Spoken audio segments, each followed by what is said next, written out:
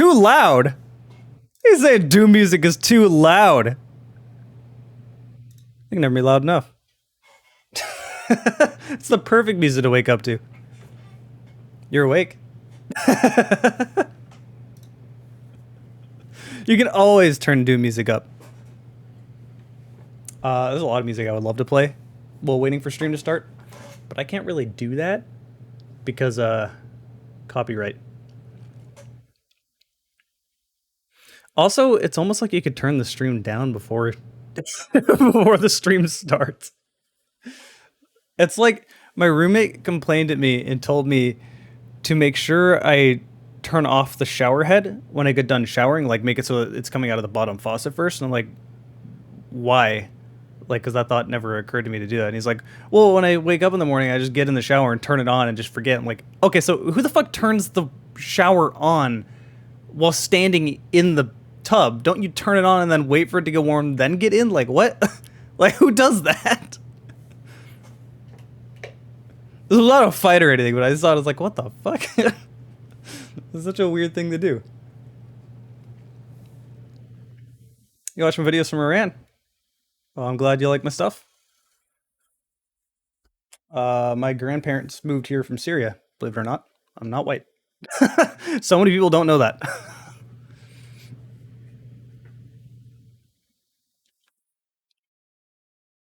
Okay, let's get in game here.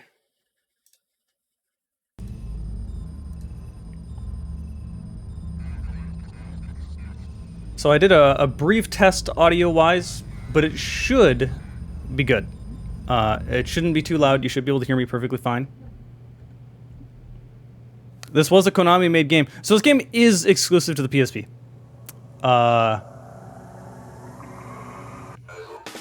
Konami made this. Yeah, that was my response.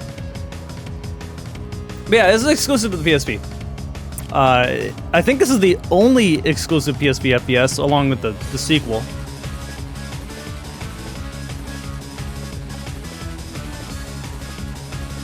Y'all don't get butter. I'm more offended at using y'all instead of Alright, so I harass my friends a lot. I hate the way y'all sounds. It just sounds redneck to me, so I'll never say it. Anytime someone else says y'all, I just repeat it back and just like, y'all. And then they're like, what the fuck is wrong with you? They get so annoyed at me. So I played this briefly. I have not played this game before. This is my first time playing it. I am emulating it. There's a COD game exclusive to the PSP. Yeah, but that doesn't really count. That was like the reports. I'm talking about like exclusive proper PSP game. Instead of like reworking assets to try to be an exclusive to the PSP, it's not the same. Also, it's Call of Duty. We played that. So this should have an interesting like intro.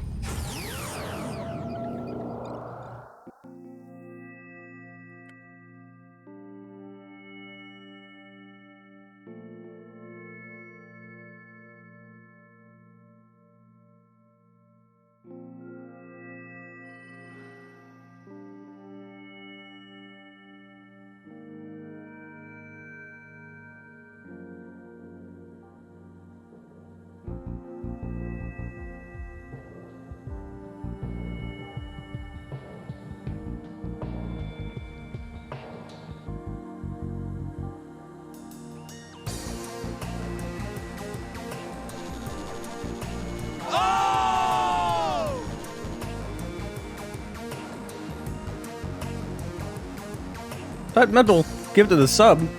Thanks so much, dude. And all Odie also followed before stream started. Welcome, welcome.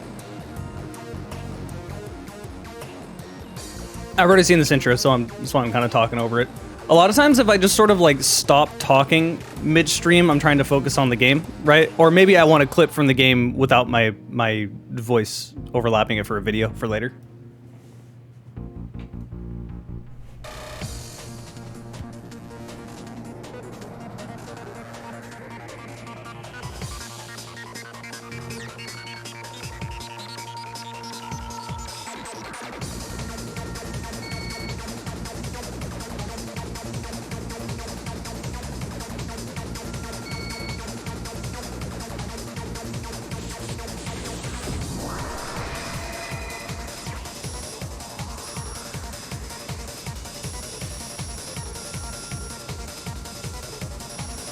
Hey Fox, can you look at what Cubone put in chat? There was also that Call of Duty exclusive FPS on the Vita. Yeah, but I'm playing the original PSP, not the Vita. There was a few exclusive, first-person shooters on the Vita, but it was like 3 in total. No, I think there was only really 2, and all the other ones were just ports, which still blows my mind. Like, the Vita is literally the perfect console to make first-person shooters on, and they didn't. Sony bumbled the Vita so hard. It still makes me sad because I really wanted it to do well. It's quite literally what I want out of a handheld. Also, one of my viewers is going to be sending me their TV, so I might be able to cover both Mercenary and Resistance Burning Skies. Okay, so for starting away, also this music's kind of sick. Starting right away, I'm just going to be using regular PSP controls for now, which means movement on the left analog stick and the face buttons are for aiming. But after I get a little bit of footage of that, I'm going to try working around my emulator settings a little bit and trying to make it play like standard first-person shooter, because you can do that with different alternate settings. So I just want to try it. It's Killzone Mercenaries, Resistance Burning Skies, and then the Call of Duty game, which exists, but I don't count it and I won't cover it. I have no interest in that. It's just a very bad Call of Duty game. Whatever. Call of Duty's boring. Like, so many people ask me, they're like, oh, can you cover this weird Call of Duty spinoff that was on the Wii? I'm like, dude, it's just Call of Duty. Like, we played Call of Duty a million times. Like, what am I gonna say about a Call of Duty game? Look, it's Call of Duty. That'd be the whole video. like, I don't really get it.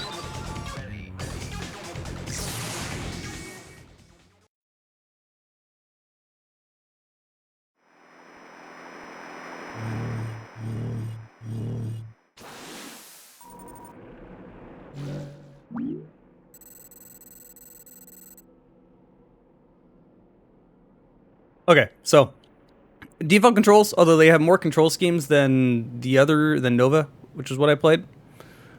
Ever tried World War III? I have not. Isn't that zombie game? I don't care. Just being blunt. That was the only reason I cared about. I'd rather just play the Aliens game that came out. Anyway, pretty basic controls, but you can change it. Some of these are really weird. Some of these I don't get. Which one is this one? Like this, the only thing this changes is that you're still kind of aiming with the face buttons, like triangle and X make you look up and down, but now square and circle have you move left and right, and then left and right of the analog stick makes you look left and right, but you still move forward. Like, what?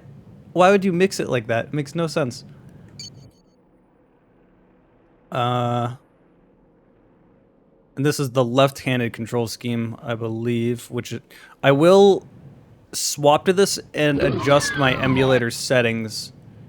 Felpic, welcome. Thanks for following. And then this, what is the difference here? Oh, the D-pad is for movement. That's the difference on that one. So I'm just going to keep it on A for now. Get a little bit of recording, aiming with the face buttons, just to get some recording of it. And then, you know, I've experienced the PSP first-person shooter. I played a whole game that way, so I think I can adjust the controls in the emulator. I can make it so the left control stick is now on my right control stick, and the face buttons are now on my left control stick for regular shooter controls. For now, I just want this.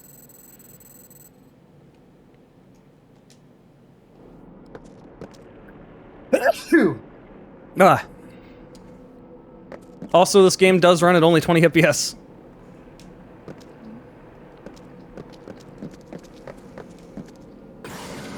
Okay, that was a door.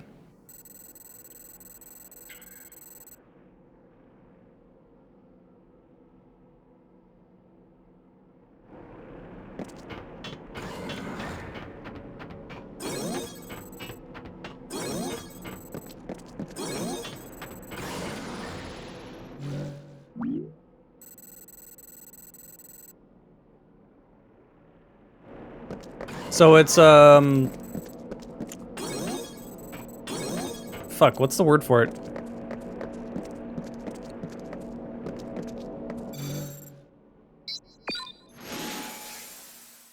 What is the word for games that are, like, procedurally generated each room? I'm forgetting the genre. I don't know how I'm forgetting that. Oh my lord, so many pop-ups. Lazy? Minecraft? What is this? You people are the worst. Roguelike? No. Although they are generally roguelikes. I mean, but you understand what I'm saying, though. This seems to be one of those games. Binging my YouTube channel. I'm glad you like my stuff. I mean, I guess roguelite is generally than roguelike. So you know what the type of game I'm talking about, though.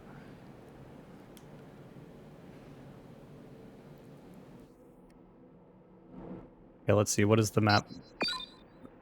How do I navigate them? Holy seizure. Oh god, the controls. Are they inverted? They are inverted in the map menu.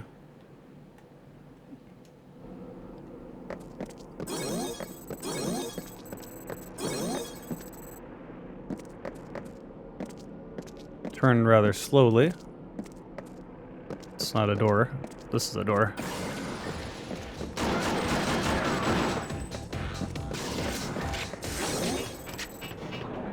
I'll say the music in this game is kind of sick.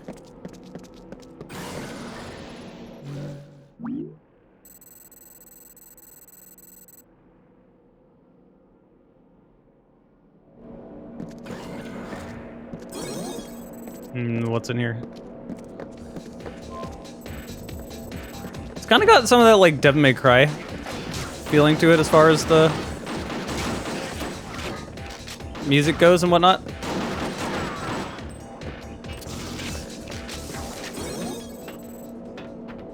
Alright, I can continue, but I can also just do this.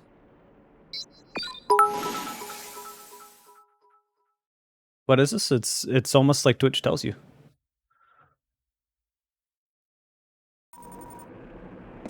What is going on in the front of this gun? Hold on.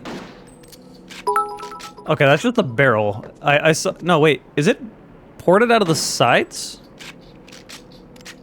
I can't tell if the emulator's messing up or if it's actually ported out of the sides. I think it is, and that looks very silly. Foxbits.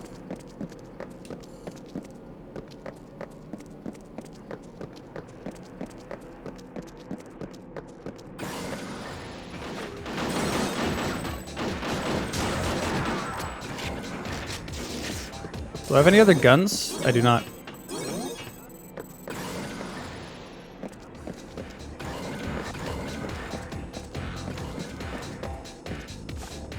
Holy, you do like some Halo jumping. I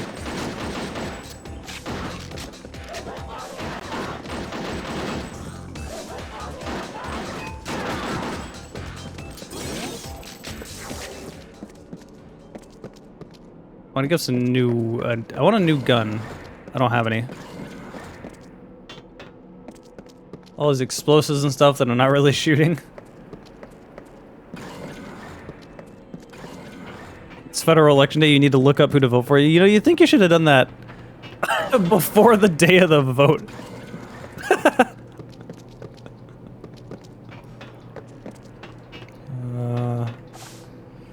It's got some interesting graphics since it's all like matrixy.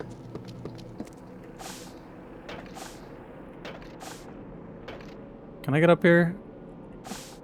No. No fall damage, which is good. Czar, welcome. Thanks for following. And just roll dice and pick. Fox, I'm gonna fucking slap you. Everyone in chat should just slap Fox. Okay, what the fuck? Is there a door in here? I have to say, this is an interesting look for a game. It's just a dead end, I believe. Yeah.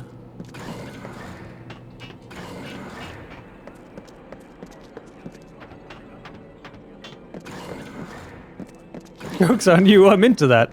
Knowing Fox, I would not be surprised.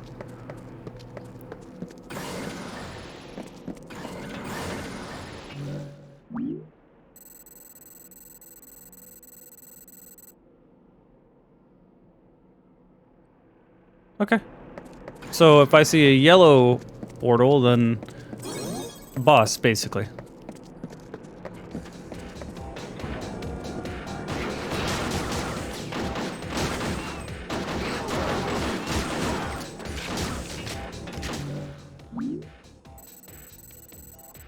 Oh my lord. No shit! I can figure that out. Did you really need to stop me to tell me that?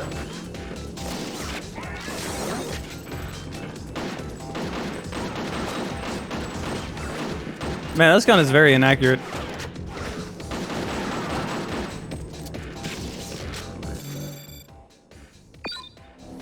You told me that would happen. Tutorial's a little annoying. What if I don't vote? Honestly, not. Oh, SDB with the resub. The Prime. 40 months, bitch. What if you don't vote? Honestly, not voting is still better than just randomly throwing a dart at a piece of paper. But also, vote? Do your research and vote?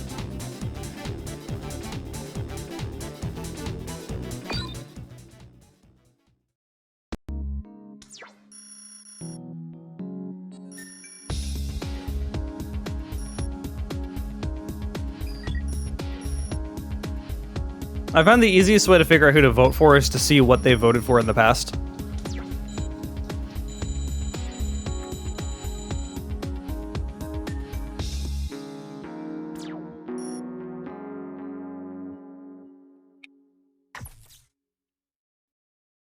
I've yet to play Deathloop.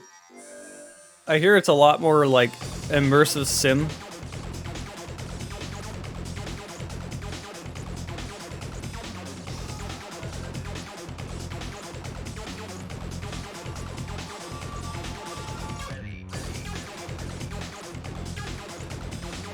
Should have been a PS4 game? I think it's on all platforms.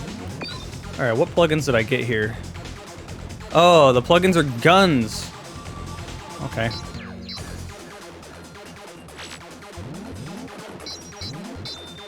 Let me save. So you have to manually save, which kind of sucks. Alright, let's fix the emulator controls. Let's set it to... Alright, so now the face buttons are movement keys. And the left analog stick is to actually aim. And now I'm going to adjust this while the music... The music's very good, it is very loud. What do... Oh, I can't change this here, I have to change it. You guys can't see what I'm doing, but... game settings... Where is it?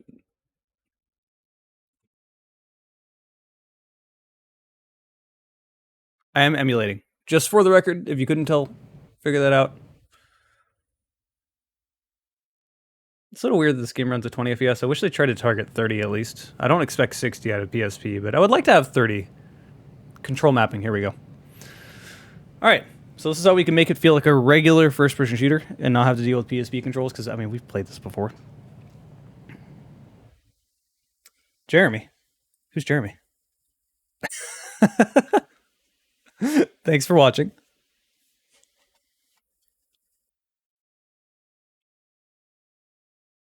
But for all you know, I could be playing both SDB.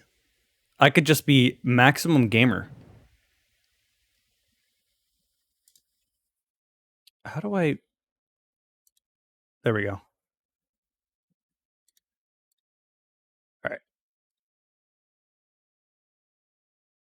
Cool. And it's just that easy. Sick.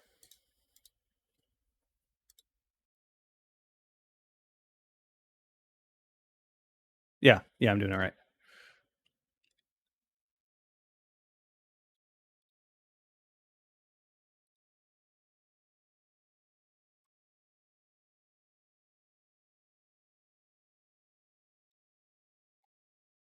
Okay, and then we take the left analog stick, which is the only one here, and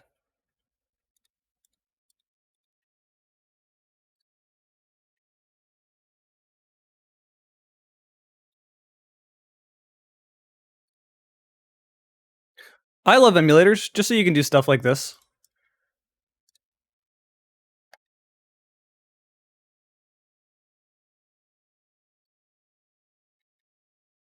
If I really wanted to make it even better, I have an Elite controller, so I have paddles on the back of it. If I wanted to make it even better, I could remap the D-pad to the back so that I could reload and stuff like that by pressing these. But then that would require me having to go into the you know, change what I already have set. I don't want to do that. I'm too lazy. This is good enough. But I mean, you could really just turn it into a modern game. I'm also going to rebind it because by default they make the bumpers the triggers and not the triggers, and that's really, really awkward. So, where is this? LR? Although I don't know what would happen here because L and R are the defaults for...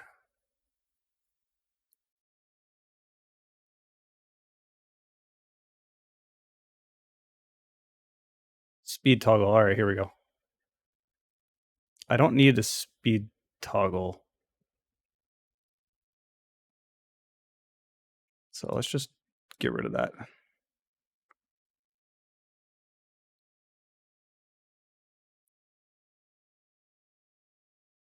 All right. LNR.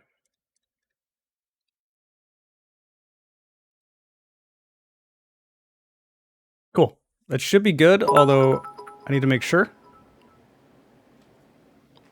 Yeah, a lot of people... This game kind of has a cult following. People really seem to enjoy it. Potato Bits. Thank you for the bits. I don't know why there wasn't a second analyst stick with the PSP. It would have worked perfectly fine. All right, let's see. That's still paused. I need to unbind something somehow. Dude, look at all the... I love how easy this is. Set all this up. It's just great.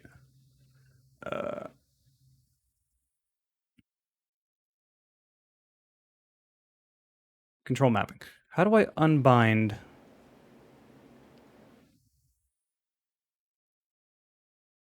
So what is it? I'm looking for trigger L plus, trigger R plus. Where is it? Trigger R plus. Get rid of that. I'm looking for L plus. Here it is. There we go. That should fix it. And I believe I've unbound R plus out of the speed. I could have done this before stream, but I wanted to get a little bit of recording just of the default controls for video purposes. So if you're wondering, that's why.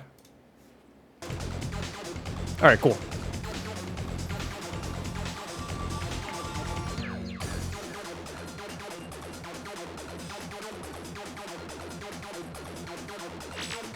The only hard thing about this is that I'm having to navigate using the left analog stick with the buttons. And the right analog stick is now this, so I'll get used to it, but pretty good.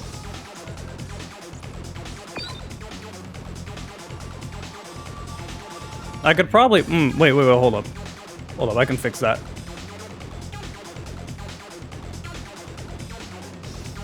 I think. Can I have it bound on two things at once? I can make this... Can I add to it? Can I just do both? This is circle, right? Darn. Okay, I can't. But okay, that's fine. That is fine. We can get used to that.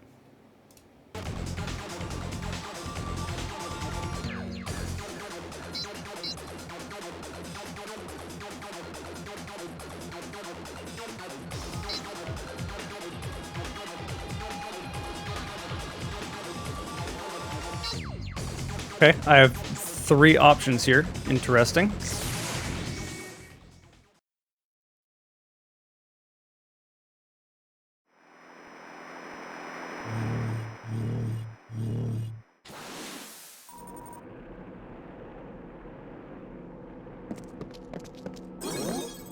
Oh man, it's nice just being able to aim regularly. Although it feels a little bit weird, a little bit, like, wonky. Like, it is proper aiming, but it feels like there's a little bit of input lag with it.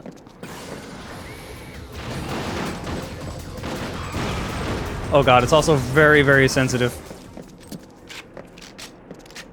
I wonder if I can adjust sensitivity.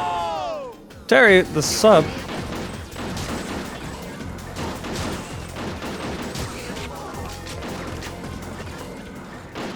Oh god, this isn't super sensitive.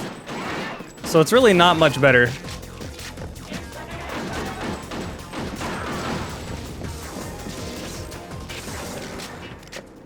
Alright, test. Can I adjust sensitivity?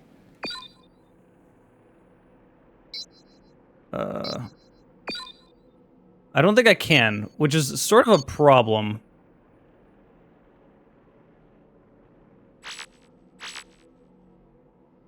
Wait, hold up. I saw something.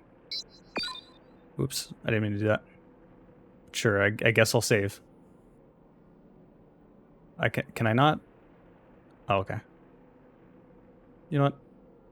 Let's see. I can't go to the right. What is this? Oh, I have to use the D-pad.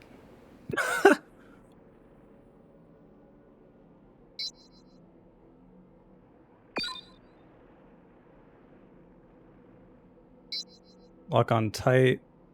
What happens if I change that? So what's the difference? You could have none, which would be hell. Loose, that's what she said. Let's try the second one. Oh, there we go, sensitivity, that's good. I'm lowering this. It might be this acceleration that makes it feel really weird. I'm turning this all the way to 0. I want to see what this feels like. Because I think that might be what is feeling off.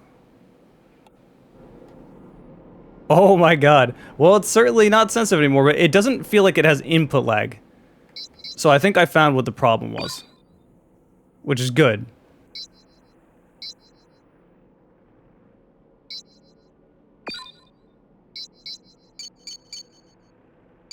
Let's, like, raise this all the way up to, like, 25 now since that's gone, see what happens.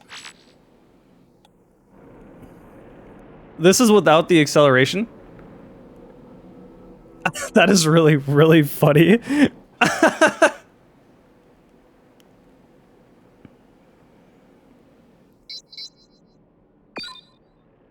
I think having a little bit of acceleration is still going to be good, though. I'll lower this way back. It had it at 8, which honestly, it wasn't that felt bad. It was the acceleration, which I don't remember what it was at default at all. I think it was at 50, that's what it was. So let's put this 25.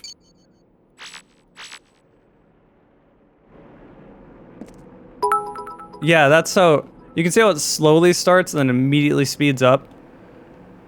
And then it takes a little bit to, like... Yeah, okay, that's what it was.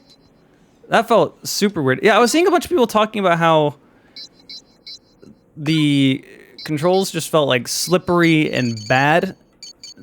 And it's the acceleration, 100%. I know why people were saying that now. Like, look at that. Holy shit.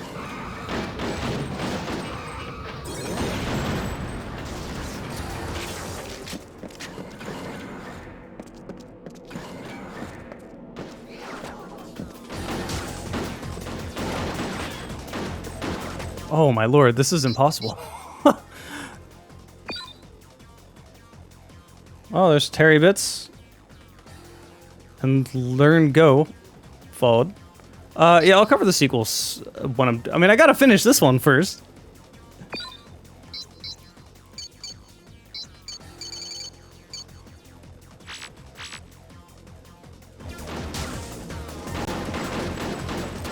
Holy shit, this thing is very inaccurate.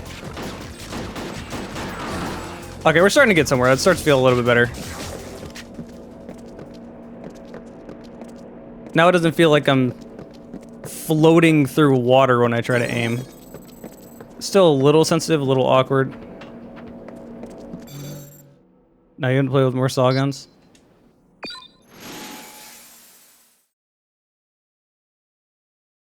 Thank God for aim assist and PSP, it would be impossible to play otherwise.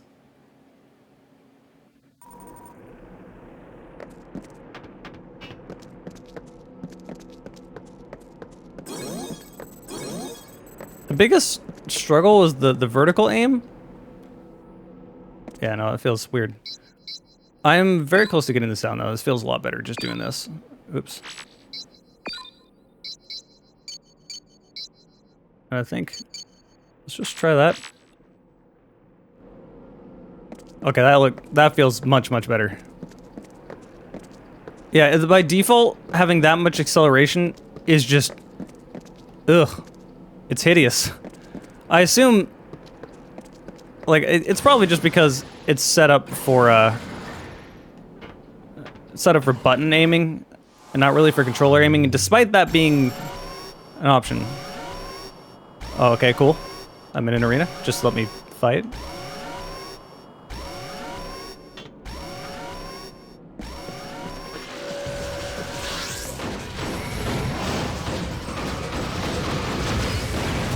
What am I stuck on?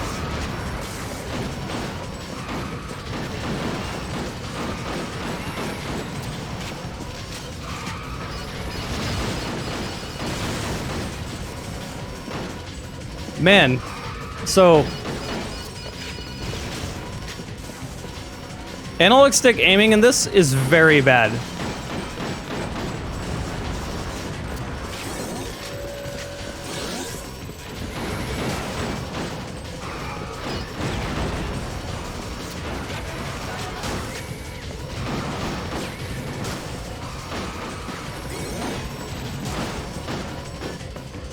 This game was 100% not made for aiming with the analog stick.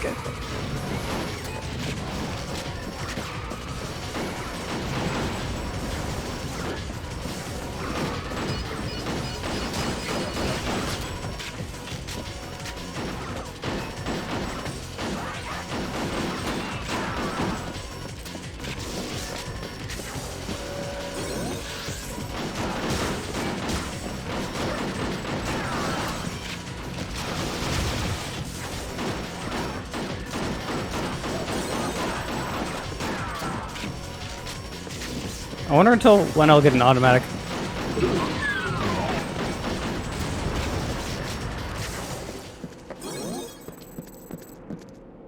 Alright, I got it. It didn't really take much damage doing that.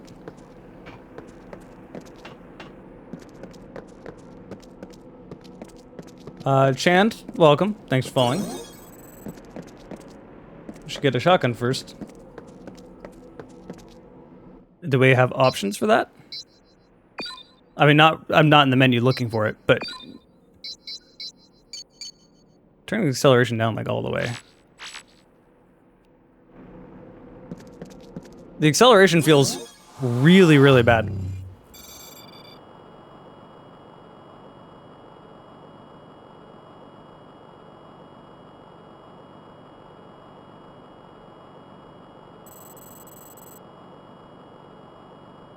Reduces head damage. Neat. I assume that means it's already activated?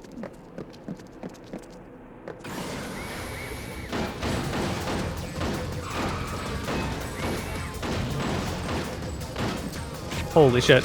Aiming in this game is impossible.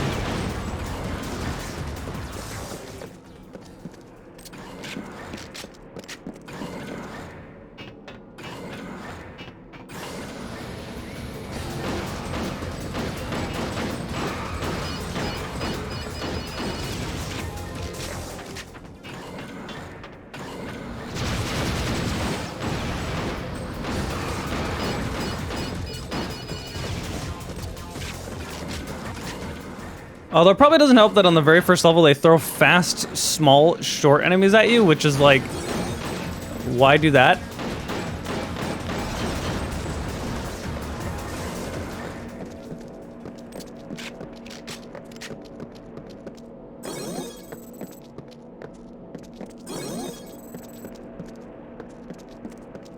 The main thing that's messing with me is vertical aim feels more sensitive than horizontal.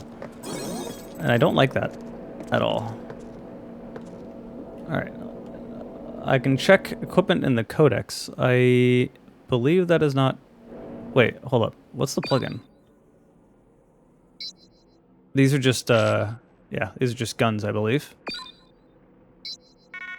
Yeah, they're just guns.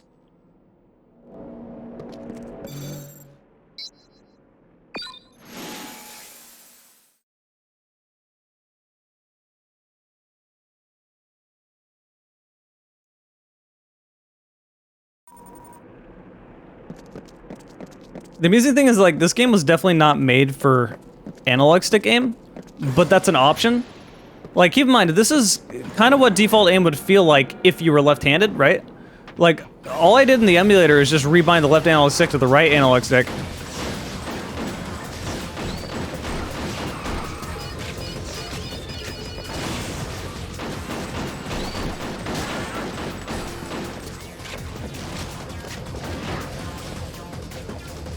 That was a full-on wall here.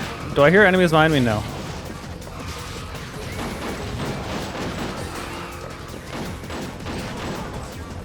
Okay, yeah, standing still does make the aim quite a bit better.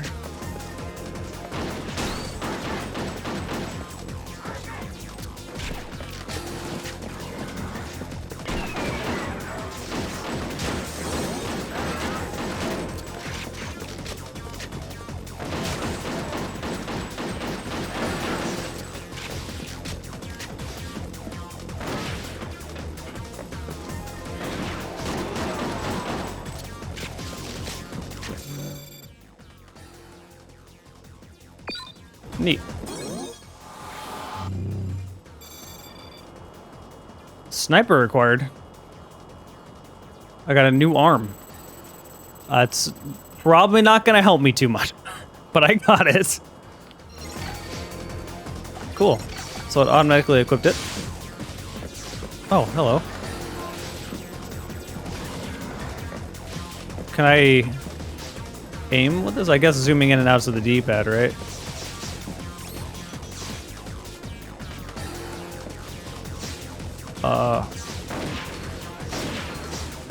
Well, there's no lock-on at all for the sniper. Guns are surprisingly okay.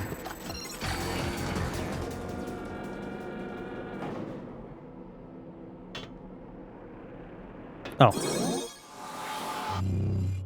What is this? Version up complete. Offensive value. Okay.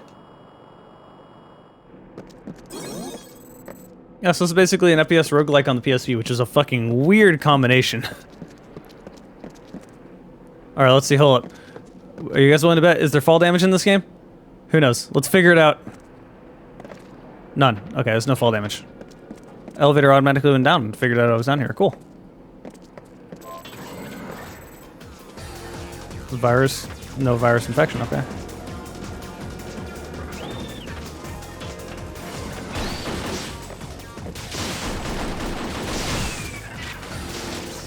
Wow, that did a good amount of damage to me. It really is the vertical aim.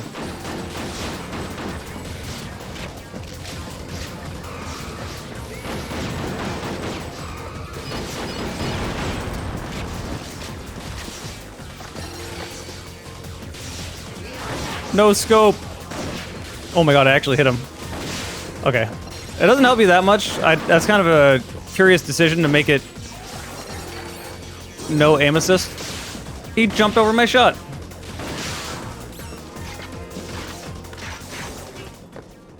At least it feels good.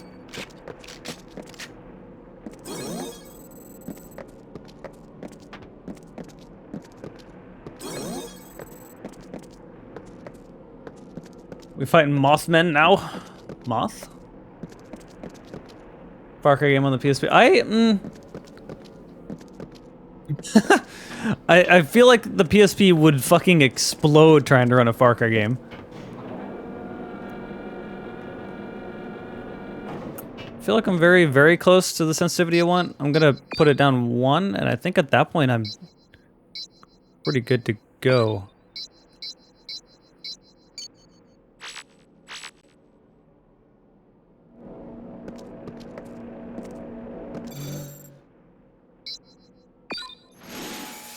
For those curious, I pretty much always run very low sensitivity, but in this game, sensitivity feels something totally different because it feels so weird. Like, obviously with this being made for the face buttons to aim, but there being a lot of fast-moving enemies that are up close to you, it's not a perfect match.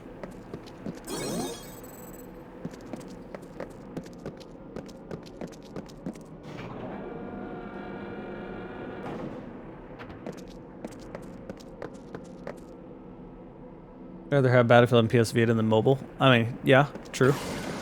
I'd rather have a video game. I'd rather have a video game on a proper handheld and an actual console than not one.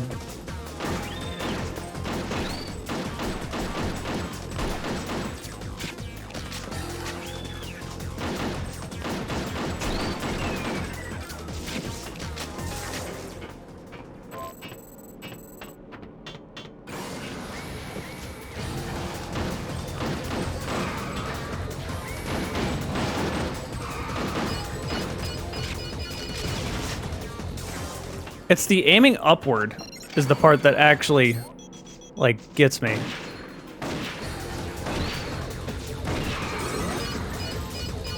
Unscope, please.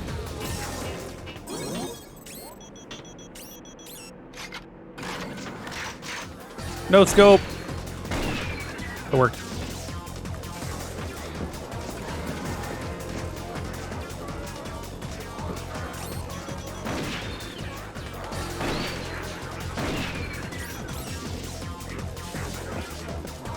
I'm hearing all this beeping nearby. I keep thinking it's an enemy, but... Oh, I think it's right above me.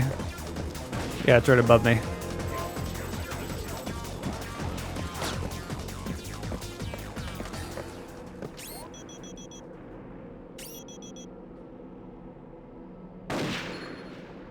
Got him.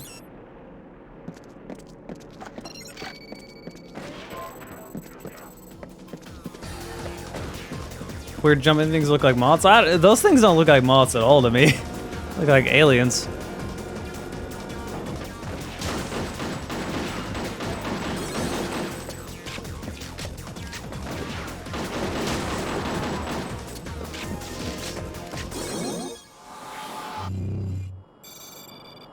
Hey, I got a new gun. New pistol. Effective against bots, cool. Partially disable on. Okay, so it's basically a taser. I wish I could adjust the vertical sensitivity and make it like slower because it's really easy to accidentally aim like higher and lower.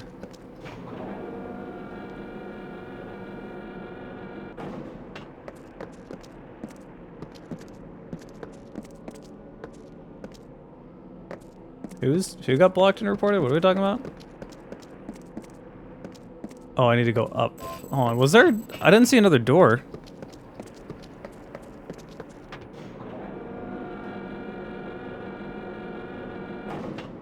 Also, I keep forgetting that I can jump.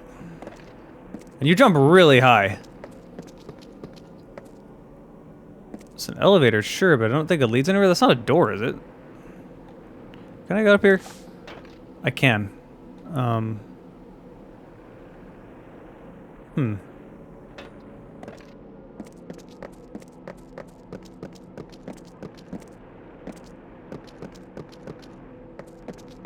Sounds about right.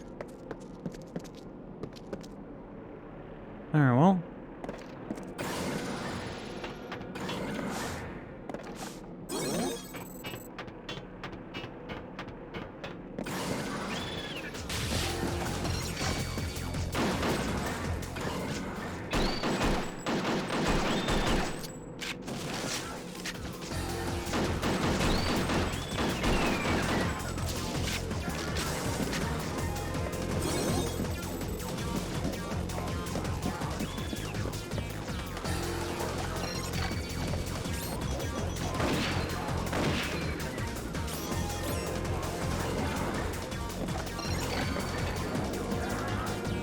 Okay, there are gonna be enemies right up here.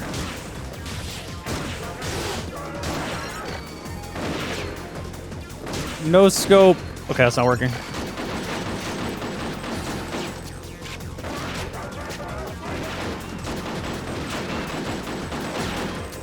Holy shit.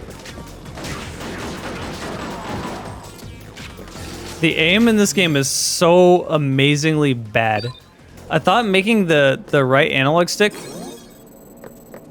like, the way to aim, would make that better, but it feels shockingly bad. I'm also gonna try... Let's try that. What? No. Acceleration down to 5. Sensitivity up to 4, that's what I wanted. Alright, I guess let's try this.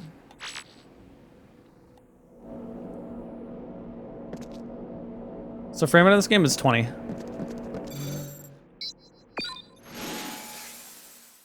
What do I think about the Stream Deck? It looks pretty neat. I don't really have a purpose for it myself.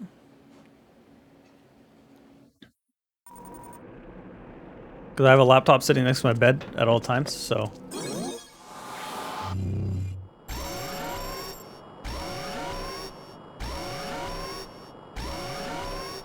Oh boy.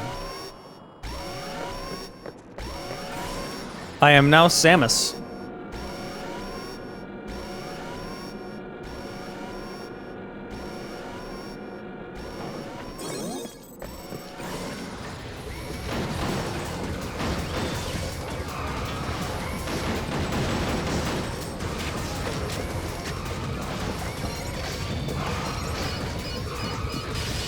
I am stuck. I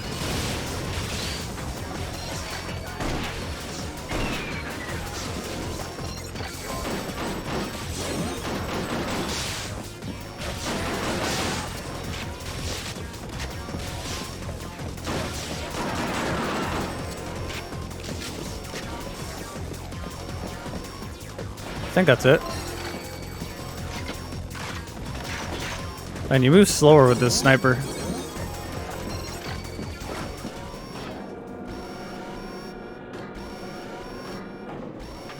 I still hear... Oh, it's you guys.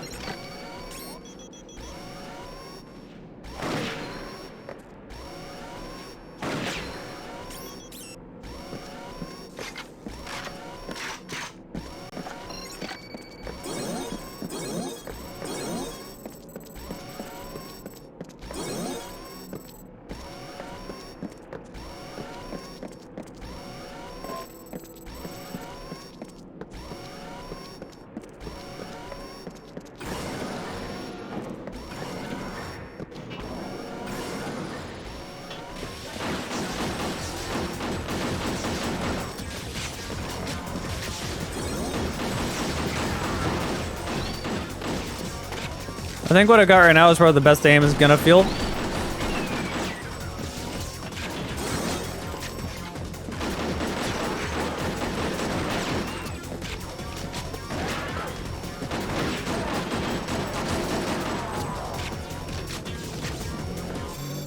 Okay, we did it.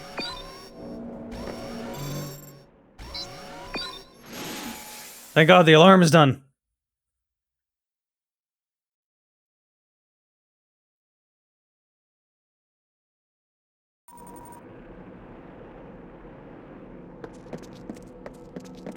Yeah, I think once I have it the way I currently have it, game feels, I mean, it's still bad, but it's not grossly bad.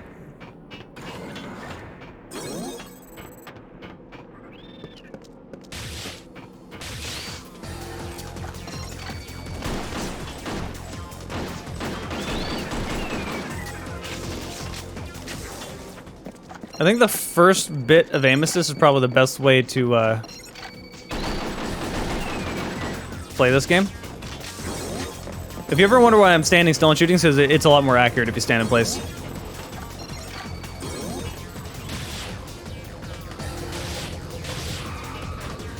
These enemies, though, are a total fuck.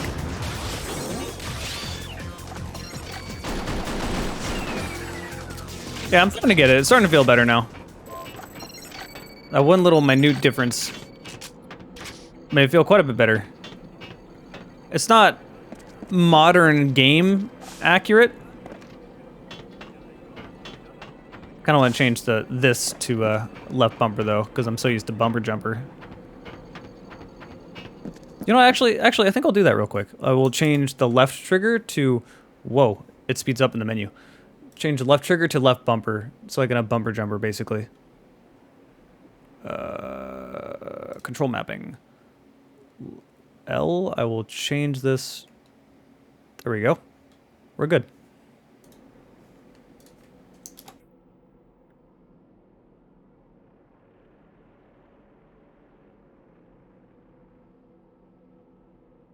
Okay.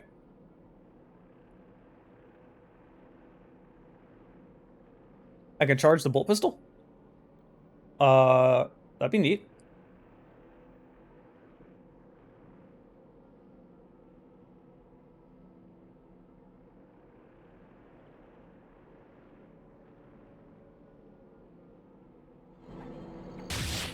No, unfortunately, I can't.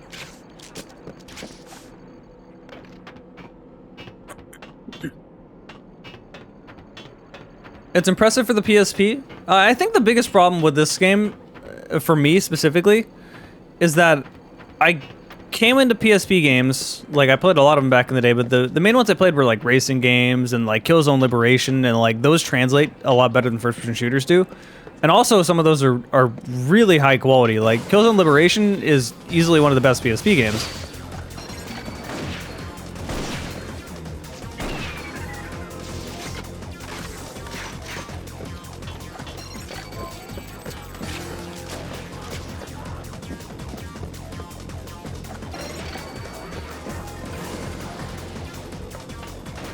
Uh-oh.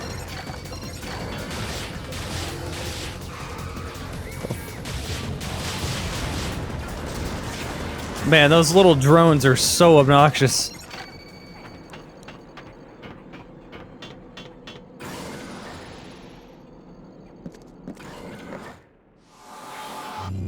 Huh?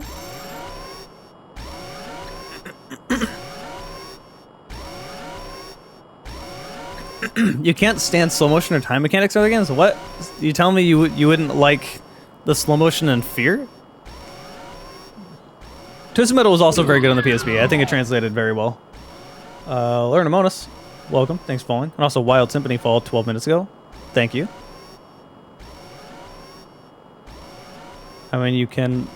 Oh, okay.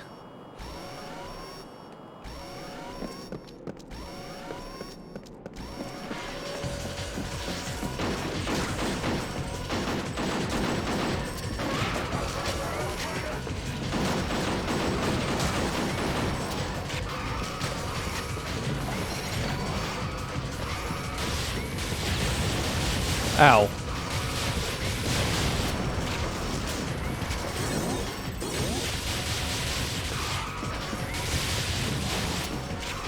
Really? How are you alive?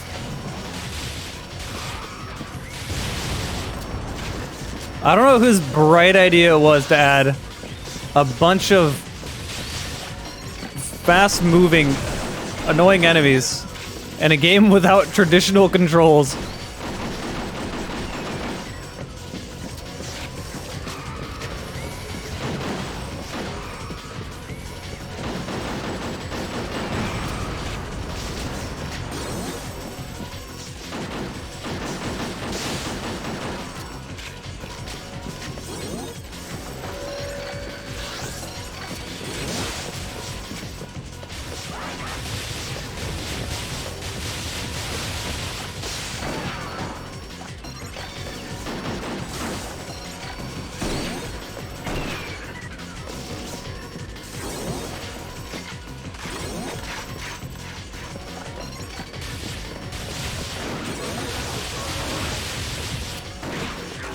Can't even stun this guy with this. Oh fuck, I'm out of ammo with that, that's bad.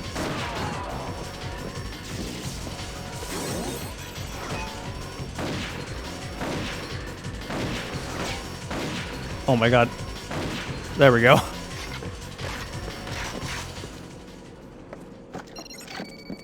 Alright, I could use pistol ammo.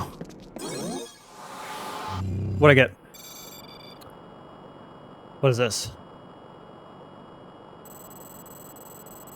Oh, a grenade. How do I throw it? Is it just... I gotta pull it out, damn it. I want a quick throw. Oh, those are mines? Really? These things are mines? These don't look anything like mines. And you don't, like, lock onto them either, so, like... Okay. Sure. Please give me more pistol ammo. Oh, there's a cloak in this game. Interesting. Yes.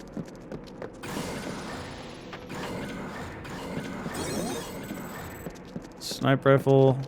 I don't really care about that ammo. I just want pistol ammo.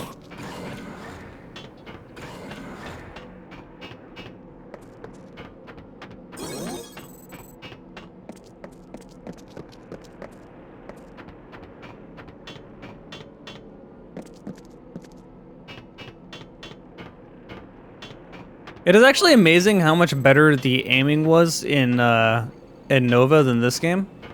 Like, man, it feels really bad in this game. Okay, this is where I came from. Yeah, it's the beginning of the level. Okay. So what's up this elevator? Still enemies up there. Okay, that's what.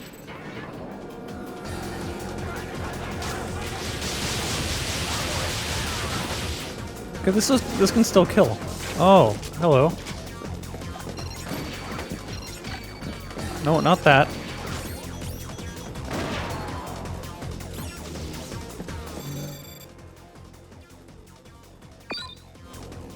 Man, it is so hard to get my mind to understand that the X button is actually pushing down on the left analog stick.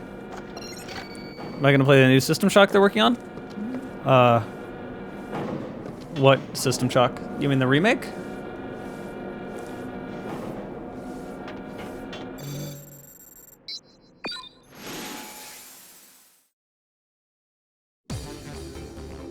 Oh, okay.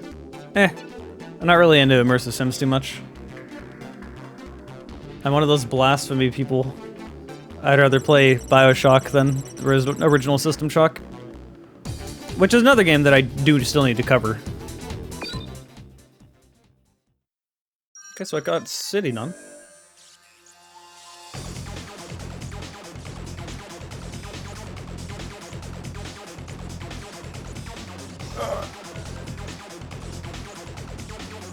It's one of those games where I will give it a lot of credit. The polish and like the music and the enemies and all the designs are very unique and interesting.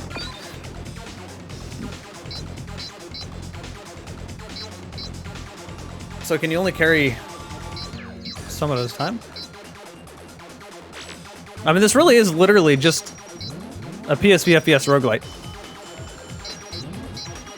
Let me save real quick.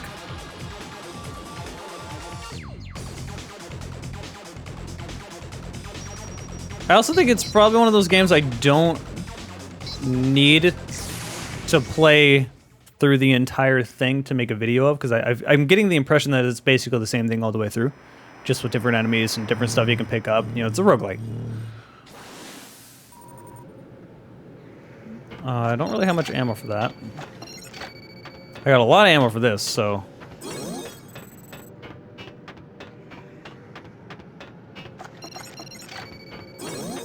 Got more for that. The heck? That's special? Okay, it doesn't hurt me, so I thought it would. It was interesting how everything matrixes its way in when you open doors.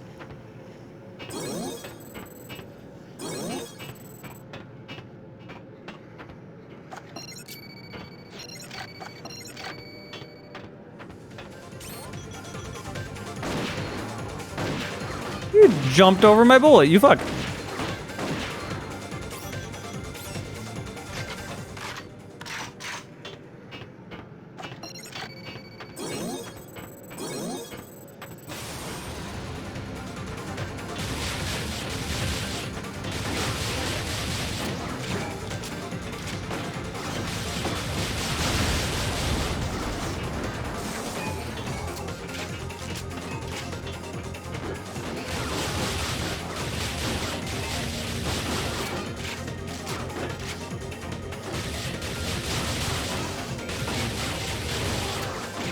I have projectiles and not hit scan.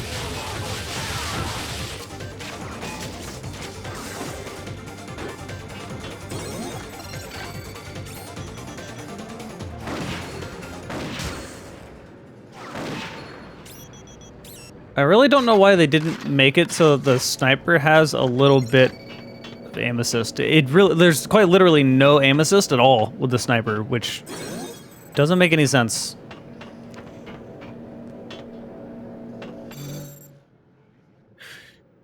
You preferred BioShock 2, more fast-paced? That's a little odd.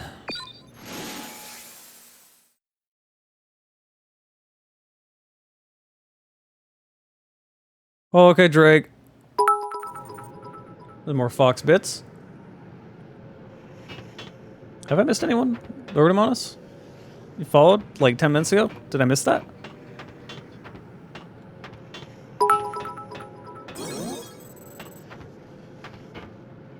All right, how much pistol ammo do I got? Enough. Never mind.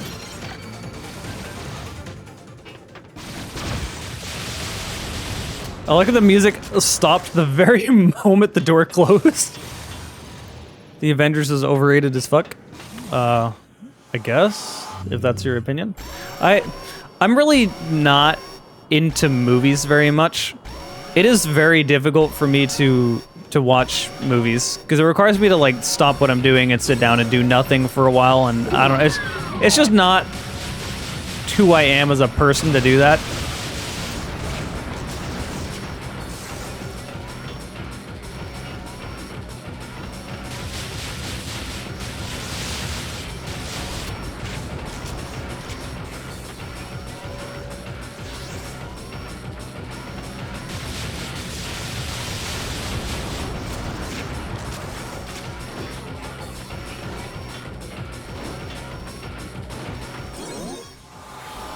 I got something. What'd I get?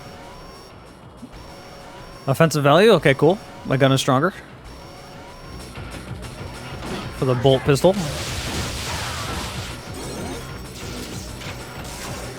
Unlimited ammunition for the next 30 seconds. Does that mean I don't have to reload? I don't have to reload. Sick.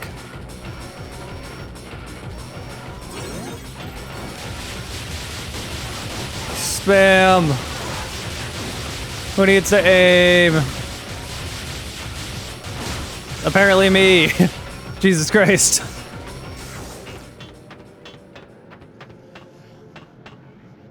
Okay, I think they're all dead, yeah.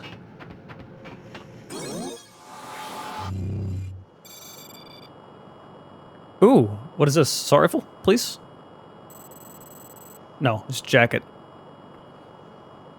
For professional hackers. Why didn't they have a hoodie? They could have made the joke so much better.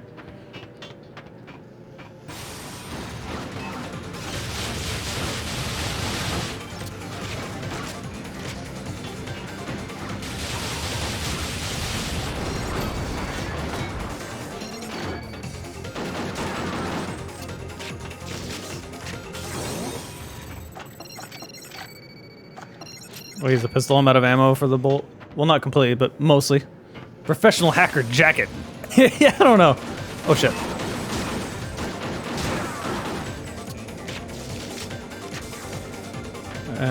Any more? The music of this game and polish is overall, like, very good for a PSP game. Surprisingly good. Scrain, tier 1 sub. And he followed. Thank you so much. Yeah, like, this game isn't bad. If you like roguelites on the PSP and you can deal with some really shitty controls, I imagine it'd be very good. But this is also kind of not really my style of game very much. Roguelites are not quite my thing. And yeah, it's limited and it's on the platform it is, and I mean, I don't really know what more I can say. Okay, that way's the way I need to go. Let's see what's this way.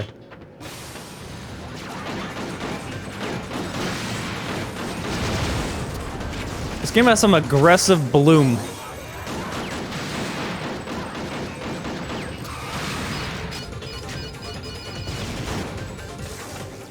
Anytime you're moving, it just... There we go.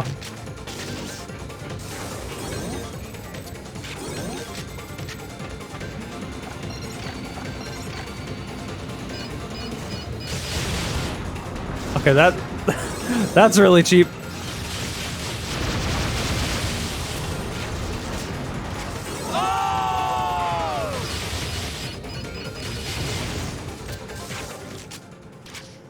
Nero Price with the sub, the tier 1 sub. You guys are great.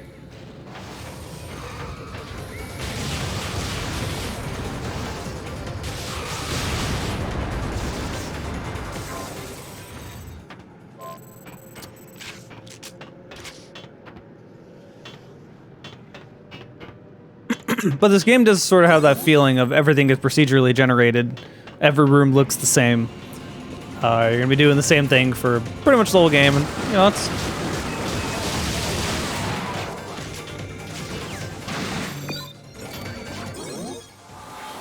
I picked something up as I was trying to do stuff. Assault rifle, nice. Finally.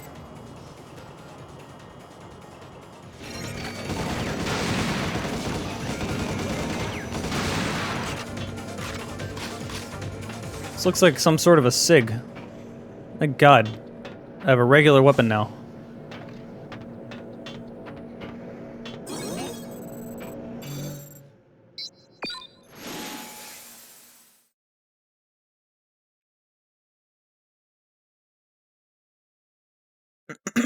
So for those of you that are totally unaware and maybe new to Twitch, because I had a lot of people that come over from YouTube, you can sub for free if you have 1 Prime. You can give 1 Prime per month. If you just hover your mouse over the sub thing and it says like sub for free, sub with Prime, it doesn't cost you anything.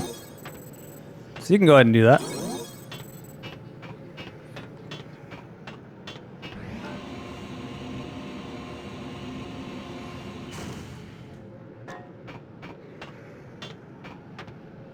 Stuck. Man, I'm so happy to finally have a regular assault rifle.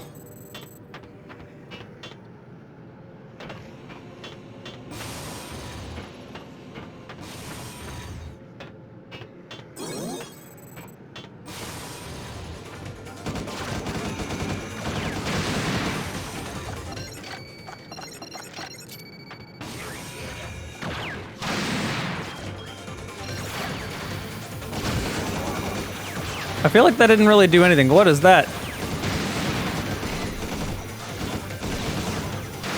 Explosive tick? What is this, Gears of War?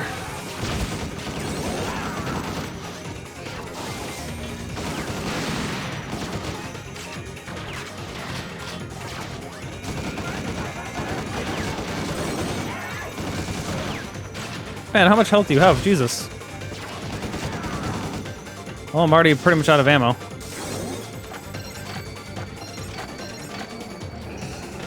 Oh, okay.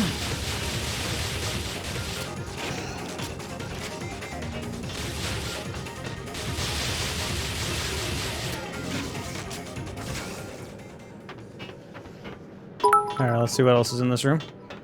Red Orchestra 2 review? I don't really cover multiplayer games. As much as I love it, but... And no, I didn't cover Metroid Prime. The reason I didn't cover Metroid Prime... Oh, I got more ammo. Oh my god. Okay, so hold up, let me see this. Alright, so if I swap weapons while reloading... It just auto-reloads, so I can just immediately swap. Okay, cool. That's totally exploitable. That will end the level. Let's see what else is in here that I can find. I'll come back to that.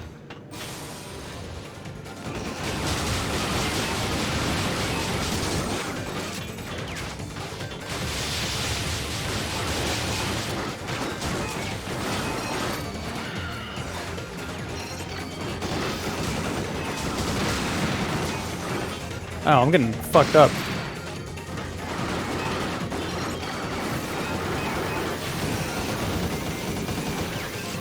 I feel like those grenades don't do anything. Would you mind? Ow. I am very stuck. You know, I'm just gonna leave. I'm just gonna be out of here. Alright, later. I don't have the help to deal with this.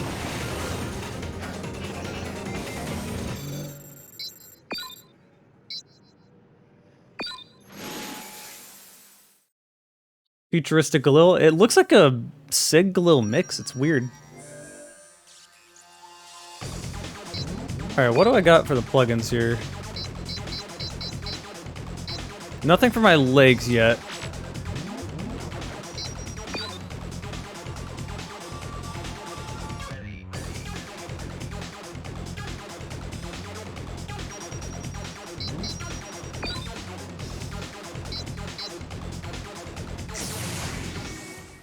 Alright. Ancient Alien Ruins.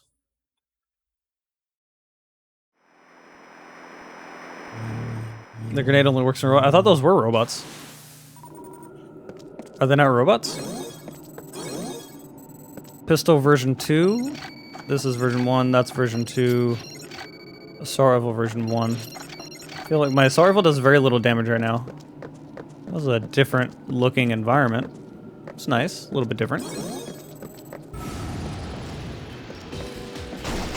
Oh god, bees!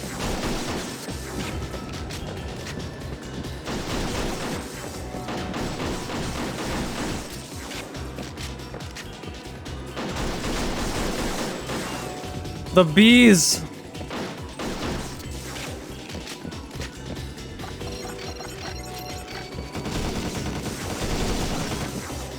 Okay, this gun was definitely made for that.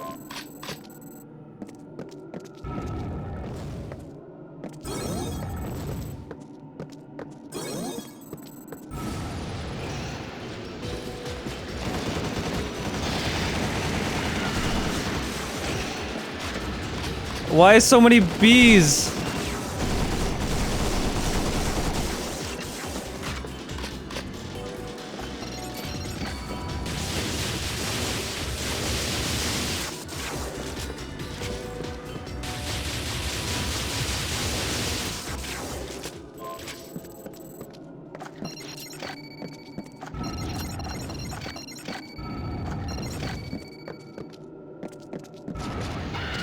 Oh my god.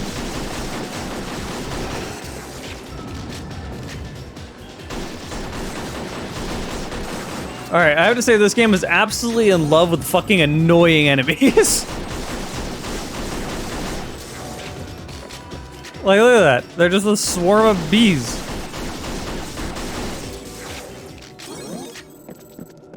And also, you just don't get much ammo, which is sort of... Hello. I can probably snipe this thing easily. I'm stuck on a wall. There we go. Whoa, guys. Things falling.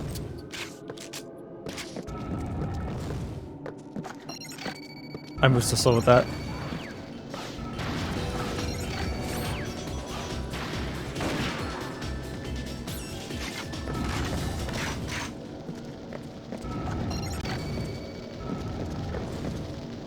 Oh, it's generic stone sliding noise.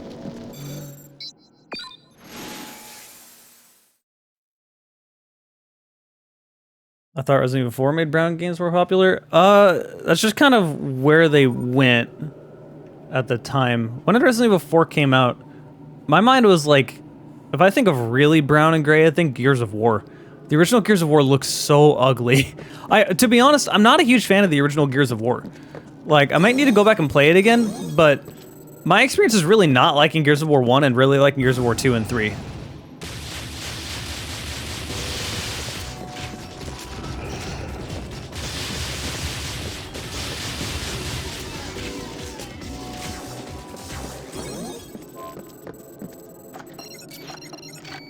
They give me so much sniper ammo, not enough ammo for everything else.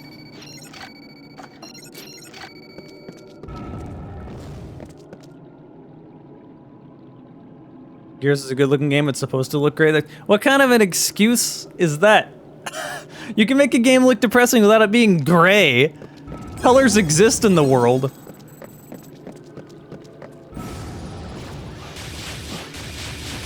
But I had more problems with Gears of War 1 than just, oh my fucking bees! What about snipers? Can I quick scope the bees?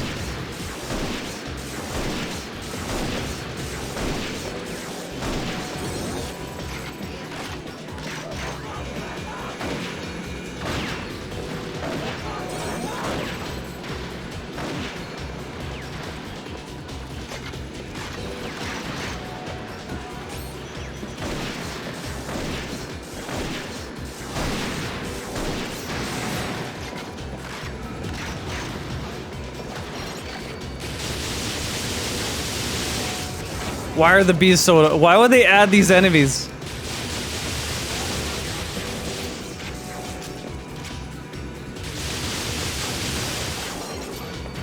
Oh, that's not what I wanted. I got more assault rifle ammo, which is good.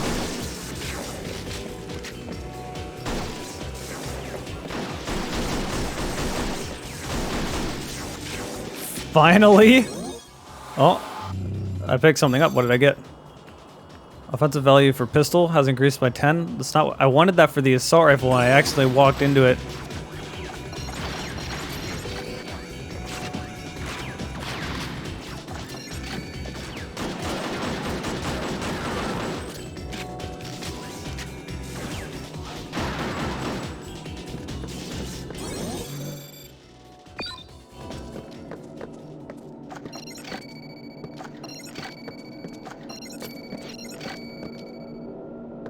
Oh, ammo.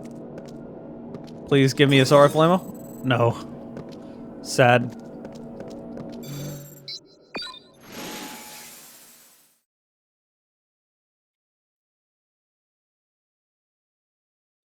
Gears 2 and 3 added a good amount of color. It's not super colorful, but like... Oh, okay.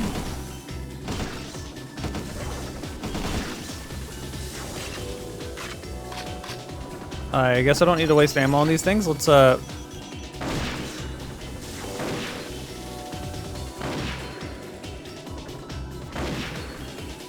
feel like this is a game that would just sort of work a lot better on PC and would be like a cult classic indie game with mouse and keyboard controls.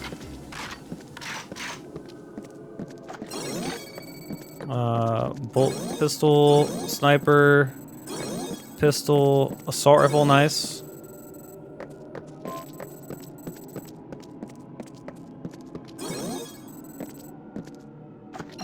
How much ammo do I have for my assault rifle? Not enough. There we are, some more. Unleaded ammo. Let's find some enemies, quick. As fast as I can move.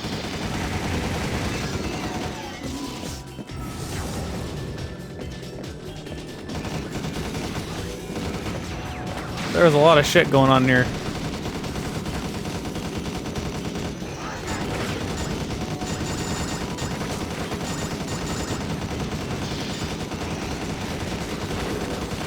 Automatic! Oh. Oops. Oh, I can zoom in with that? I didn't know that.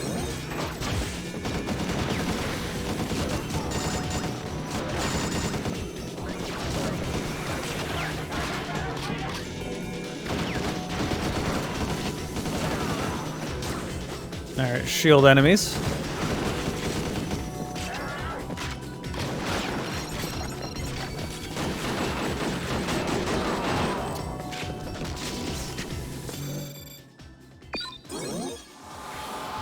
What did I get? Shotgun? Fuck yeah. It has a mag as well, cool. I'm gonna have to unequip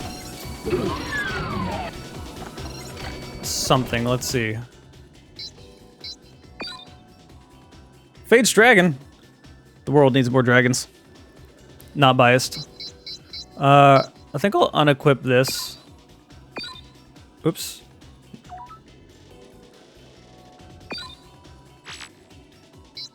I can attach this? Wait, hold up. What am I attaching this to?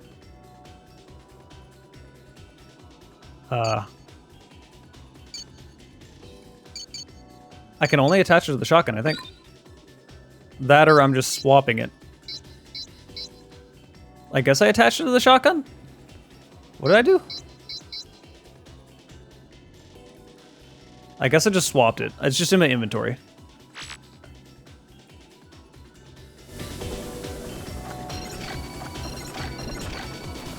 Alright, let's try out the shotgun now. Okay, that's pretty nice.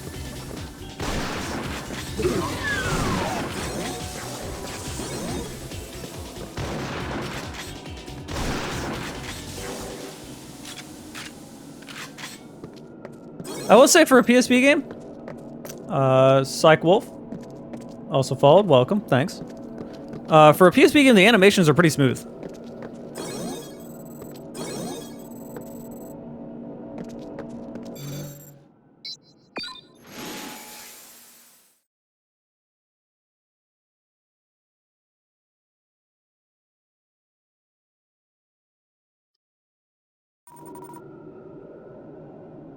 Into the Radius is another game, speaking of Stalker, that I need to cover. Is very good.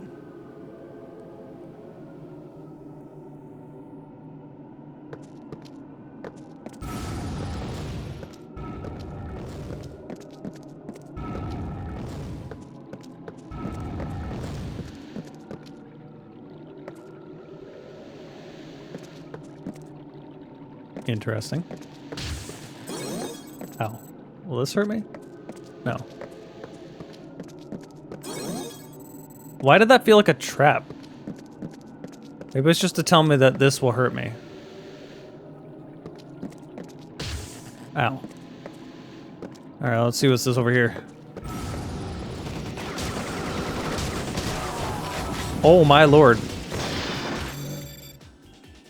Okay, well this shotgun's really good.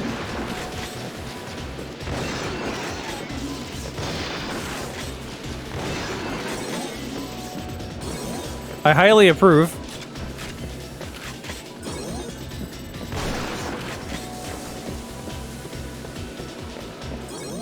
Gun upgrade. Laser pistol acquired. Okay, so another gun. Effective against bugs. Thank fuck. Let's go ahead and... Oops, not a map. The seizure map. Alright, what should I get rid of? Should I get rid of the regular pistol? No, probably the bolt pistol, which is good against robots, which I'm not going to use right now, so...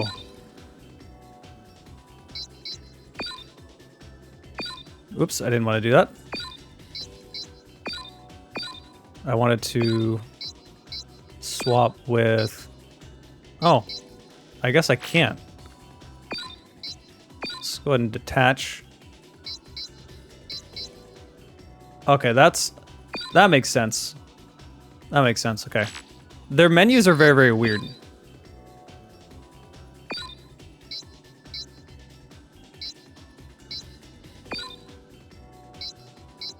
I'm gonna swap this around so that I know what's in what order. Okay. So yeah, this literally is a roguelite on the PSP, which is very interesting.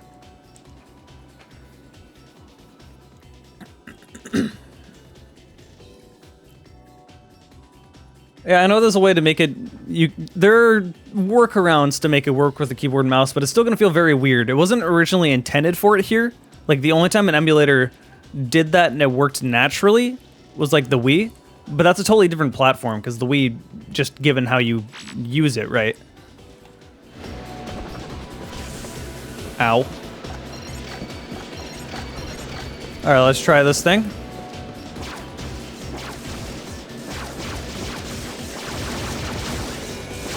Oh, I can charge this up. Same reload.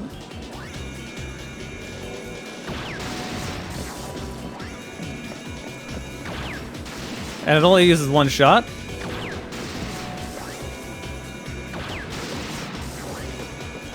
Does it lock on, like the needler? Okay, you need to go.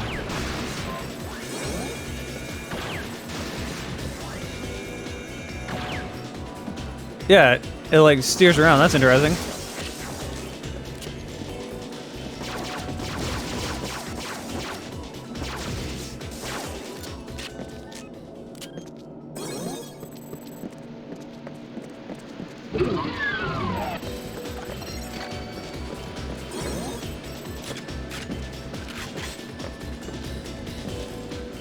I hear more bees.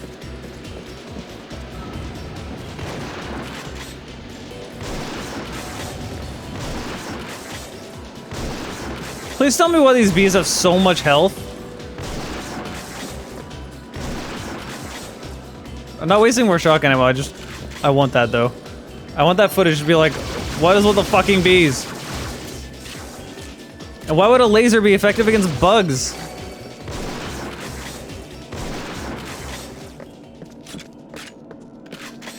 Escapes from Tarkov is not entirely my style of game.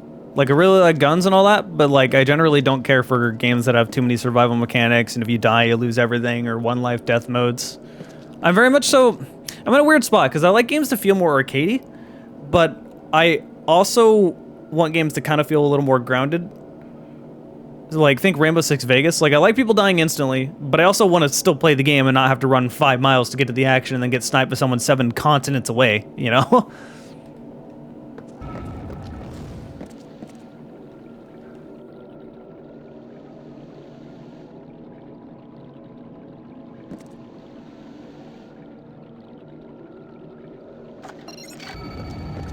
I know that was the end of the level, but I want to see what's in this room.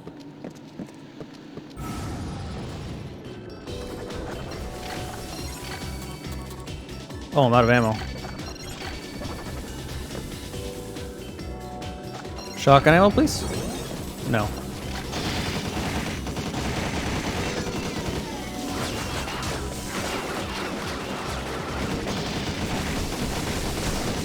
Who put out the bees? Is that what these enemies do? They just spam bees? Okay, you hold on, you have to go.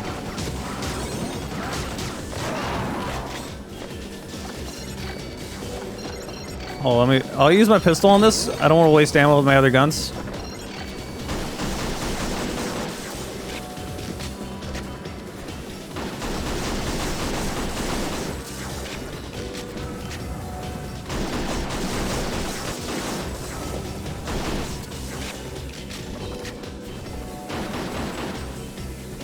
Sit still.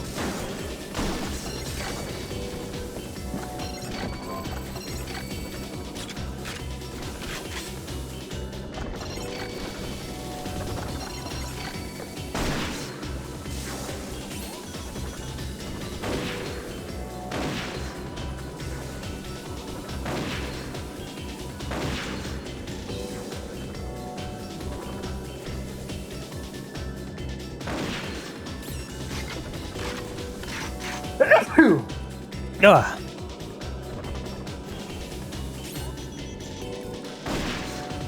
Zero Hour. That's that tactical kind of SWAT-like game, right?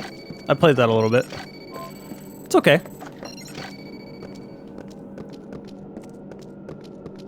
All the levels are randomly generated? Okay, that's good to know.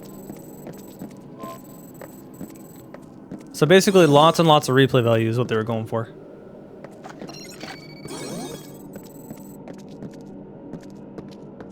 Mark 3 SOCOM from Metal Gear Solid. I can't tell if that's like a meme comment or if you're being serious.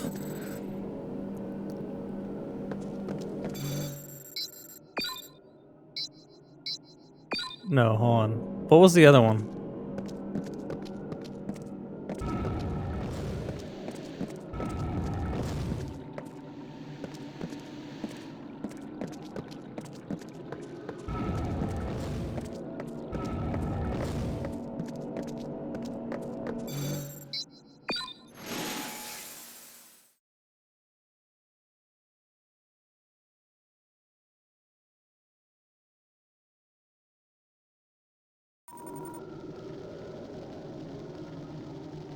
That...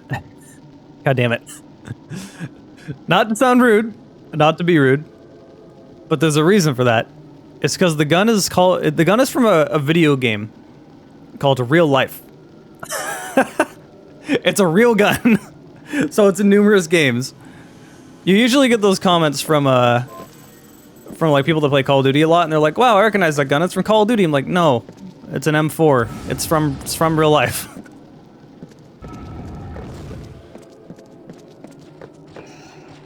Look at these bugs.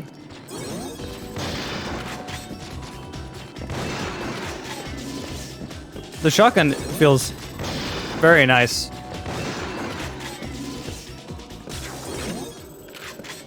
If I have anything super positive to say about this game, is that the guns are really good feeling.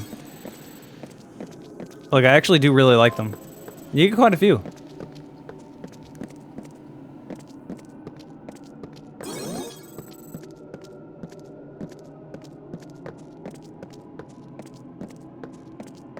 Quite a few different ways to go here. Cool designs, yeah, it's a mixture of like regular realistic looking games. Regular realistic looking guns.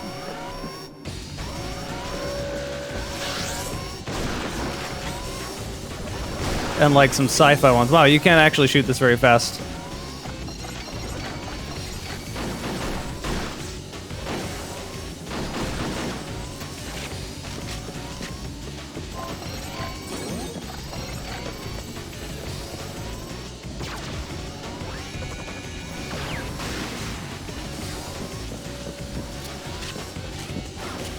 Oh, here comes the regular enemies.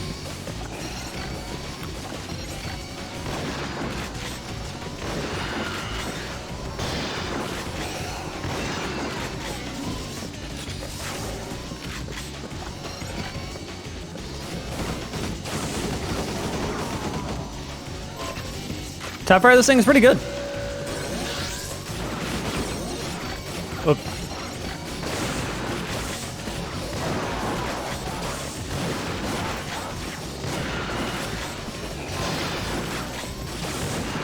Oh my lord. There we go. No, not him. Aim assist sometimes is so strong that it targets the wrong person.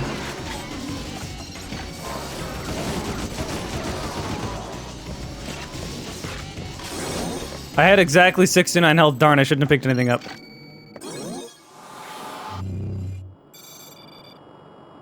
Leg grid. I got something for my legs. For professional hackers. Reduces leg damage. This is how hacking works. I'm a professional hacker, man.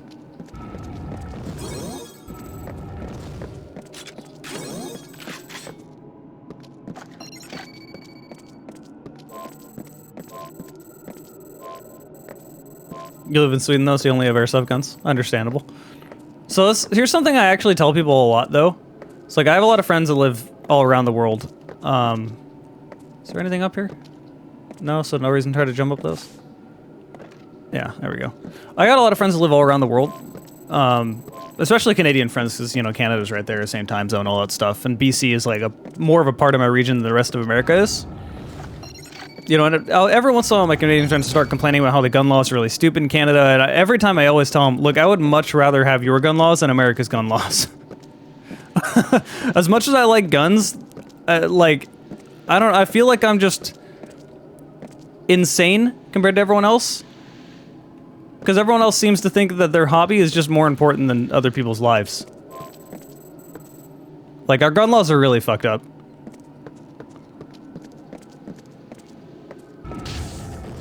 Ow. Ground hurt me.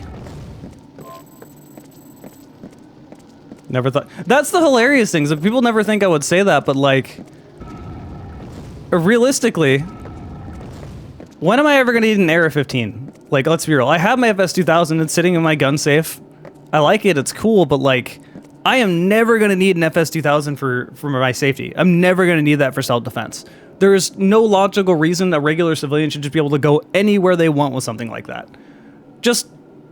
If I am allowed to keep it, just let it stay at the range. Lock it up at the range. That's the only time you'll ever need it, right? That's the only purpose. There's no real reason to have it.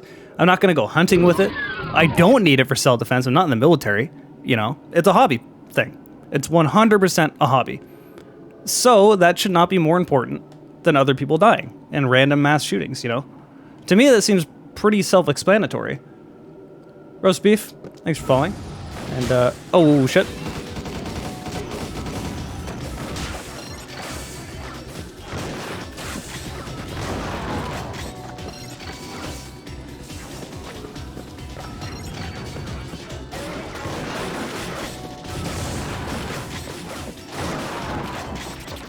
Ow.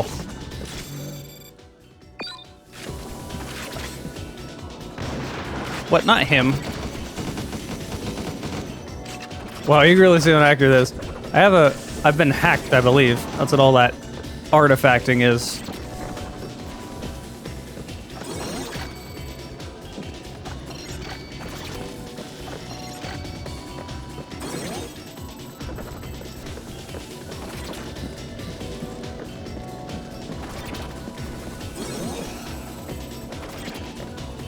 Slowly doing damage. I'm gonna try to get up here, see if I can get rid of it. Is it slowly doing it? Yeah, it is slowly hurting me over time. Oh, come on.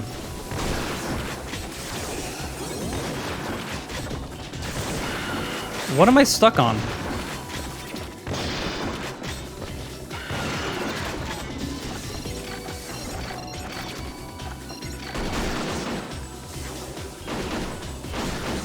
Okay, that made it go away. Yeah, and that's generally what I tell people is I think what people immediately assume when you say our gun laws need changing is that people just immediately go, oh, well, you just hate guns and want to get, you know, ban all guns. I'm like, I literally never said that, you know?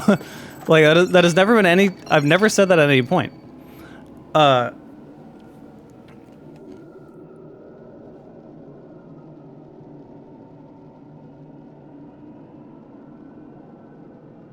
What happens if you... I'm talking about assault rifles. I'm not talking about all guns. I'm just talking about ARs. I'm talking about AR-15s, my FS-2000. I own them. And I got my shotgun sitting right... I own guns. It's not short-sighted to say I don't need an AR-15 for self-defense.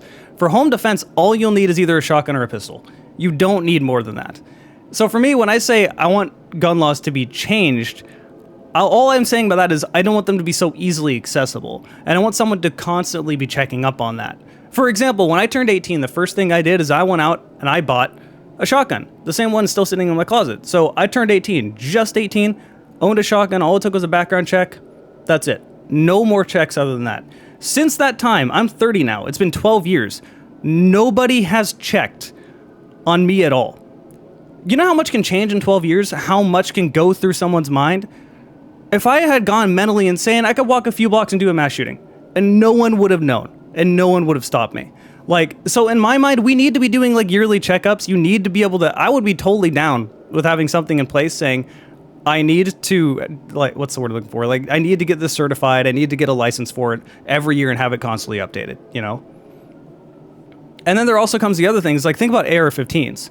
Think of how many people, how many Americans are in the military and are trained exactly with AR-15s.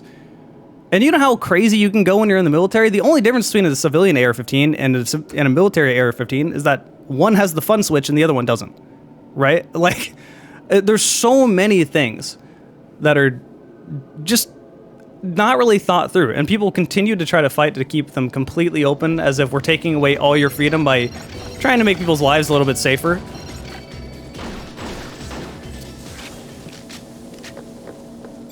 Like, just because I like guns doesn't mean I can't think things through logically. I think that's the thing that surprises people. They see someone that looks white and that likes guns, and they're like, oh, you must be like an NRA. Guns must stay. It's my First Amendment right. I'm like, dude, we've gotten to a point where guns have more rights than women do. Like, no, I'm not on that side. Assault rifles generally fully automatic. Okay, when I say AR, I just mean rifles in general. I don't mean full auto, because full auto's been banned forever. Like, full auto's not, you're not going to be seeing stuff happen with full auto. Like, if you want to get a fully automatic weapon, that's so expensive.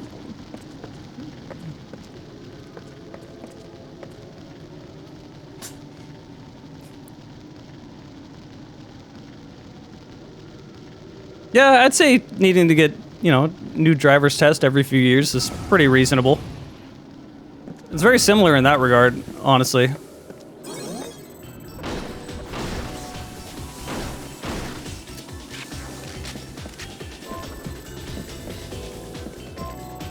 Oh, I'm full on sniper ammo? Okay. What about everything else? No shotgun ammo. Damn, I really need ammo. Bolt pistol.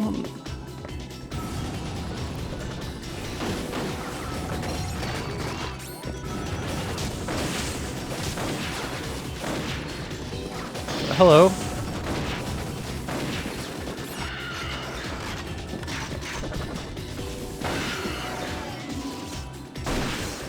Your damn spores out of here. I do like how the sound effects sound suitably crunchy.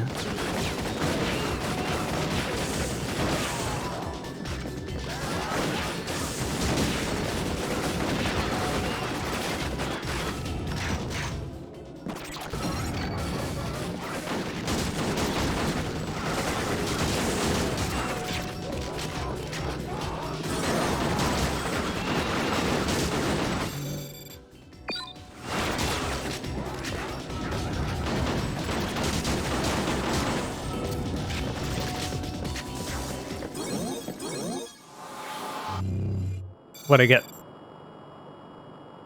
Max health increased by 10, cool. which gave me all my health back, which I kind of needed. Nothing to de-hack. This is the escape. Let's see. Okay, no. Let's keep going. Am I really confident in saying guns have more rights than women do? Yes, I am very confident. Women don't even have control of their own bodies at this point.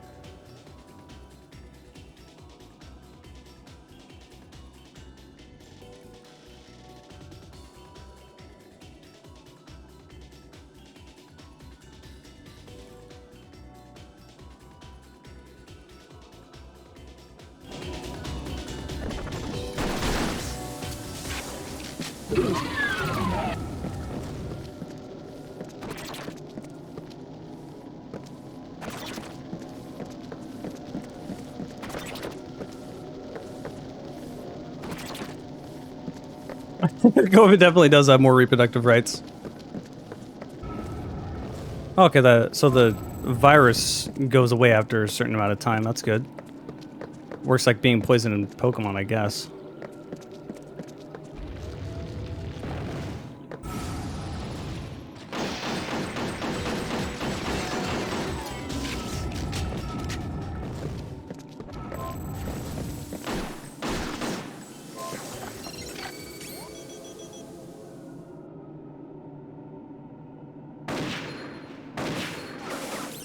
Wow, the sniper isn't hit scan, I'm surprised. Ow. What the fuck? Who?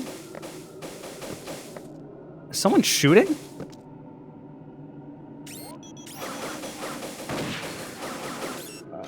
Yeah, there was somebody shooting. That was an interesting sound effect for a gun, though.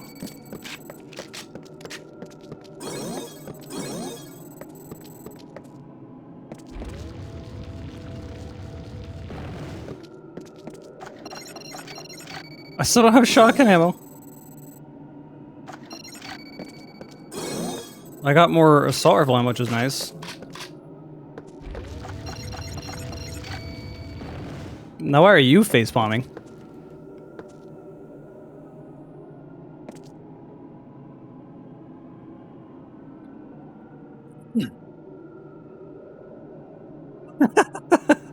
Baylor.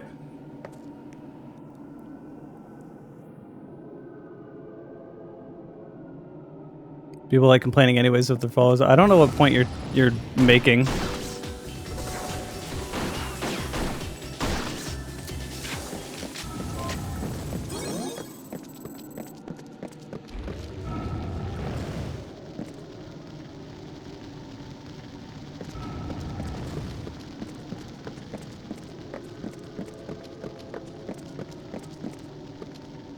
I think I've been in here before. Have I?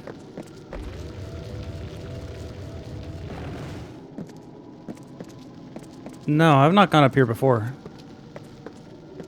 But I don't think there's any doors up here. Yeah, there's no doors up here.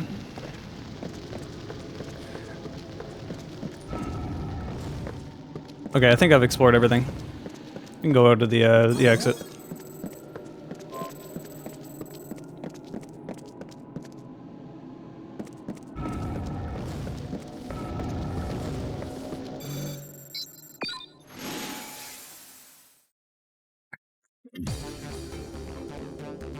Sector 1 cleared. Okay, cool. Cool, cool. We did it.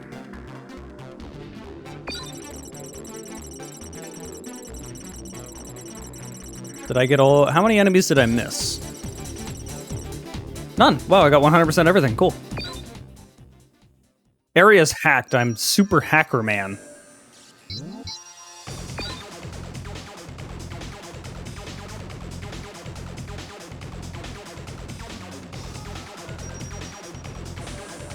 I haven't tried Deathloop yet. I've heard it's kind of... What's the word? Immersive sim. Which, I'm not gonna lie, kind of turns me off a little bit, but I have not played it, so I can't have a real opinion on it. Don't underestimate the madness of a conservative state. Texas, Florida, Idaho, they keep proving me. I hate on my state borders, Idaho. I hate that state so much. Fuck politics. See, here's the... Man, do you guys remember when talking about politics was just like, yeah, we should tax the rich, and that's like all it was? And nowadays it's like, should we get vaccinated so that hundreds of thousands of more people don't die, and that's for some reason politics? Like, it's just insane to me. It's so annoying.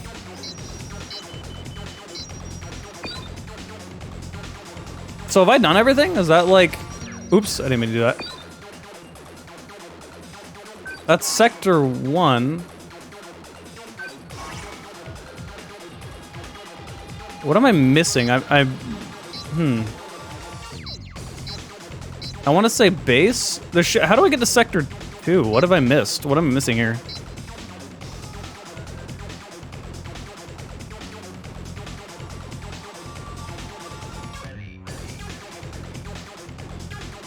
Is that even politics? It's not politics, but in America it somehow is. It's a political reform. America needs a big reform. As we text from our smartphones. I mean, you have to communicate with people somehow.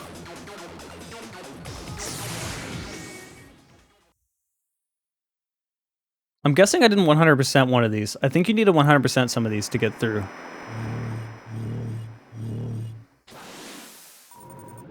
Or was it... Hold on, there was one level where I stopped, right?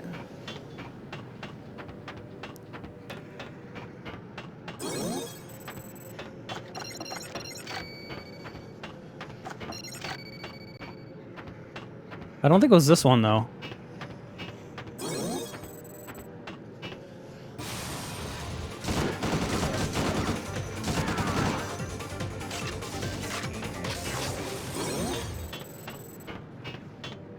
These are all procedurally generated, so yeah, this is all different.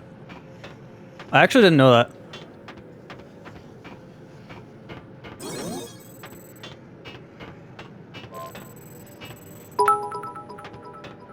Terry bits. Yeah, Fox isn't here, so.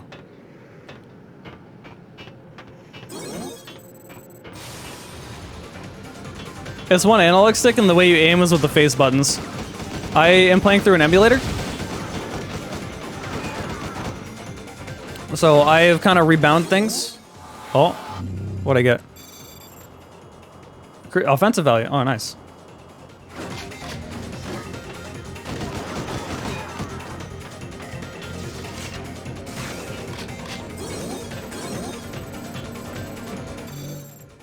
Actually, no, hold on. Oh, what the fuck?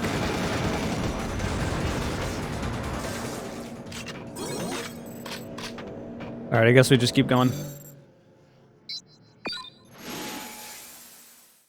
So I've changed it so that I'm playing through an emulator, so I rebound the face buttons. Okay, so there's a left-handed control scheme where you can use the left analog stick to aim. So I rebound the left analog stick to the right analog stick and rebound the face buttons to the left analog stick, so I can play it kind of relatively like a normal shooter. It's still very awkward, and I had to do a lot of adjusting to make it feel normal, but after that, you know, I'm used to it.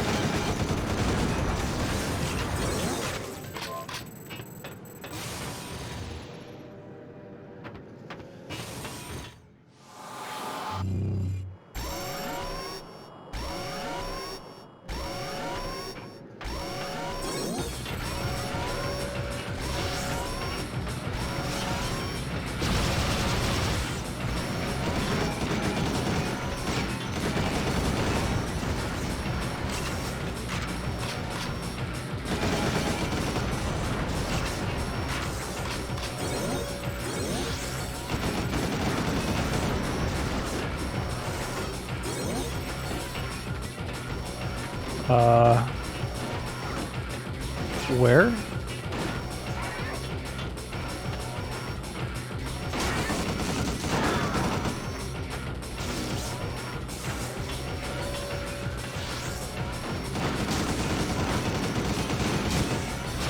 Oh my god. The aiming is so weird. Like, the middle crosshair, like, jumps up if you hold the trigger down. It's... I don't know. It's just odd. I don't think I've covered any PS1 shooters, have I? I don't think there really was many. Like, shooters kind of were in a hard place until Halo came out and figured out how to do shooter controls on controller. Everything before that's very rough. I do have to say everything's very rough. And Sony has just kind of not been very good when it comes to first-person shooters in general.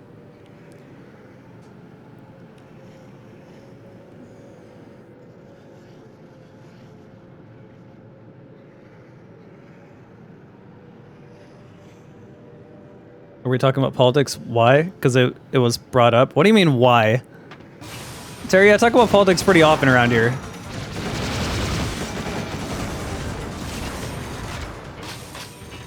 So, believe it or not, I do think it's actually pretty important for me to occasionally just sort of bring up my stance on things, just so people know, like, where I sit with political issues and stuff like that.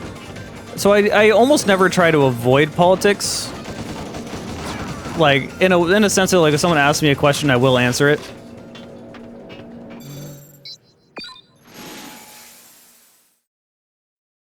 But there's a time and place. I think while on stream, it's fine to talk about. Medal of Honor to show up, yes, Evolution. Yeah, because the early Medal of Honor games on console were rough controller-wise. FPS games are dying? That's, either that's sarcasm or a very silly comment.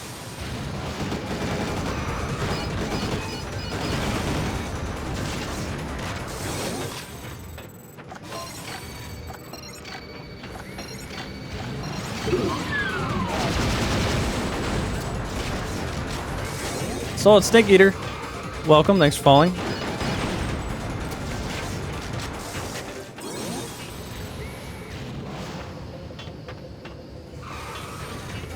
He went out.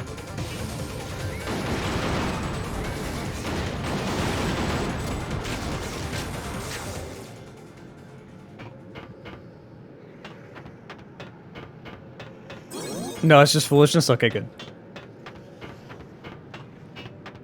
Alien Resurrection is a very difficult game.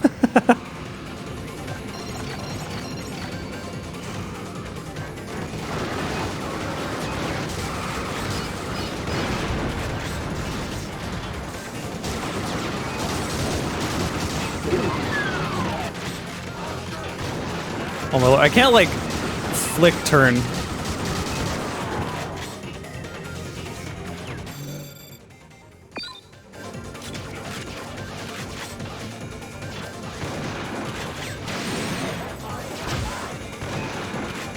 I'm sorry? I'm sorry, how?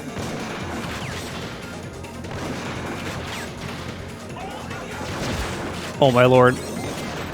Oh my... Like, what is that?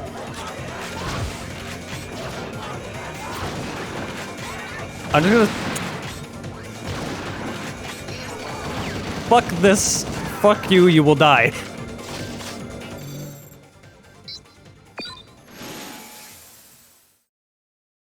Yeah, like I said, the controls are not great in this game. I am fully aware of what Severed Steel is. At least I don't bully people, so here's what I've learned about that. Now, obviously, I don't treat someone like shit because they don't share my same opinion. However, there are certain opinions that I do think are just not okay to have.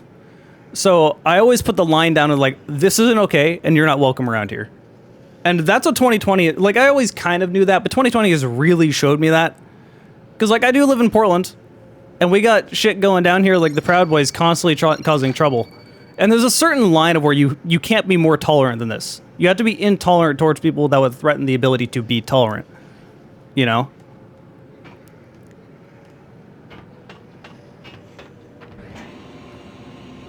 But I think a lot of people disagree about where that line is. And Americans get fucking crazy about where that line is.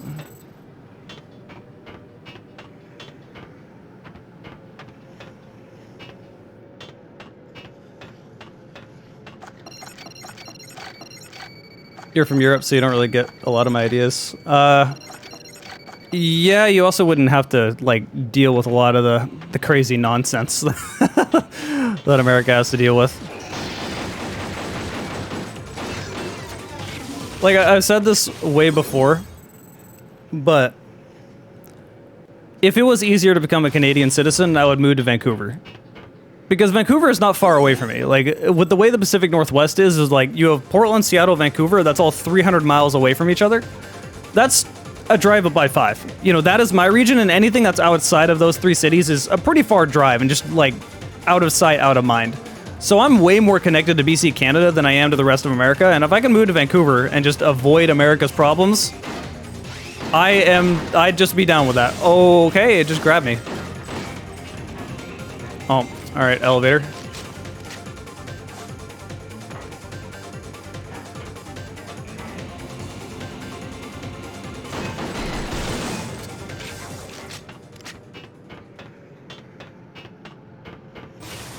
The only downside to moving to Canada would be now your money smells like maple syrup. Unironically, that's actually true. If you guys are unaware, the bigger bills in Canada do smell like maple syrup.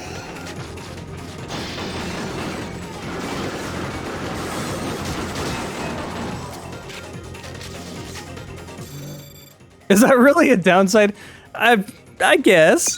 What if you're allergic to maple syrup?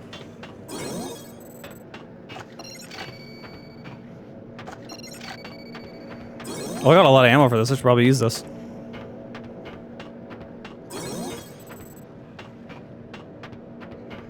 Happy you don't have to deal with Proud Boys? Oh yeah. Should be happy you don't have to deal with our fucked up police either.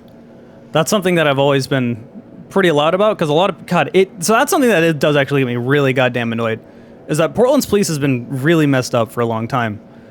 You know, and they're basically holding the city hostage, saying we don't get enough funding, we don't have enough people working for us, we can't do anything about it. But like, okay, so here's what they did the last time the Proud Boys came into town. For those unaware, the Proud Boys at this point are a domestic terrorist group. That is what they are. They're a far-right, insane group that drives in from out of town, fully ready to attack people.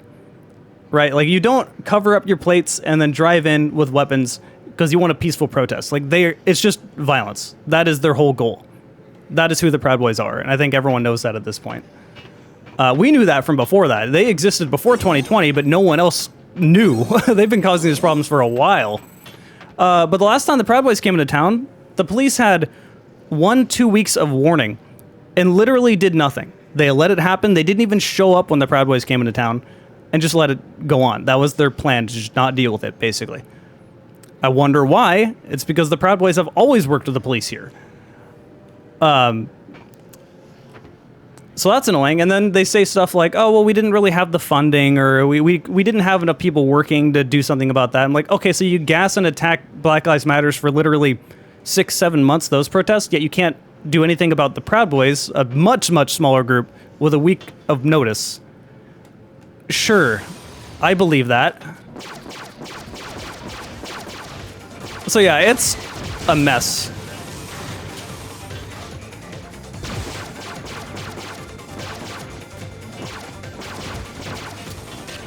What are these head crab ticks?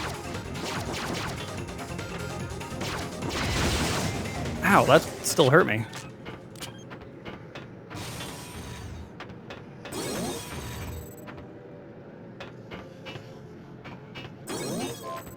Antifa should not be compared to Proud Boys. As a reminder, Antifa would not exist if it wasn't for people like Proud Boys. That is quite literally why they exist.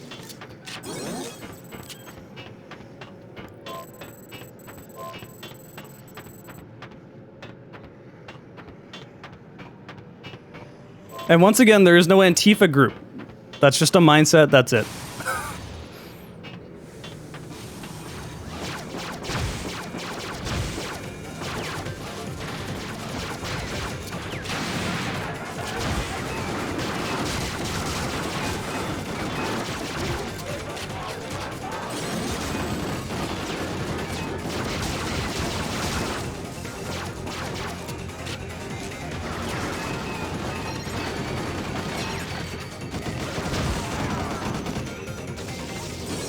Holy fuck, I have so many assault rifle ammo. I have so much assault rifle ammo.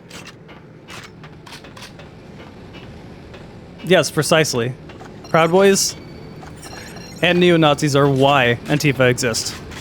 That's quite literally it. Can't we all just get along? I mean, I wish, but God, man, that's something else that really does annoy me, though. Wait, gatekeeper, where's the gatekeeper? It's like, what I love hearing from people is saying something like, oh, there's extremists on either side. I'd rather be left alone. The extremists on the left are absolutely nowhere near the extremists on the right.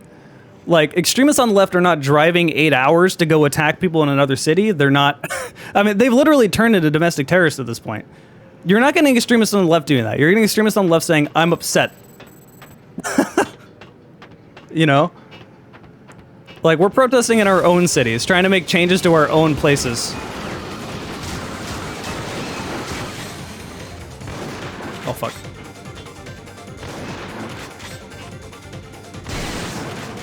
Ow.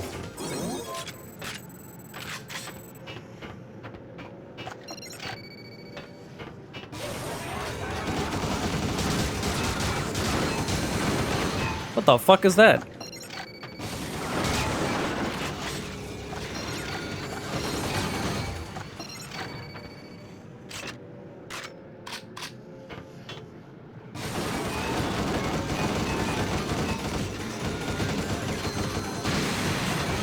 Okay.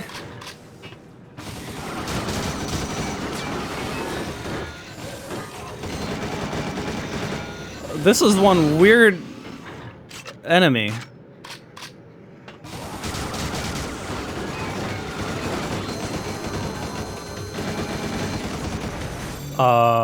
Okay. That was the gatekeeper, I guess. Interesting. Me happily riding my motorbike, not caring about politics. I mean, it affects you, so whether you want to care about it or not, you're gonna have to.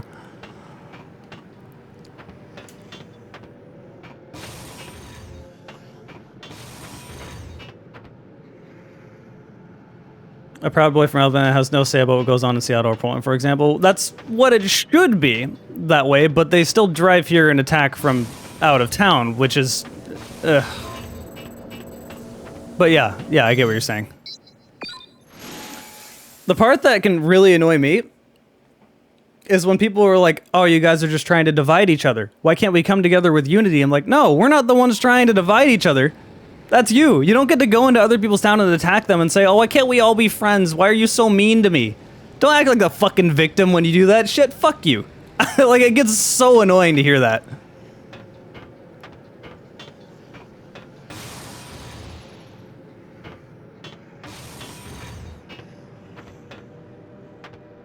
You know, like I said, there's a certain point where you just can't be tolerant of people. Once you go so far, that needs to be shown you can't act this way and it's not okay, you know. Sir Hamswolf, thanks for following. Welcome.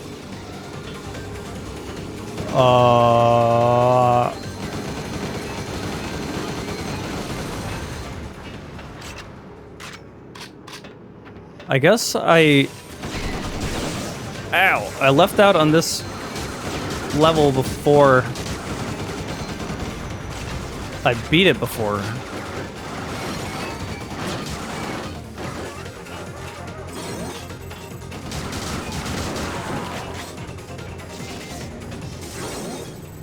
You really have to take extra time to make sure your shots land, otherwise awkward.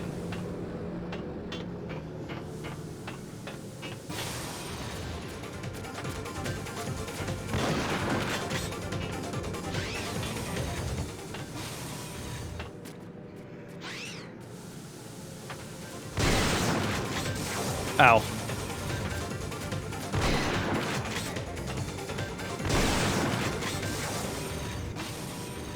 Oh, I'm almost out of ammo with that.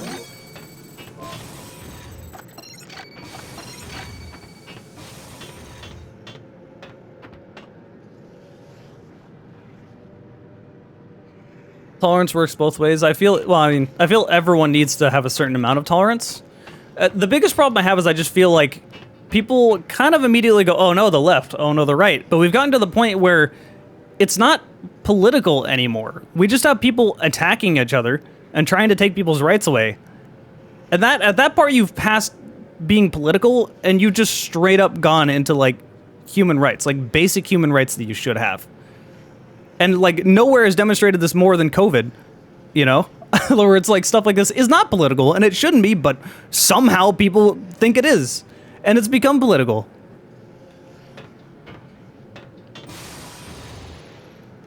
You know, the bigger bit of a mess that the bigger bit of the mess that extremists end up making, it's gotten the younger people caring a lot more about politics where they usually wouldn't.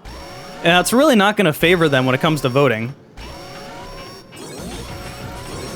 Like, the more of a mess the Proud Boys make, the more younger people vote against what they want, basically. Stuff like that. Oh.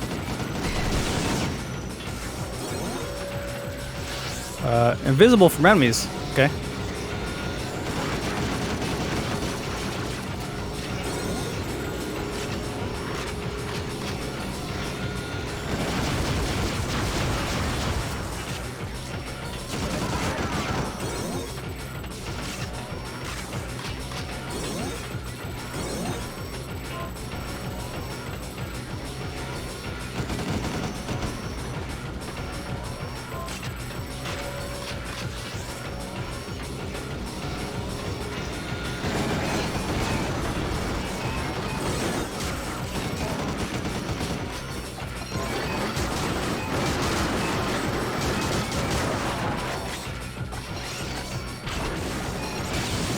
What the fuck? Where did that come from?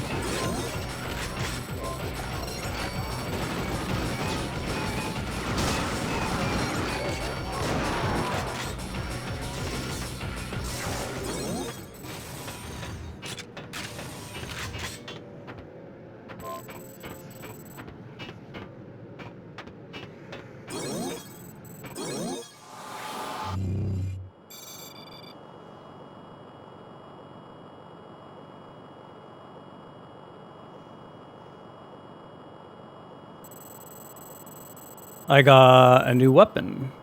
Effective against soldiers. Nice. It's a sticky grenade. Okay. What should I drop? Sniper, maybe? I don't really use it very much. Yeah, let's drop the sniper for that.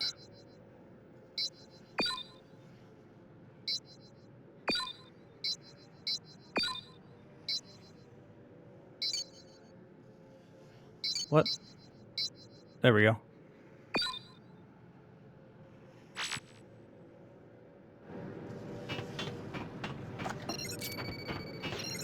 Neat.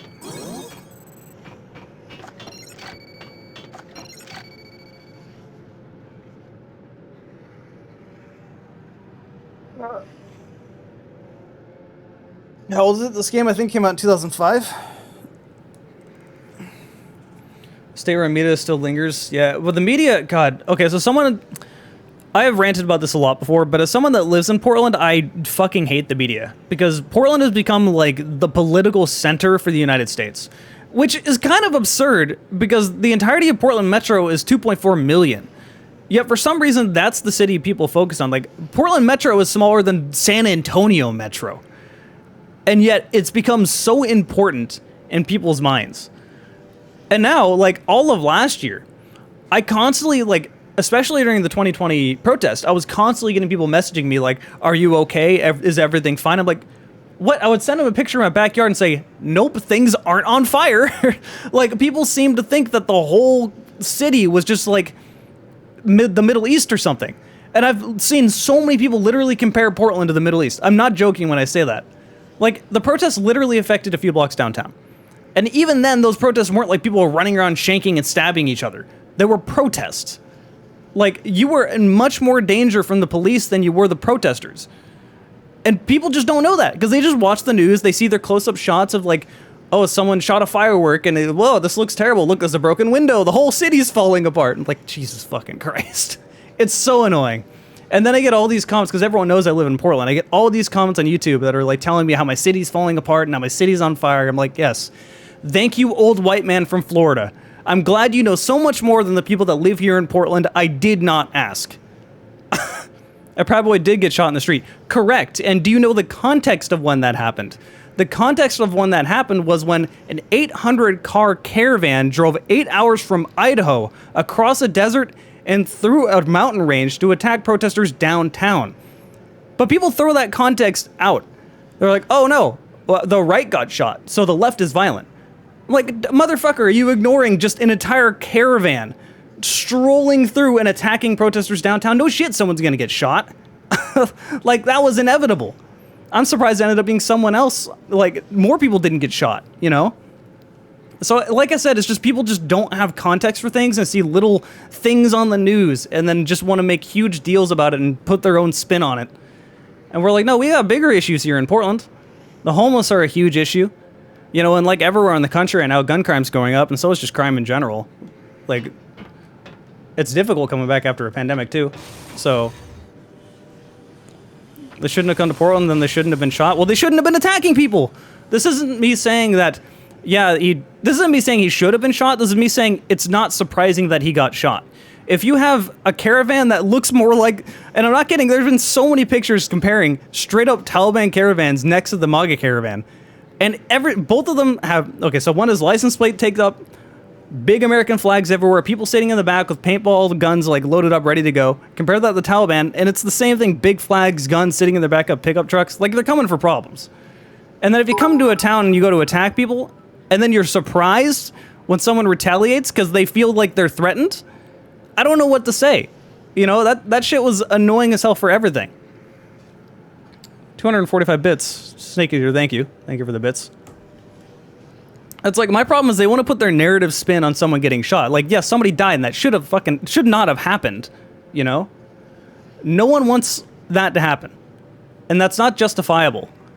But people want to put their spin and be like, look, the violent left. And that's the spin they took out of that. Not the 800-car MAGA caravan driving 8 hours from Idaho, which is another situation in its own. Idaho is such a fucked up state. Idaho is like one of the most red states you can get. Idaho right now is completely, their hospitals are 100% full of COVID patients. And their governor is talking about how we need to sue Biden for trying to put a vaccine mandate. You know, one of those states. So yeah, I don't know what more I need to say. It's like people just don't have the context for it, and then they try to put their own spin on it. And then they tell me what apparently things I don't know, despite the fact that I live here. Like, sorry for ranting a lot, but it gets so irritating hearing that non-stop for the last 2 years.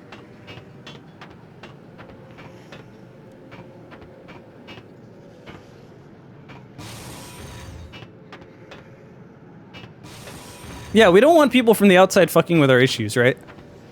Where am I going? I thought this was the right way. Where does this go? Right, like I'm just not, you know, I don't want people coming in from out of town to attack us.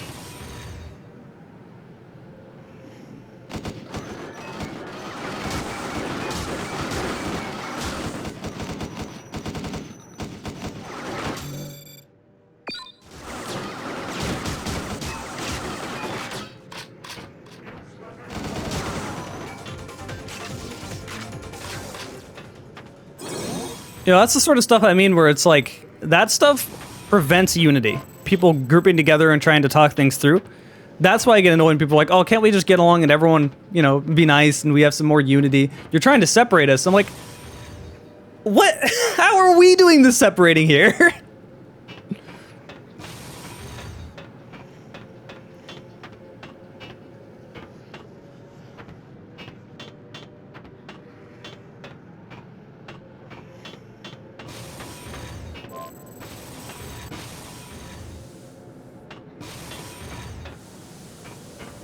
Yeah, that's a funny thing, because I love living in Portland. Like, this is not to say Portland is not a great city, but you would never know that if you just looked at the media. You'd think it was, like, terrible, but, like, I'm walking around and eating at all these, like, great places. Oh, cool, I've cleared the sector. Nice. So I think I can go to Sector 2 now. But, like, there are so many just great places in Portland. The weather, aside from the fact that it's getting hotter, it really doesn't need to be. I hate how hot it's been getting, but, like, for most of the year, it's pretty moderate. It's nice. The media makes Portland out to be Chicago on fire with death in the streets daily. Yeah, basically.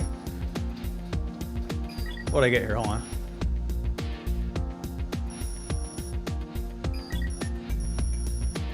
You see, I'm being super hacker man right now. You can tell by this cutscene. It's telling me I'm hacking things.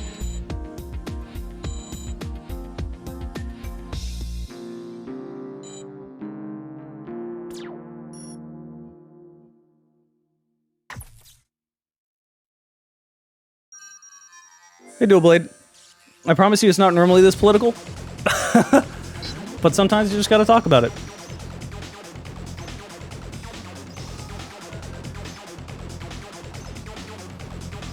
Yeah, no, Portland's a great place to be. Like, I love the Pacific Northwest as a whole.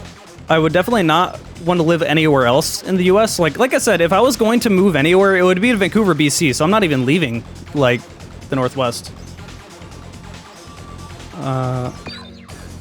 Let's see, what do I got here? Sniper, yeah, no, I think I'm good with all my stuff. So did I get a new... Oh, okay, cool, got chapter sector 2. How many sectors are there? 9? I don't know.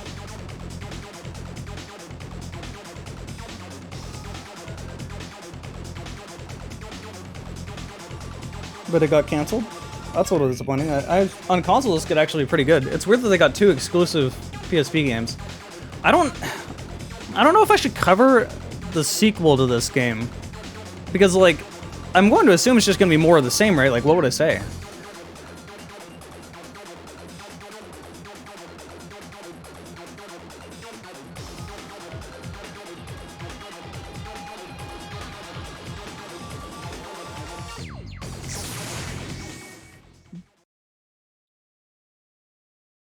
The trailer's still on YouTube for the PS3 game? That's sad.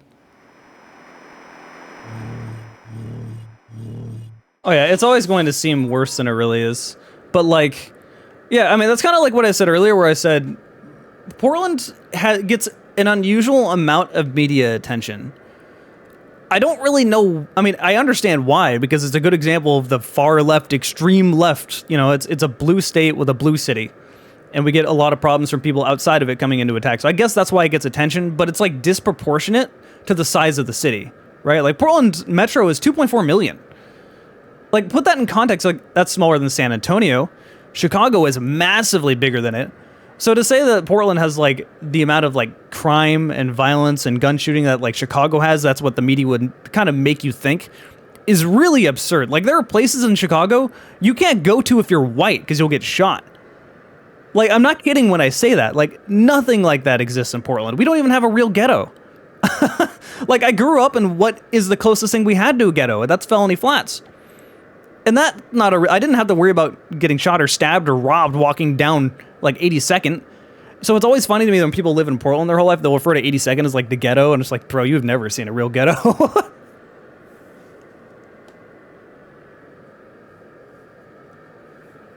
Dude, I saw an actual, genuine tweet from a politician saying that Portland's what the left wants America to become.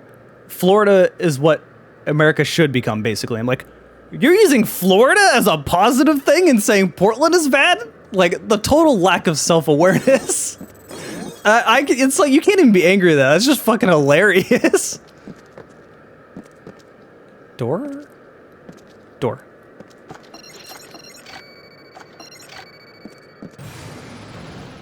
I have never met a single person that lives in Florida that didn't want out.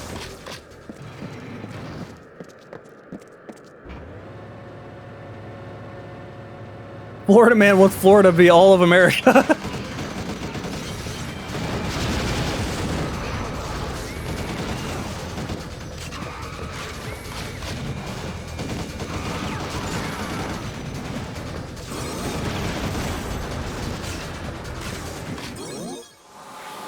What'd I get? Okay.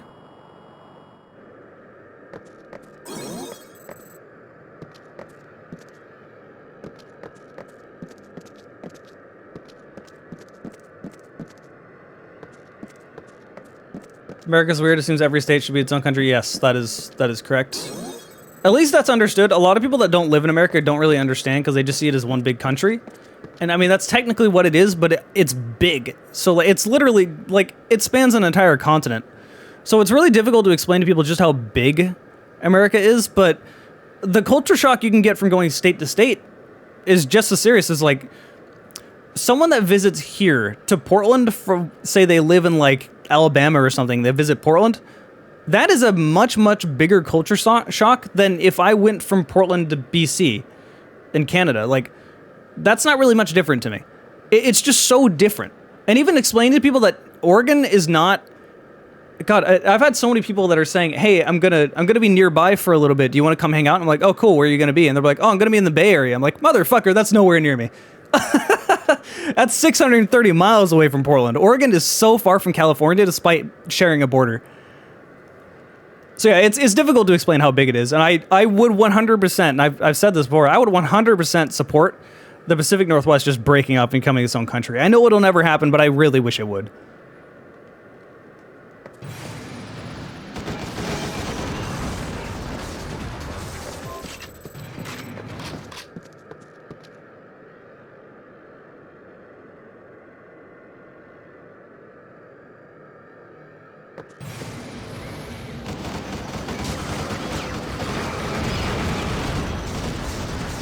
Yeah, that's the part that I will point out is that if someone on the right is not pointing out the BS that the far right is doing, then on my mind, they just agree with them. Like, you know, they haven't proven to disagree with it.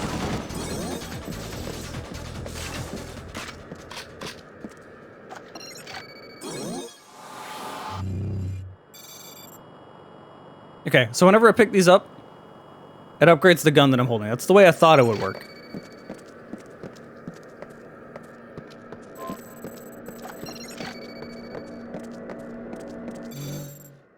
But it is, to be fair, like, where does the line split for cutting off, like, how tolerant you should be to someone? Because in my mind, I'm not going to want to accept someone into my personal group if they're running around saying being gay is wrong, abortion should be illegal, people that have abortions are killing babies and are murderers. You know, if you're saying that stuff, I don't want you to be anywhere near me, right? Like, I just don't think you have a place near me in my group. So where's the line you put for how tolerant you can be? I'm not going to attack them for saying that stuff, but I don't want to be near them, you know?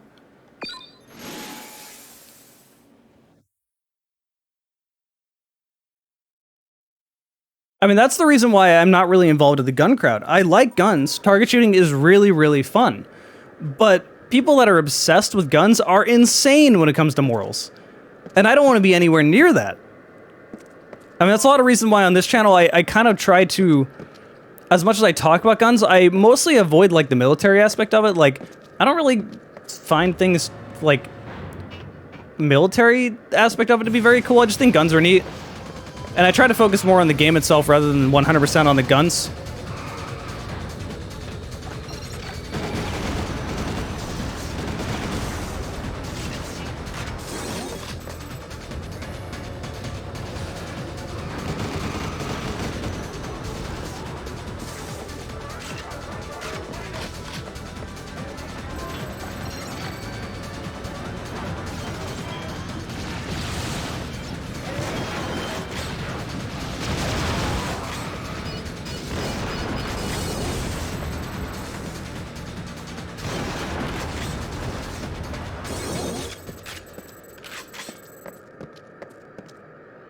Do I want an offensive? What do I want an offensive upgrade for?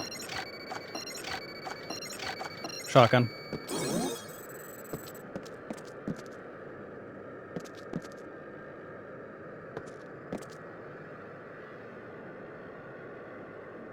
That's a personal line? Yes, but I'm also thinking think bigger. I kind of look at it more as like, should Portland as a whole be accepting that?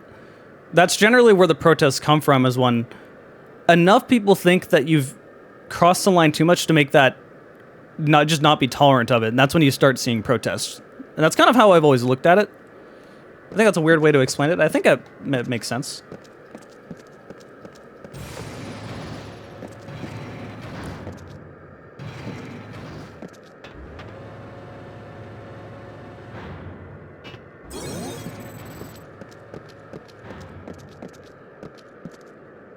Have I gone this way? This is where I came from.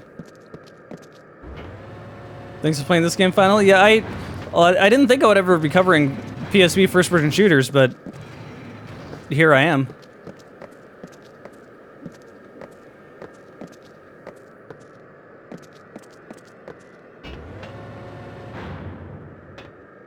You're against trans, saying they're the opposite sex. Don't mean to hate people who think otherwise. That's one of those things I would say. Just don't say that. Like, legit, just don't say that. You're gonna have a really bad time if you say that. Because to a lot of people, that's crossing the line. To me included, that's kind of like... If it's not... That's something that also is a bit of a weird statement in general, because it doesn't affect me. I don't really... It doesn't matter to me. So why would I have a statement on it? Like, why would it even matter to me? Right? Wait, where do I go?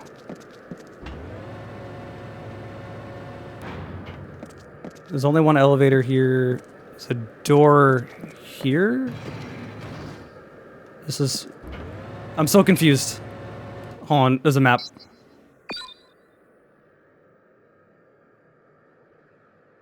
Okay, it is this way.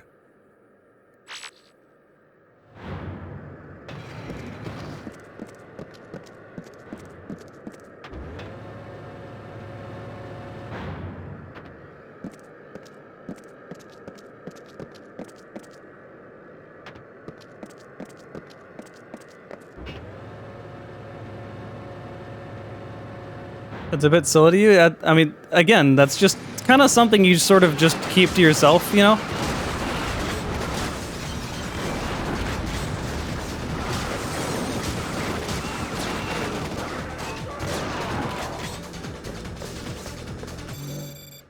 Okay, that's not cool. Yeah, that wasn't, like, I don't want that to sound like I'm attacking you or anything, but you know what I'm saying.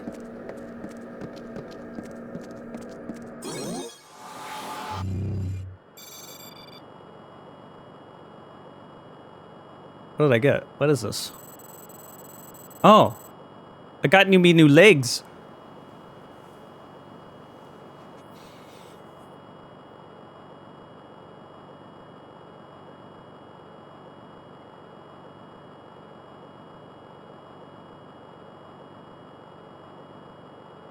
Yeah, that's one of those things I believe abortion should always be the choice of the woman.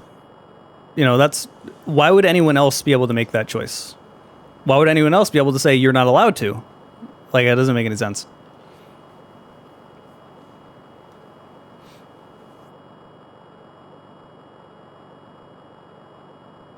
Because, like, as so many other people have said before, here's what I say. Where do you draw the line there, right? If you're going to say it's a real child after 6 weeks, okay, well then why don't we start childcare after 6 weeks? But you won't do that. You won't give them money or give them any attention after they're born. So, if we might as well play their game if they're going to try to play that game. What was I doing here? Right, plugins. Let me change me legs. Go way down. So what? Oops, I did not mean to go back. My face buttons are on the left analog stick, so selecting things is difficult. Okay, so what is this? Defense 4? Oh, because this is just... Wait. Oops. No. Let's see. Yeah, no. This is just better. Just to make sure. Why did I find this now? Interesting.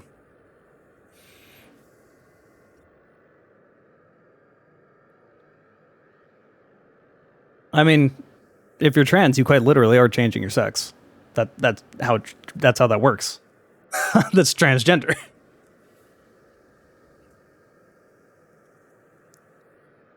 But there's also a difference between physically what you are and mentally what you are. Like, there's so much more than just that.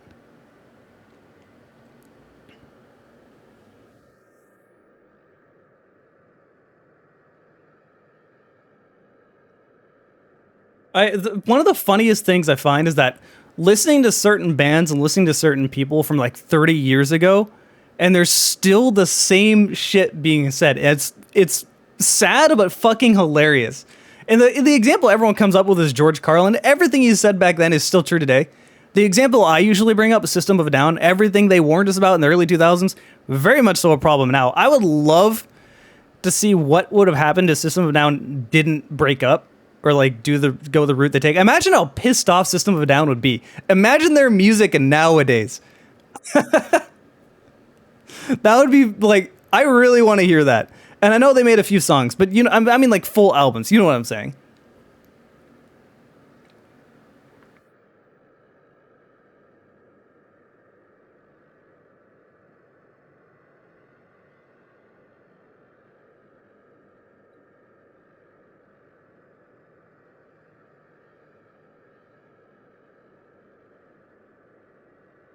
Papa Roach can stay dead then. Papa Roach is one of those like, if you look in your past and listen to the music you listen to, that's one of my guilty. Like I used to listen to Papa Roach a lot in high school, and now I look at that and like, man, this did not age well. I liked hard rock in like the early 2000s, but like some of the bands worked pretty well. Some other ones I look at it and go, God, I listened to that. I think some of the bands that I listened to back then that I still enjoy is like Crossfade. Crossfade I think aged really well. I think Crossfade's still a good band.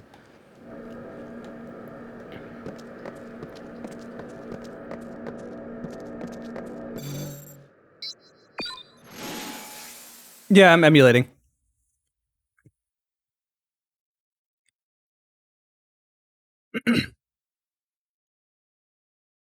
Until you bring in the question of immigration, true. So, this is on the topic of like the Afghan war finally coming to an end and whatnot. Oregon is accepting a lot of refugees, and I'm 100% down for that, because my logic with that is just Oregon is a very, very white state, like supremely white. And we just have a history of like being white. Like it's never really been that diverse. I live in one of the only neighborhoods in Portland and really the whole Pacific Northwest that's very diverse. My experience growing up is so different than the experience people had living out in the suburbs or even other places in Portland. I'm 100% fine with having a bunch of Afghan refugees coming in and getting more diversity. I'm fine with that. Like how many Vietnamese people live in your city because their like grandparents came in after Vietnam? Like, this isn't a bad thing. I see that and I go, okay, that's great. And we give them somewhere to be, and that's, you know, that's only making our neighborhood better.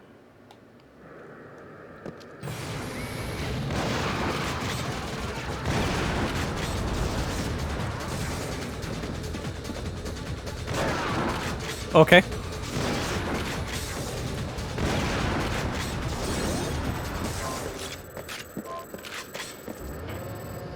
I'm invisibless.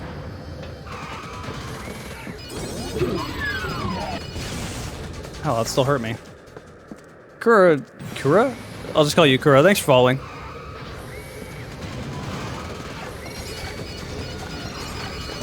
Oh, what the fuck? You're on this level? I didn't know that.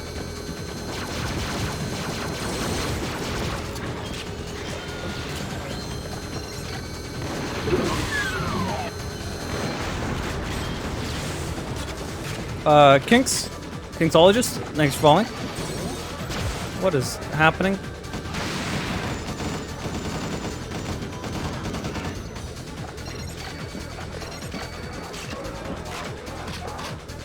How much ammo do I have for the pistol? A lot. Let's use it. Oh, that's a grenade. You just throw grenades? Is that all you do?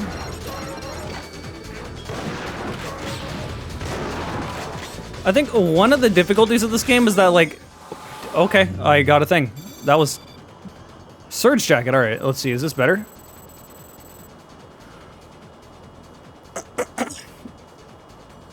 As long as they're taking care of the refugees. I have more faith in us taking care of the refugees than I do we're actual homeless. I'm not gonna lie.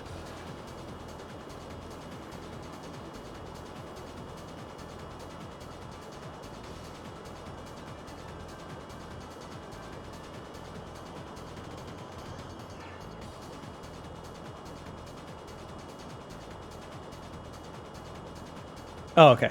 that was sarcasm. I only saw the second half of that. Let's see. Is this better than what I have? Defense. What the heck? What's the 4? Does the 4 actually just mean 4 better, or is it just 4 in total? Let's see. Yeah, no, it's just 4. Why am I getting such shittier gear now? I wonder if it automatically... Maybe that's the new gear I got, and it automatically equipped it, and I didn't know.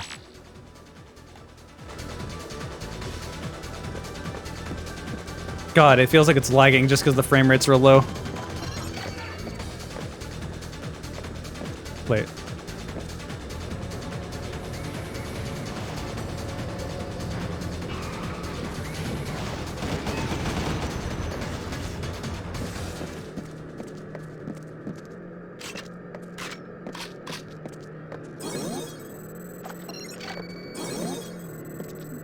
Oh, okay, so each one... That's what that one next to it is. Alright, I got it. I understand. This is locked. Yeah. I gotta go find the gatekeeper. Oh wait, can I jump over there?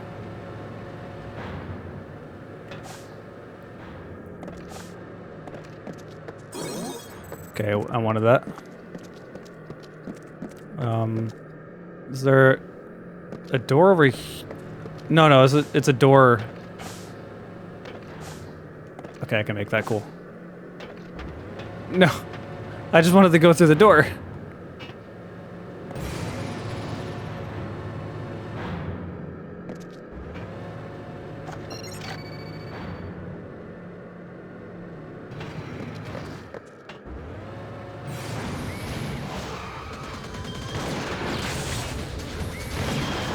I'm sorry? Alright, whatever.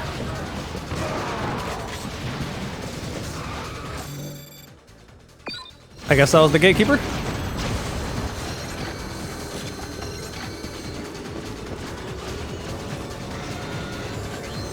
Okay, what chaos is happening here?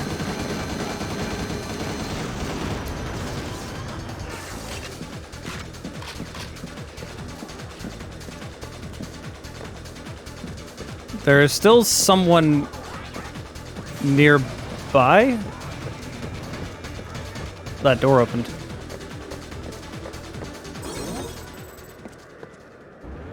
Why did the music stop? Oh, there you are.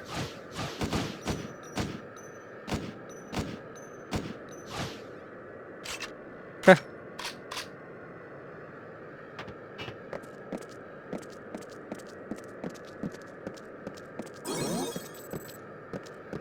Where's the bruh dragon? Nightbot's not subbed. Where's Fox?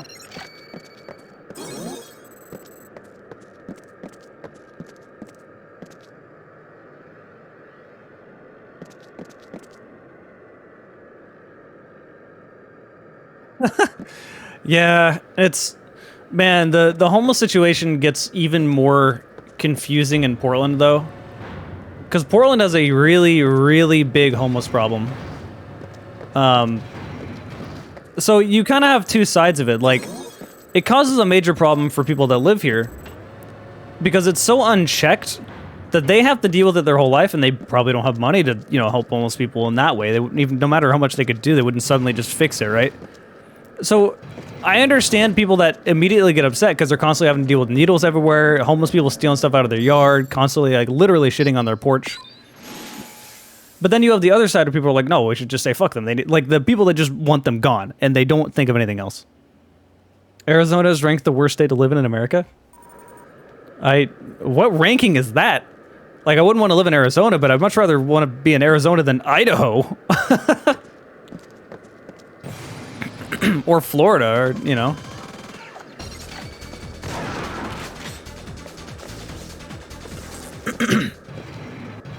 Why did I put 4 in my name? It's because my original tag was Jarek4. I actually... Oh, God. I wish I could change my Twitch to Jarek the Gaming Dragon. But unfortunately, if I did that, then all the, like, links and the ads and all the stuff that, you know, all the promotion I do in my videos, and people try to go to that link, it wouldn't work. So I'm just stuck with it.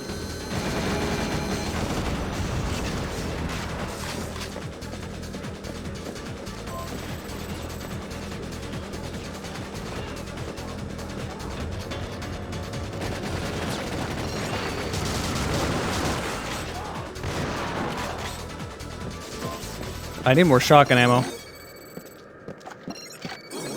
Speaking of.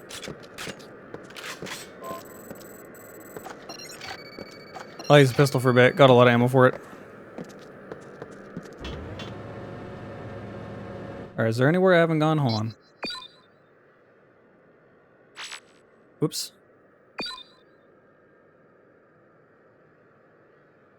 Okay, that door, sure. Once you kind of understand this game, once you figure out the controls so it's not a mess, and you get all your settings right,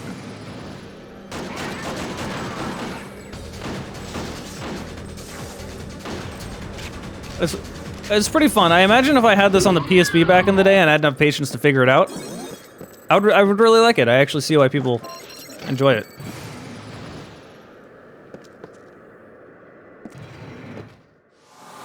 Oh. Carbonus, thanks for following. Welcome.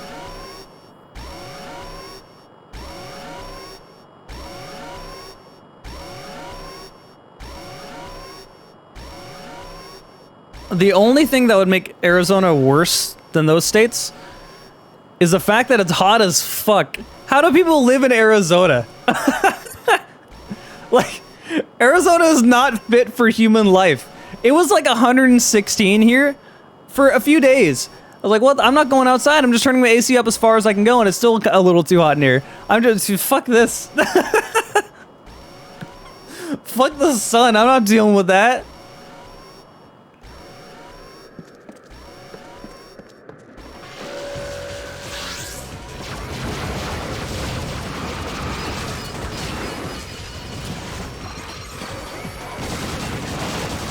Okay, get the fuck out of the way.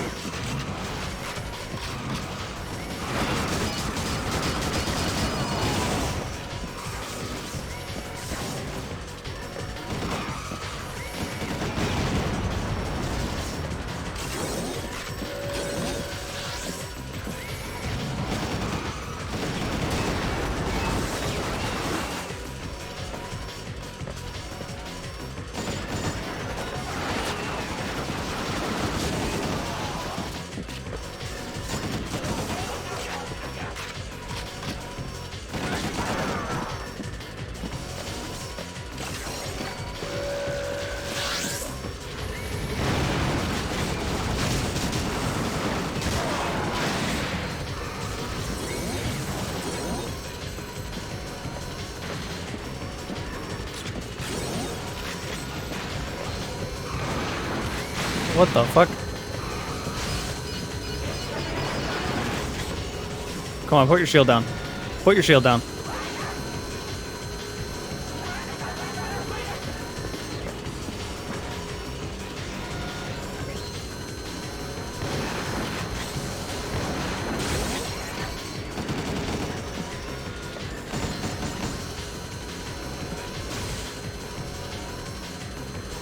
Gonna do it or what? You know what?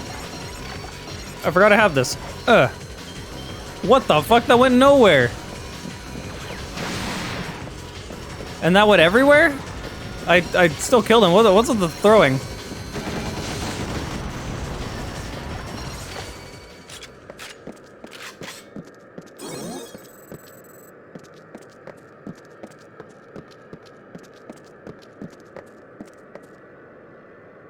But yeah, this summer had some awful heat waves. Like, I have never experienced heat that bad. Like 100... Okay, so fun fact. The 3 hottest temperatures recorded in big cities in the US. Number 1 is Phoenix. That was 118. Number 2 is Las Vegas, 117. Number 3 is Portland at 116. Like, how? How is Portland being this hot?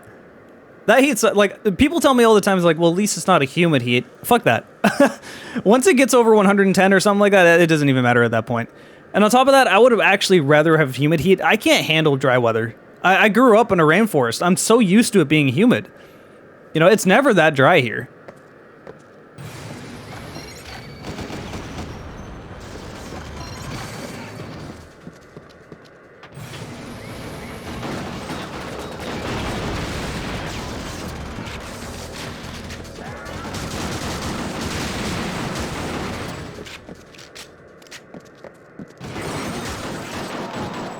Yeah, dry heat just feels like, it makes it feel hotter to me than it really is, right?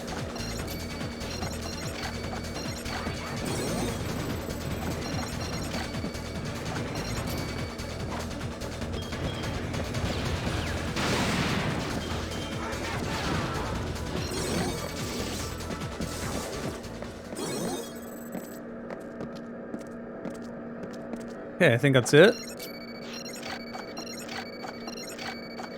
Really need ammo.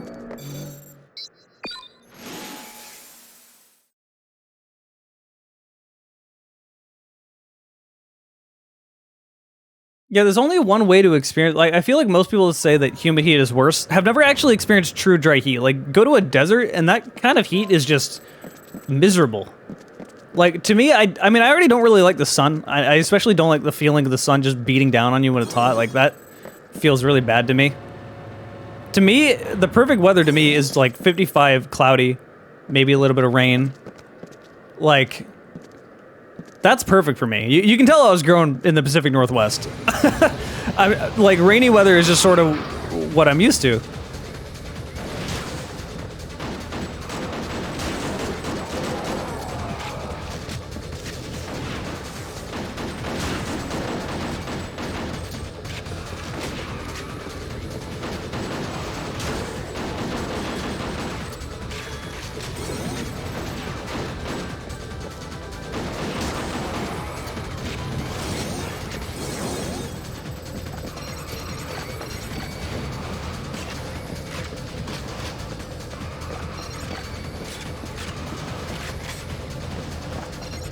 I hear all these cars down here. I'm gonna shoot them if I can.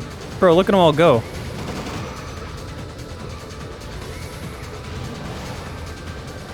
Just car screeching noises. Alright, there's two of them. I'm gonna save this ammo. Whoops. I forgot that I can scope. So weird.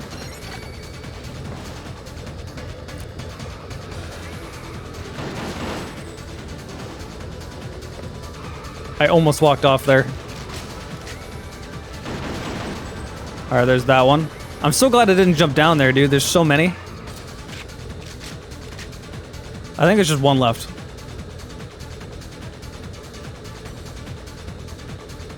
What's my feeling on COVID rules and the vaccines? I'll put it this way. I was very, very happy when Biden announced that he's going to be making the COVID vaccine mandatory.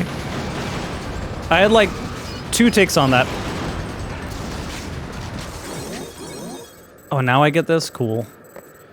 My first take was, thank God, it's about time. We've been needing that for a very long time. I think at this point, if you're against getting the vaccine, you're just fucking dumb. Like, I think most of us at least agree on that. Oh, okay, that was weird. But also, my selfish reason for being super, super happy about that. Alright, bye, I'm out of here. My selfish reason for being super happy about that is I just want to see what is going on here. Ugh.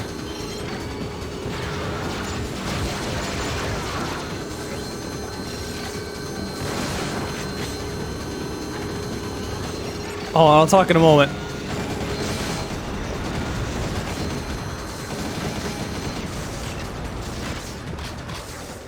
Okay, that was more than I expected. Anyway, as I was saying, that mandatory vaccine mandate that he was talking about, my selfish reason for being happy about that is that I love seeing all the stupid anti-vaxxers just freaking out and losing their shit over it. Like, that makes me unreasonably happy for the most selfish of reasons. I'm so tired of dealing with their shit. And I feel like most people are kind of at the same point where they're just so sick of it, right? They're so sick of people just, ugh. Just, it's not hard. It's literally free. Just get the damn vaccine and get it over with.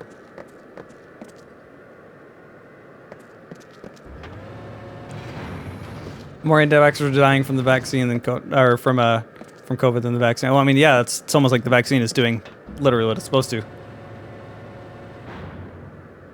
So jealous Americans can't take the vaccine because the government sucks. Yeah, see, that's one of the things that makes me, like, annoyed is that a lot of countries are struggling even to get their vaccine, right?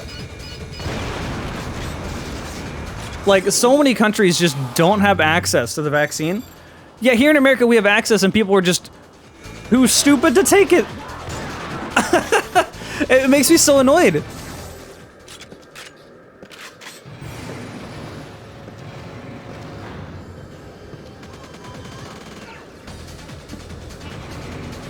Oh.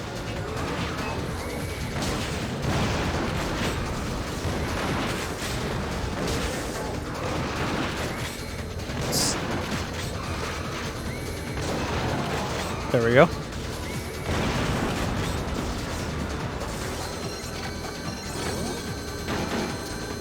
Oh.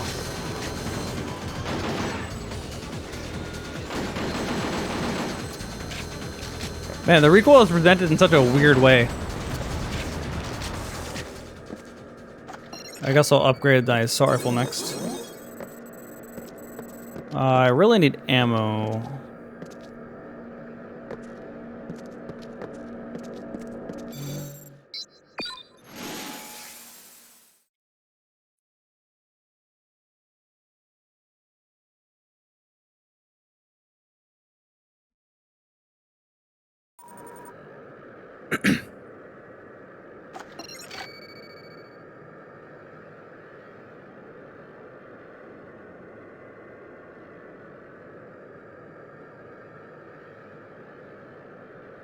My water bottle's empty.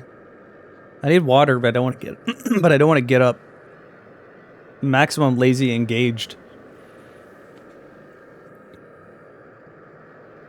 Yeah, so what were you guys' experiences when you got the vaccine? Like, what side effects did you guys get? When I got the first shot, for me, I was pretty lucky. I like had nothing for the first shot. I got Pfizer, just for clarity. But like the first shot I was tired. Like I got it at like 7 p.m. and then around like 11 p.m. I felt a little tired for a couple of hours. Then it just immediately disappeared, and that was it. I didn't even get a sore arm, so I was pretty lucky as far as that's concerned. The second shot, it made me very cold and very tired. And it started like 12 hours after I got the shot, so it was just cold and tired. So I just turned on my heater. I laid in bed, and I just was in bed all day. That was it. And by the next day, it was gone. I was kind of tired for a few days afterward, but that was it. I didn't get a sore arm in the second shot either, so I was pretty lucky. The one thing I really, really did hate about it, like for the most part, the second shot didn't make me feel like I had a fever. You had some fever symptoms, but it doesn't come with the like, I feel like I'm going to die that the fever and flu comes with, right? Like it's just a few of the symptoms of it. It's really hard to explain if you haven't had it. But the thing I actually hated about the second shot is I sweat so much. It was just the most disgusting feeling. I was laying in bed with blankets covering me and the heater turned up because I was cold, but then my bed was just soaked in sweat. Like, you know that feeling where you're laying in your own sweat and how gross that is? That was the part I hated the most about it. But after a day, I wasn't feeling bad anymore. I got up out of bed, I took a shower, I washed all my sheets and my clothes and stuff like that, and then that was it. So I think I got off pretty lucky. I think some people have gotten more, but a lot of people just didn't get anything, so they were even super lucky. So I think I got the more generic experience, just without the sore arm.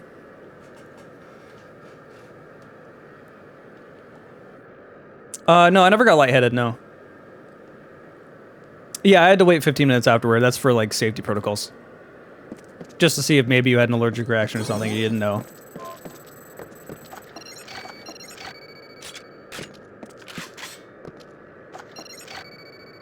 I need a SAR ammo. I'm also gonna swap out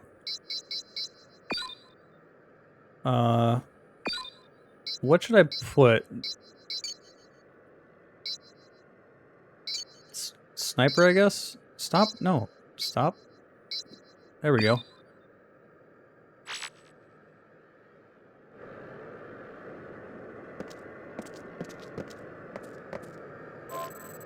You know, I haven't saved in a long time. I should probably do that.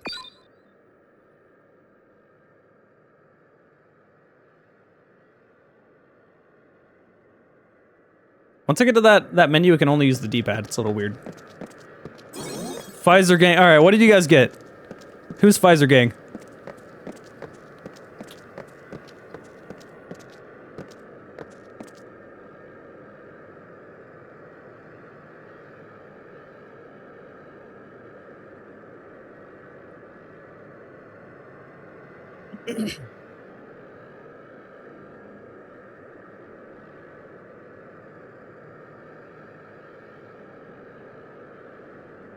Don't get a soapbox. I mean, masks are mandated, and if someone wasn't wearing a mask when they were supposed to, I feel like you should tell them, hey, put your mask on, right? Especially during, like, right when, before vaccines were out. And if I see someone in the bathroom and they just take a piss and they just start walking out the door and be like, hey, bro, wash your hands, what the fuck are you doing? You're the reason why I have to use a little a washcloth to open the door.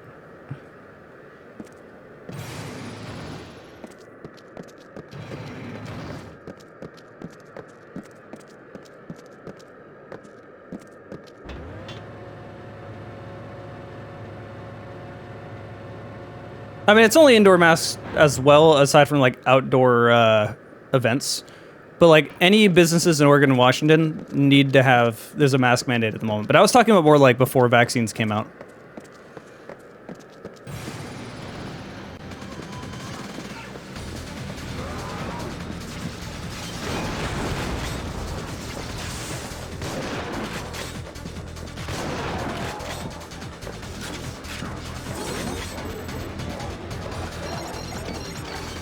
I need assault rifle ammo. New gun? What's this? What'd I get? Lightning. What is this? Effective against bots. Huh. Alright, well let's drop out this.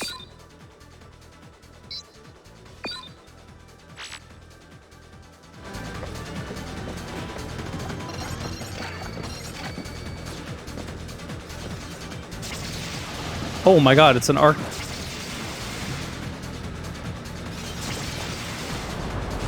Alright, well that's interesting.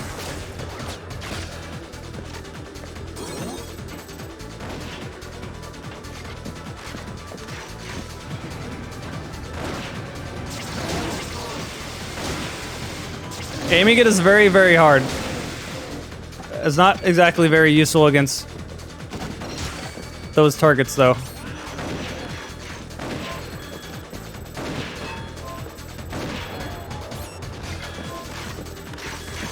I had full health a moment ago. I'm also already out of ammo with this. Let's go ahead and... What did I unequip?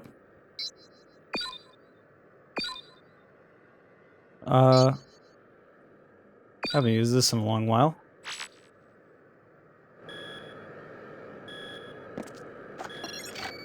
Holy fuck, look at all that ammo. What is this? Oh, that's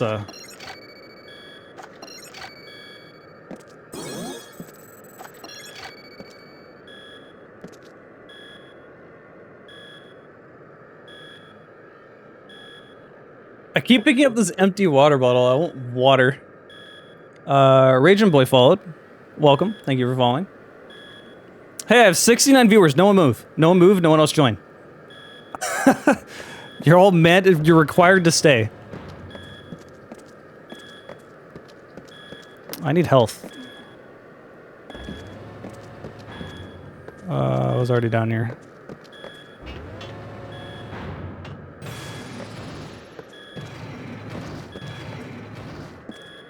If a new variant comes in every year, we're fucked, by the way. I mean, we're already kind of fucked. And that's... What's gonna happen is we're gonna be seeing new variants. So, like, this is not gonna go away. COVID's gonna be something we're gonna live with the rest of our life. What the f... I'm gonna die. I have no health.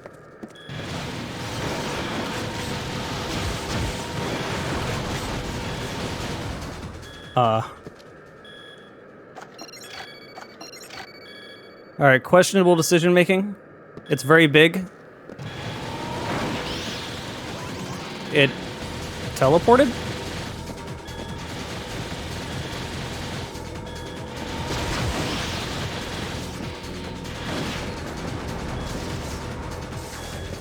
I got it.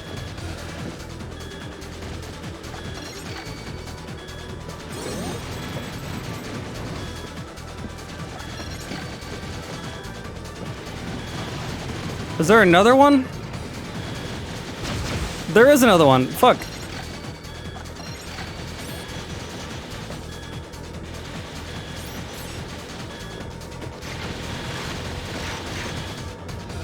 Where is it?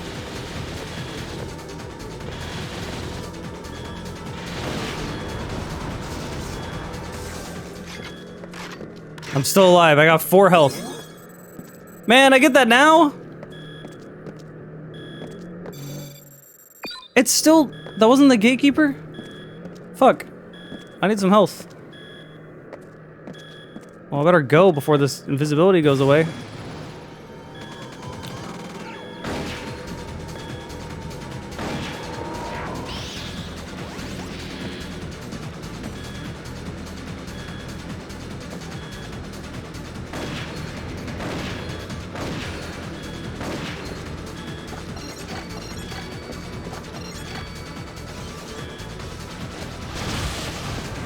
Ow.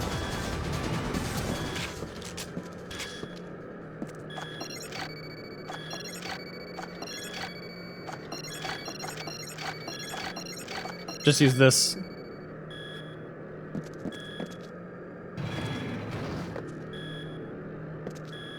Where did it go? The bot just kind of was out of here. I don't like a long hallway with no cover. Oh, there it is. Fuck.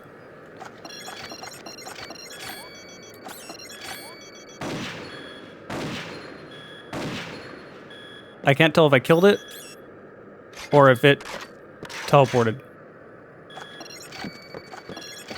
I see health.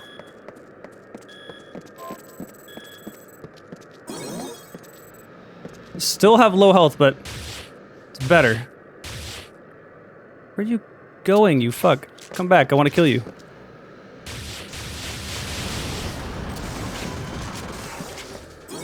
Oh, I didn't want to pick that up for this. Oh well.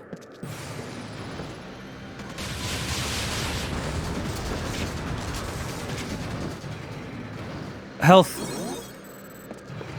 I survived on like nothing.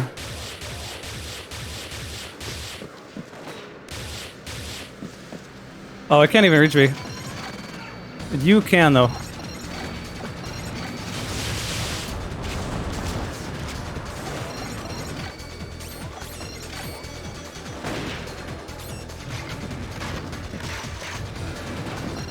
Sorry, I'm not looking at chat at the moment. I need to survive.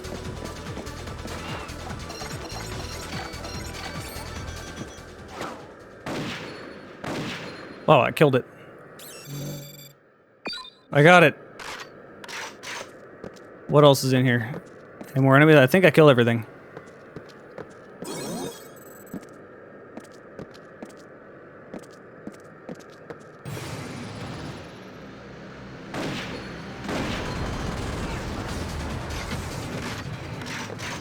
Can I get up there? Oh, I can jump up there.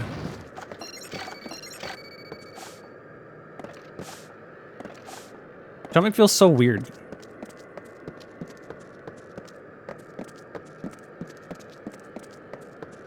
Frame rate is choppy to look at. It's locked to 20 FPS, so that's why.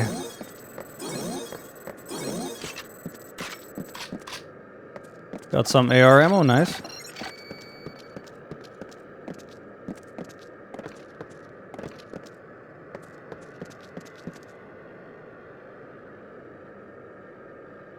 Game is a little boring to you? I could see that. It's kind of repetitive, but it's a slow evolution. More enemies, more guns. I mean, it's a roguelite, so with everything being random, you get a bunch of random stuff. I can understand it being boring. I can also understand the appeal, you know? I know I'm going away from the gate, by the way, but I want to see what's over here. I think I've... Alright, I've already been over here. Okay, cool. So I think I've explored the entire level. Oops, no.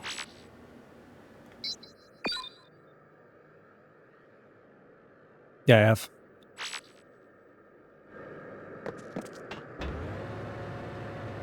How are the controls? Does this game use tank control? The controls are very, very bad. That is by far the biggest complaint I have with this game is the controls are hideous.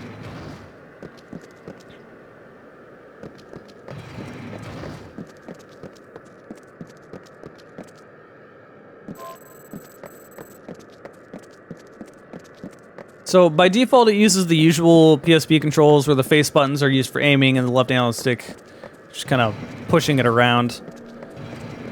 Okay, we did it.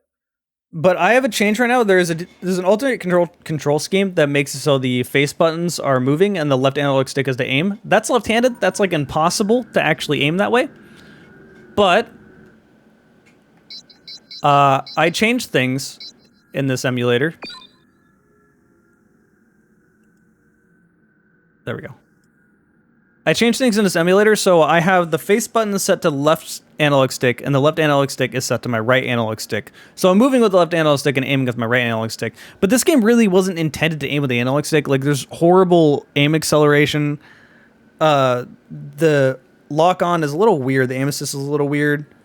The aiming is awful. That is by far, like, my biggest complaint I have. There are FPS hacks for some games that won't help if the game is locked at 20 FPS. The menus are locked at 30, but the game itself is locked at 20. So that is not going to work here. Like, you can see the frame rate in the top right. That's what that 20 is.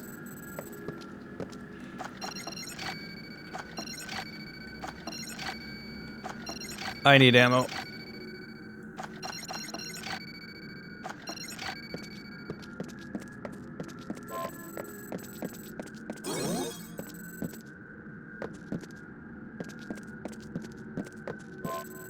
Man, I always seem to get ammo for things I don't need. Can I jump up here? No.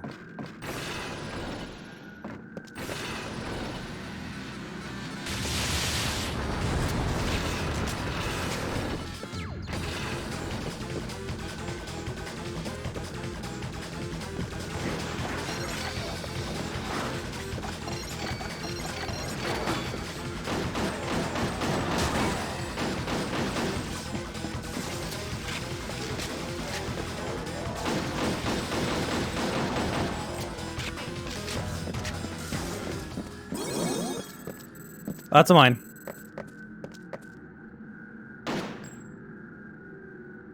Can I just...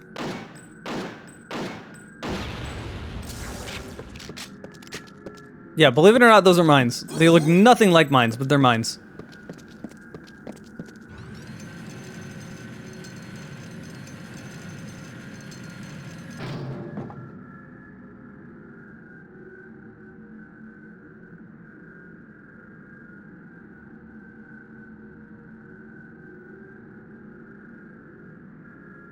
Playing this on PSP must have been depressing. No, it must have been fun. Like, it's a PSP. You forget what we had on handhelds back then. Before that, it was just the Game Boy Advance and the DS. Like, we didn't really have much. Like, I think this probably didn't age particularly well, but I'm playing it on a platform that it's not intended for. I'm trying to play this on PC compared to my, you know, the original PSP. Like, back in the day, this would have been awesome. If you're into roguelites, anyway. Oh my god, I hear shotguns. Oh, wrong gun.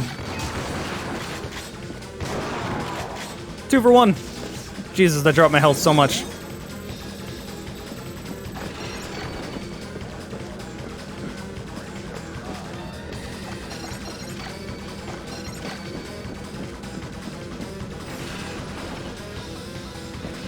What's down here? Up here, I guess.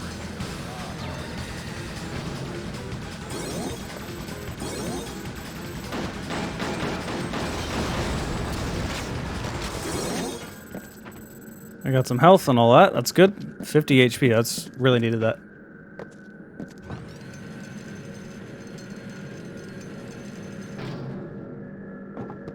Yeah, Game Boy Advance was great, but like, I don't know. It just didn't have the same games that something that a PSP would have.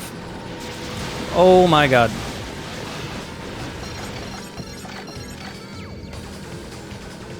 I guess we're going sniper. Wait, hold up. How much ammo do I have for this?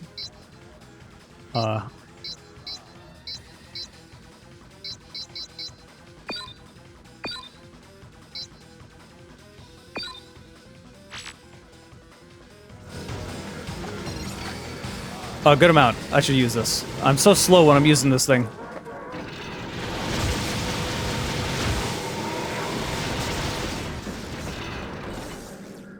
Reload? Oh, I can't. I thought I had 100 extra.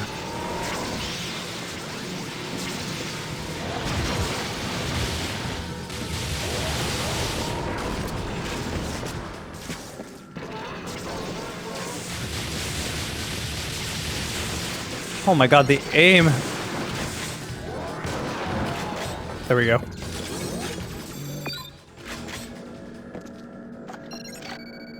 Got good ammo for that. Okay, now let's just go ahead and unequip that because I don't get much ammo for it.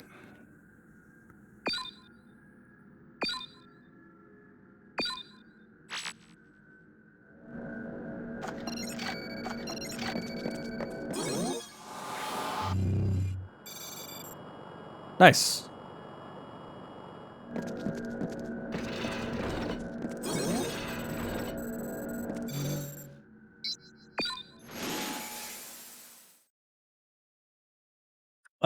What is Kudo Stranger's Wrath? What?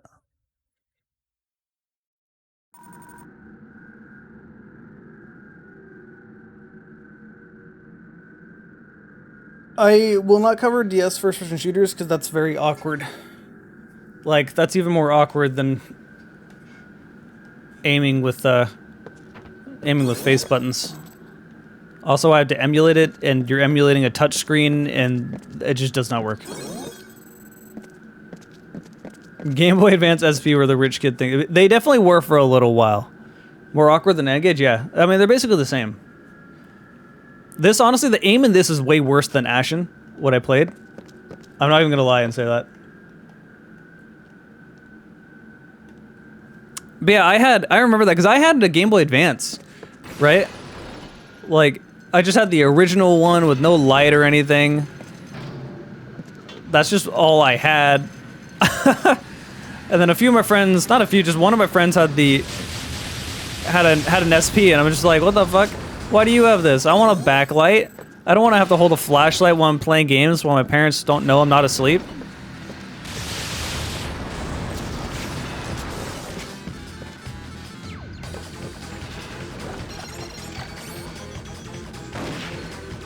Can I blow that up? There we go.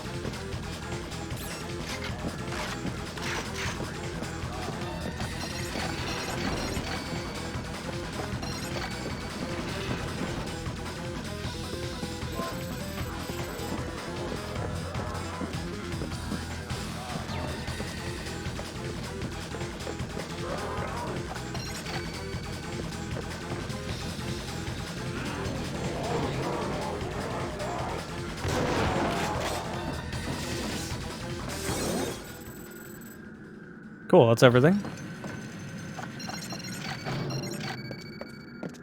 No, I don't really have much of a reason to get a Steam Deck. I have that laptop behind me, and it just sits next to my bed all the time. I don't really want to take the Steam Deck around with me anyway. I mean, it's like how I have my Switch next to me, but I don't really take it with me anywhere. It's a little too big to take with me, even if I wanted it to. And I don't travel much. So for my purposes, I just don't really have much of a reason. It looks really cool, though. Like, man, I would have been so excited for that years and years ago.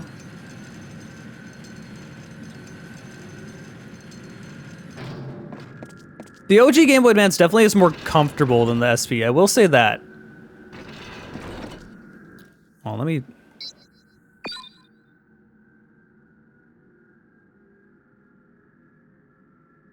Oh, there's a door down there. Okay.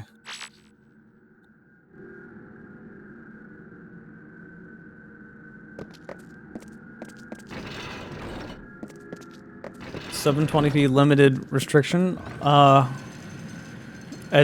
screen is not very big. Like, if you're wanting the screen size, like, higher resolution, it's not really much reason.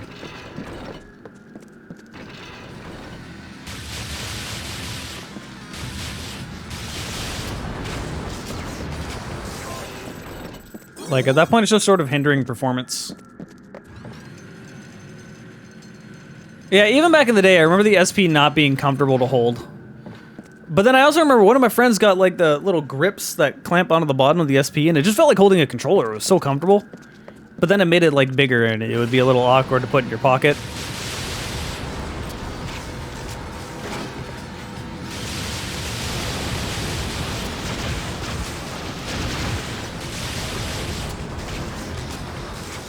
Octopus. Oh, okay.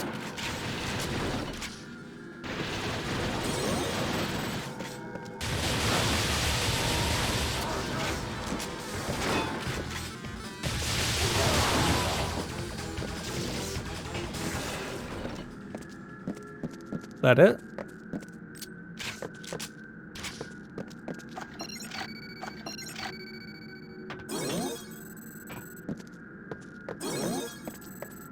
Shotgun ammo, nice.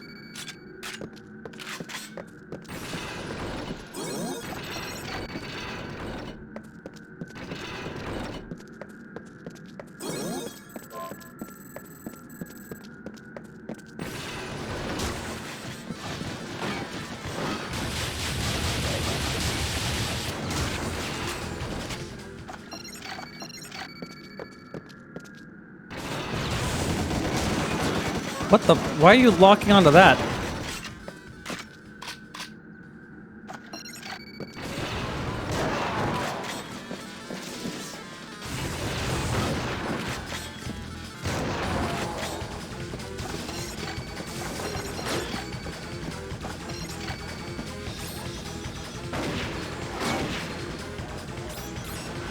No scope. Wow, it worked. Thank God they're giving me more ammo.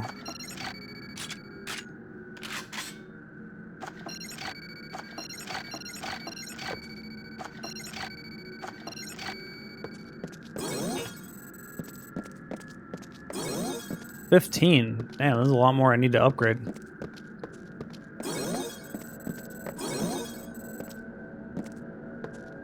I don't know if it's a controversial opinion, but the best controller ever for ergonomics is the GameCube controller. I vehemently disagree. Okay, so I have my GameCube controller sitting right over there. I grew up playing Melee. I eventually went on to play competitive Melee for a bit, then really dived into competitive with Project M. Fuck that controller. That controller is so uncomfortable and so unergonomic that it destroys your hands. Like, you'll have wrist issues if you try to play anything serious on that thing. It's so bad. And then you get to the triggers. I hate the triggers when it comes to the GameCube controller, because the triggers go directly just straight down. And that doesn't feel right. Like, the triggers, like, for this controller, it's down and kind of inward towards the controller, which is way, way better. To me, what I'll say is I think the best controller of all time is the Xbox 360 controller. The D-pad could use a little bit of work, the face buttons were a little bit mushy, but as far as ergonomics and the analog sticks and the triggers, I think the 360 is the best. And I say that with an Elite V2, which is probably honestly the most comfortable controller I've had. It might be the best controller, but it's also very expensive and not a normal one. And the analog sticks, like, I can increase the tension and change how they feel, and that's what makes them good. I think just as a default baseline controller, I don't think that counts. So, we've always had a soft spot. All right, I have a controversial opinion here. The DualShock controller is so bad. It's so bad. The DualShock controller is easily my least favorite. I hate it. The analog sticks are in the wrong place. Move them around. Move the analog stick and the D-pad around, and then it'd be fine. But that one change is awful. And even before that, and before the PS4 controller, where they made it more comfortable, it was very uncomfortable. DualShock 3 is it's just like two sticks poking out of it. It's just so uncomfortable. I hate it. And then people tell me, it's like, oh, well, you didn't grow up with the PlayStation. You know, if you're used to it, like, bullshit, fuck you. Yes, I did. I had a PS1. I had a PS2. I played plenty PS3. I definitely grew up with the PlayStation. I just do not like it at all. I just think originally it made sense because when the PS1 was around, people mainly used the D-pad. But then as time went on, things like the analog stick became the baseline basic thing.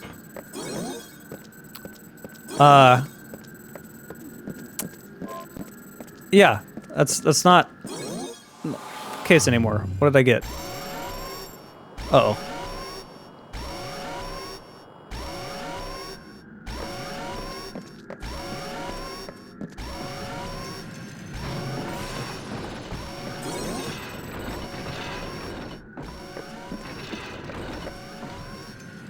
I got all these upgrades and there's no enemies nearby to use it.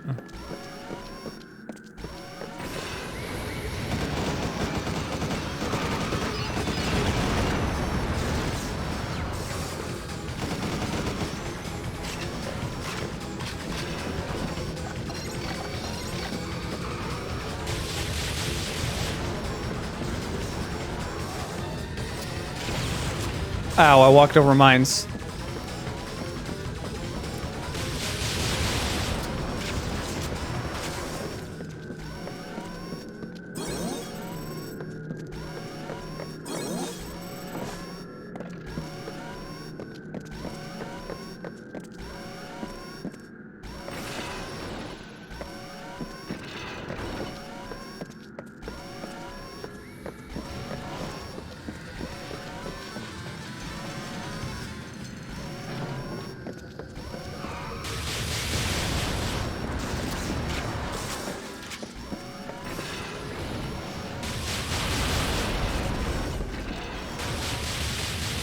No, stop trying to lock onto the enemy.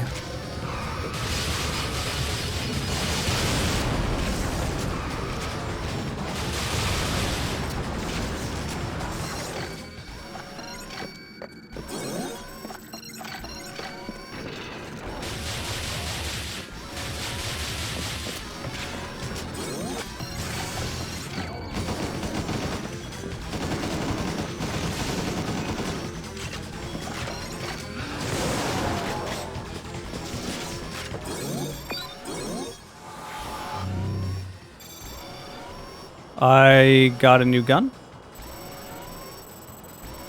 Interesting. Huh. Let's give it a go. You know, I haven't really used this pistol in a long time. Wow, totally forgot I even had it. Alright, let's just replace this.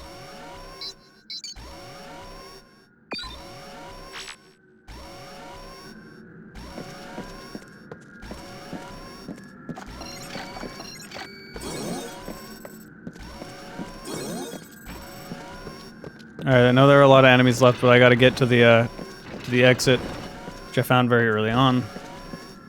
Do I own any next-gen consoles? I do not. The last console I bought was an Xbox One.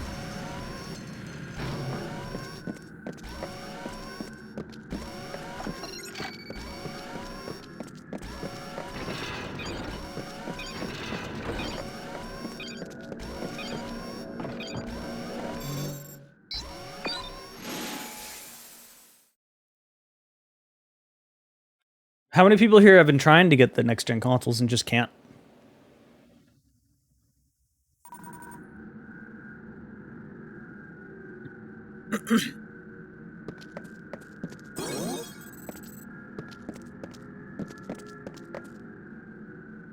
You still stuck with consoles longer? I didn't stick with consoles. I bought an Xbox One 100% for Halo.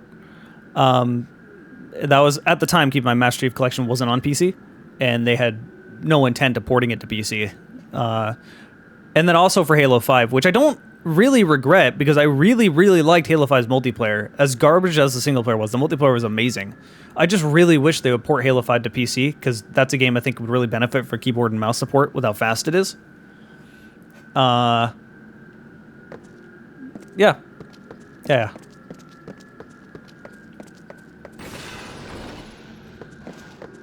I didn't really have any reason, like, what else do I have to play on the Xbox One?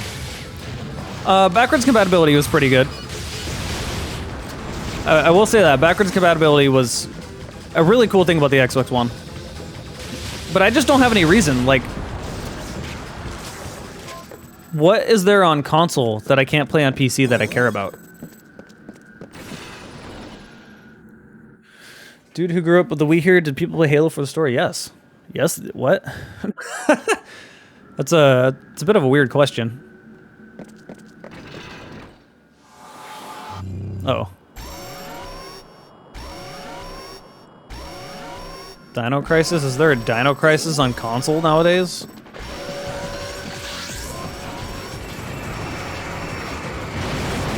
Oh my god, what is happening? What the fuck just... What the fuck? What? No.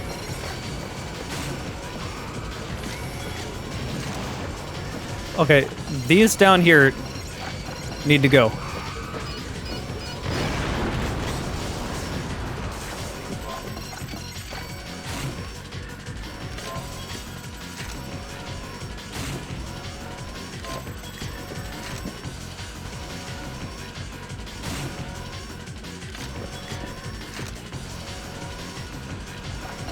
All right, well.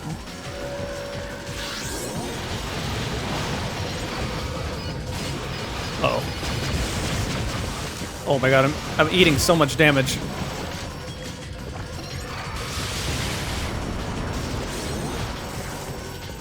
Invisible. Oh, thank god.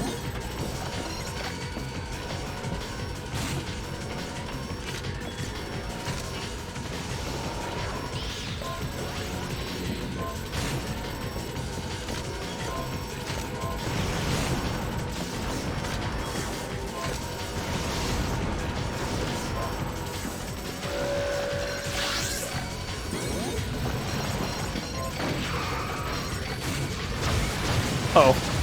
Oh my lord. Oh, this room, the RNG did not favor me here.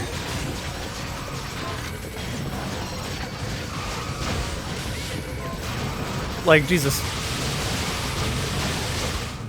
I'm dead. Holy fuck, what room did I get put into there? Like, what am I supposed to do?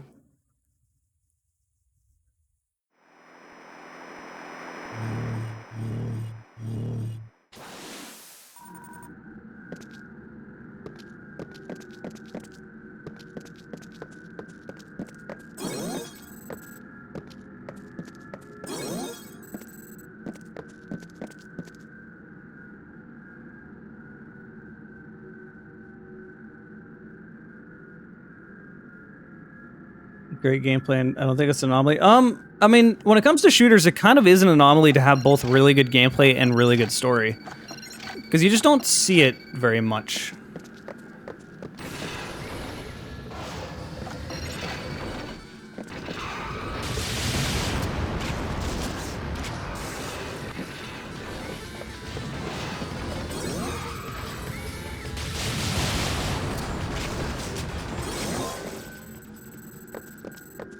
Alright, so the map is totally different now.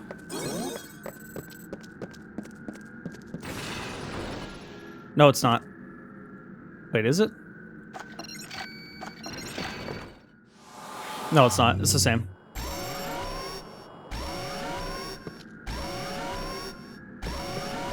No, this is different.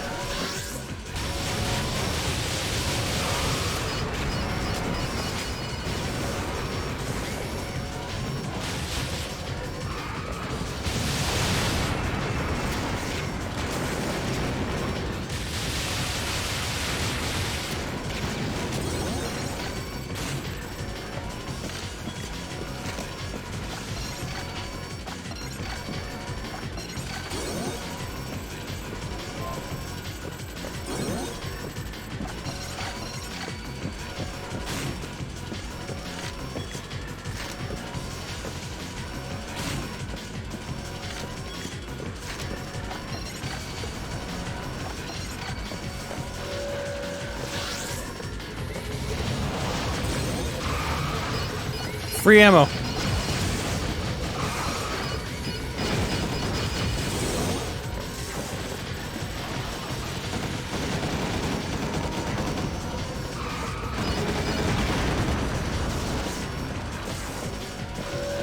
Oh, fuck am I stuck on?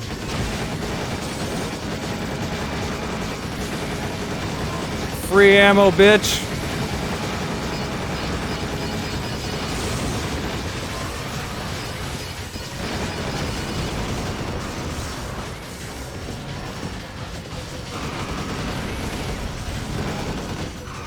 I'm out of free ammo now.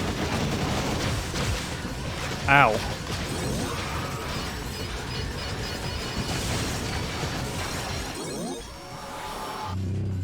What do they get?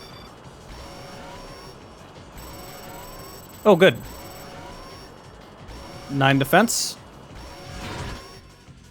I mean, just stop in the middle of battle. You know, just wait a bit. I think this is the same one I have. No, okay, it does. It automatically... Okay, cool. If it's better, it automatically equips it.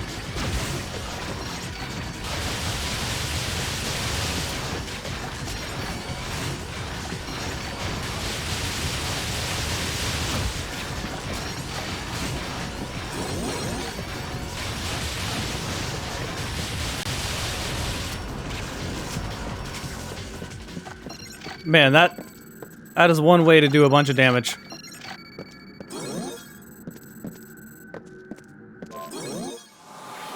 I got a new gun. There's a lot of guns in this game.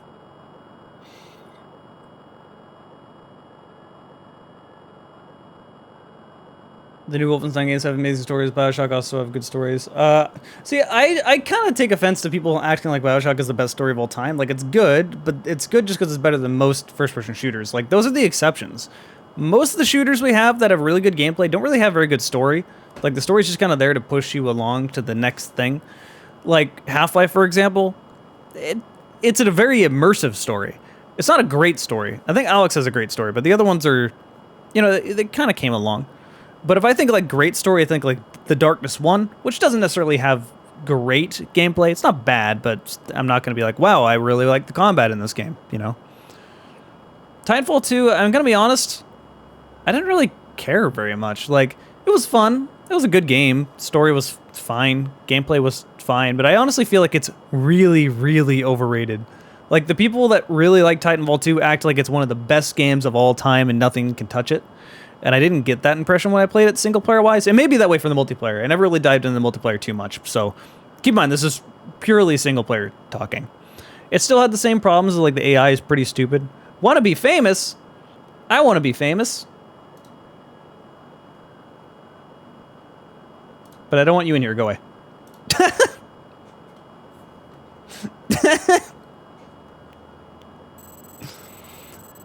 Yeah, Black Ops 1's campaign is one of those exceptions, one of those things where people act like it's really good, and that's just because it's good compared to the other Call of Duty campaigns. It's not really very good as a first-person shooter, but like as a Call of Duty campaign, the other ones are so goddamn bad that yeah, it's pretty good for a Call of Duty game. It's one of the only Call of Duty games I can play that make me want to not die when I play it.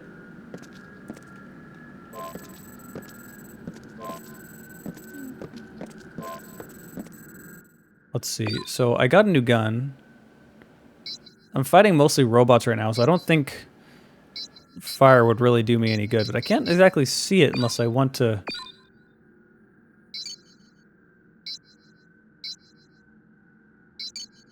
Oh my god. Stop, please.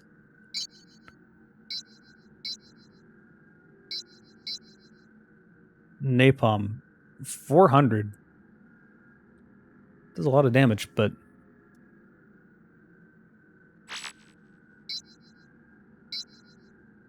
You know what? I'll unequip my sniper.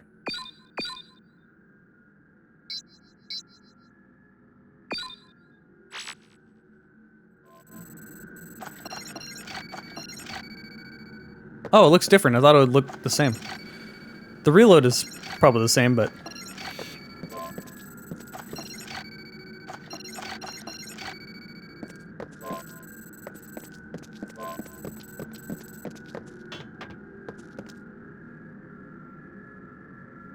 The thing I have with Titanfall 2, so here's the big problem I have with it.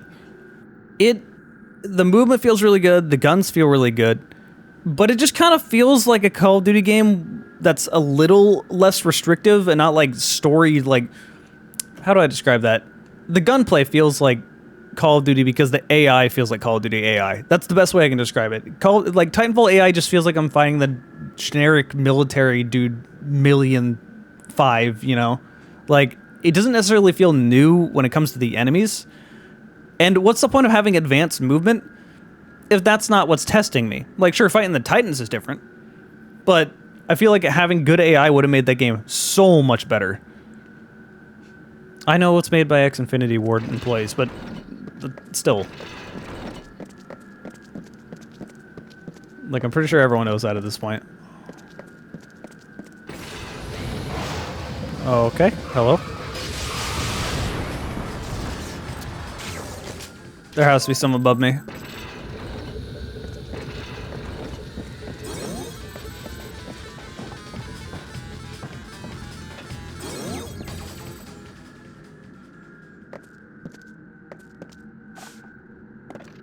I see you.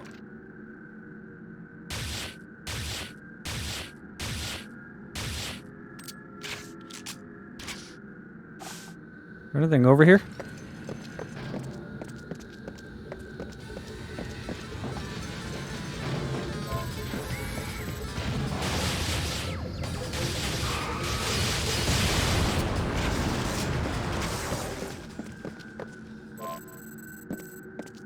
I feel like Battlefield 1 story is pretty good. I don't know, or Battlefield, Bad Company 1. It's pretty good, but I also feel like Bad Company 2's gameplay kind of started evolving a little more Call of Duty-ish.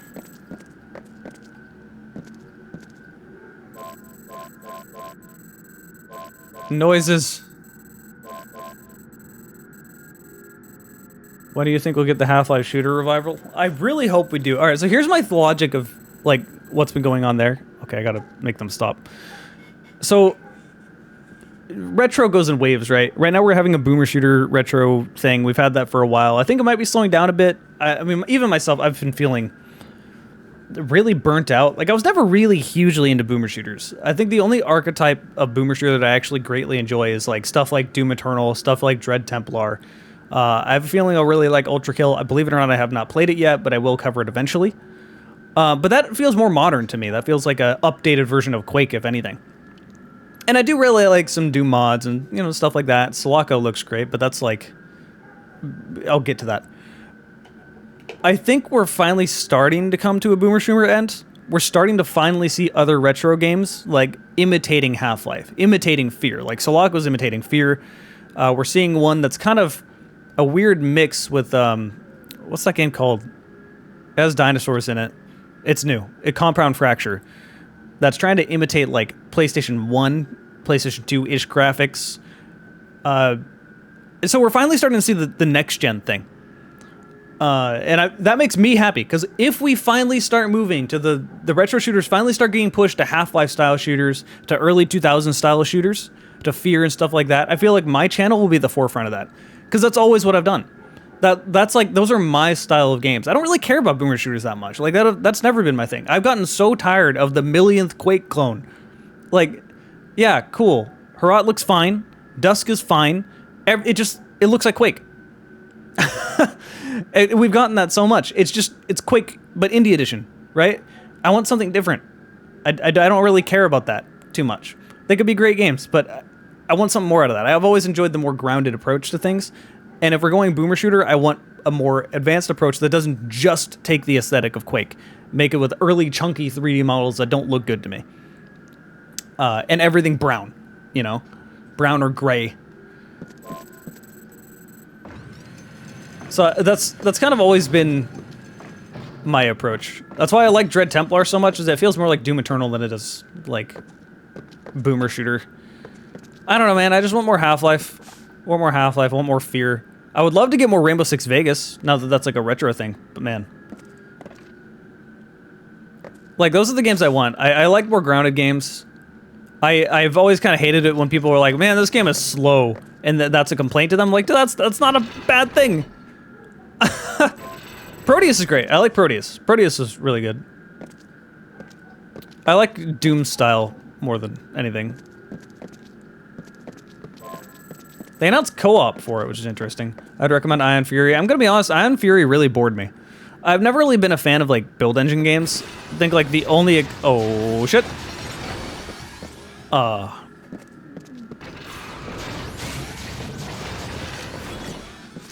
The only exception to build engine games is, like, Blood. Blood was great. But I don't know, Ion Fury is just, like, eh. Like, I don't have any nostalgia for that style of game.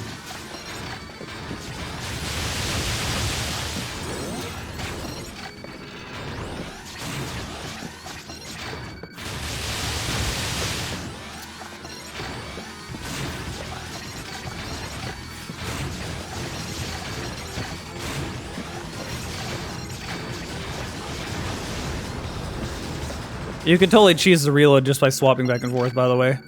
That's really funny.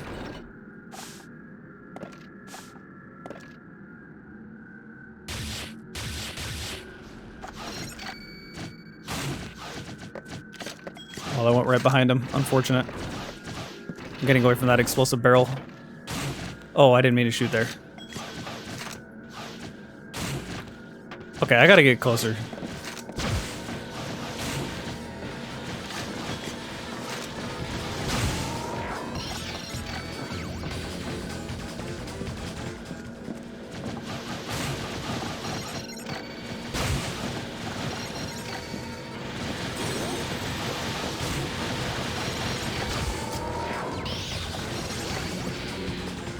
I am out of ammo.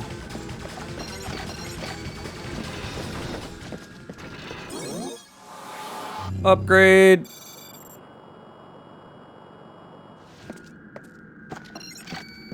You're up there. With me being out of ammo, I can swap to my sniper and shoot him at range now. Oops. Oh my god. Just go down.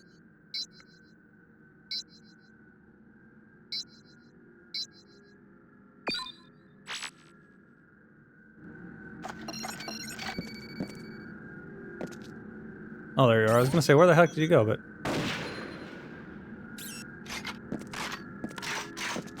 That's all it took.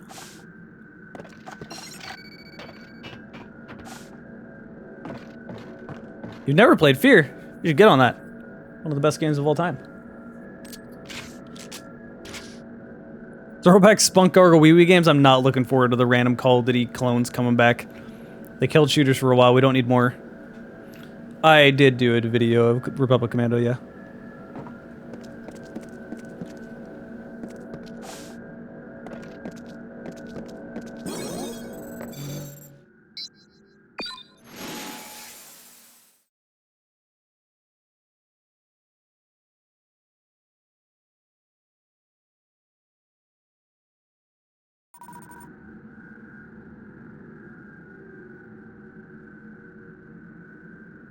What other underrated shooter would you recommend? Going through the list of Fear and Half-Life. What shooters have you not played? Have you just like not played any of the like early to mid 2000s games?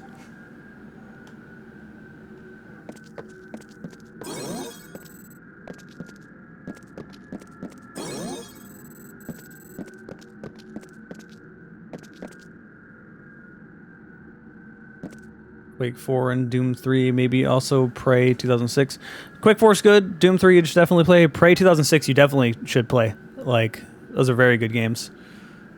And now it's bothering me. Like, I'm trying to think of games off the top of my head. Rainbow Six Vegas, if you've never played Vegas 1 and 2. Very, very good. Born in the late 2004. Wow. You were born literally the year Half-Life 2 and Halo 2 came out. That's really funny to me. Shrek is older than you. Sorry, I'm not trying to make fun of you, but that's really funny.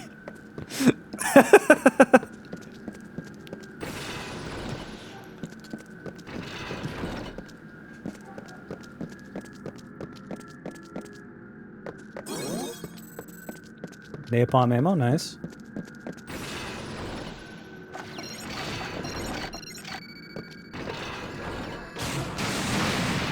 Oh my lord.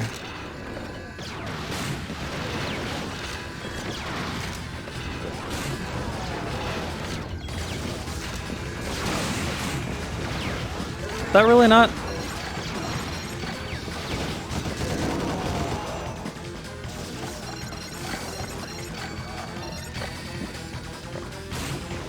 Oh, fuck.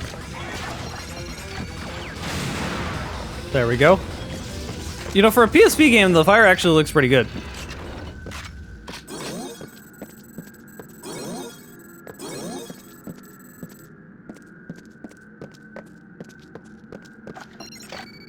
Well, I got a lot of shotgun ammo. I'm gonna use this.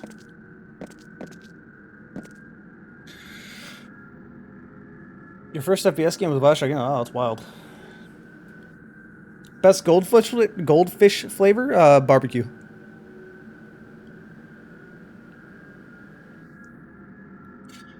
Need a better name for Half-Life Air shooters? Cinematic shooters? No. Let's not use the word cinematic. That word has been destroyed when it comes to video games. I think Half-Life Air shooters is just good. I sarcastically was calling them millennial shooters for a bit. I do not want that to catch on. that was a joke. I don't think that works. But yeah, I just think Half-Life era shooters, like, I think that works the best because Half-Life just changed everything. Like, people understand what you mean when you say Half-Life era, right? It's floating, so... Oh, God.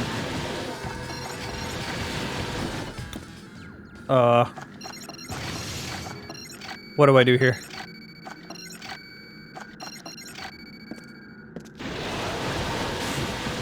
I missed.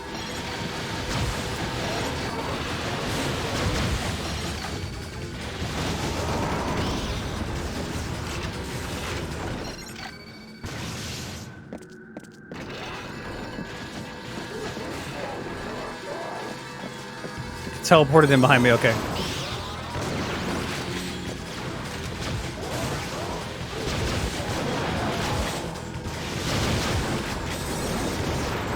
Oh, shotgun's pretty good at those. Someone's above.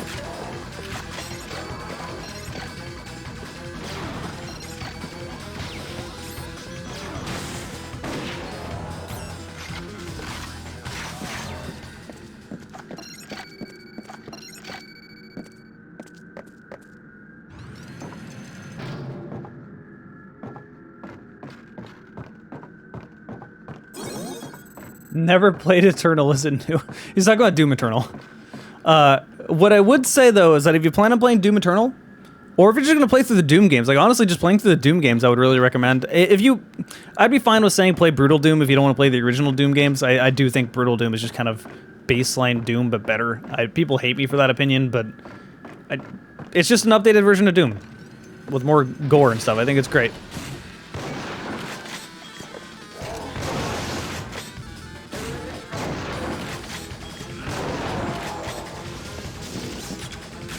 Project Brutality was Brutal Doom. Project Brutality, I think, is a little bit better, but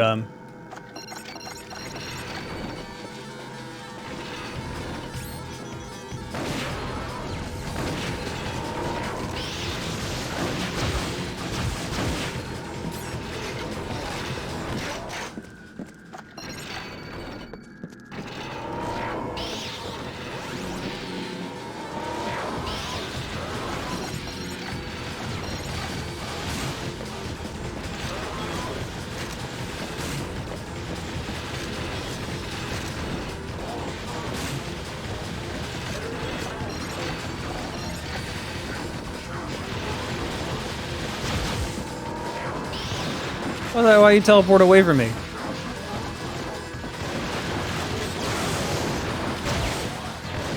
Oh my lord.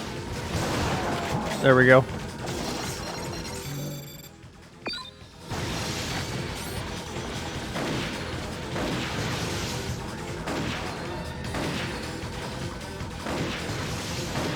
Am I just not hitting him? Like, what is this?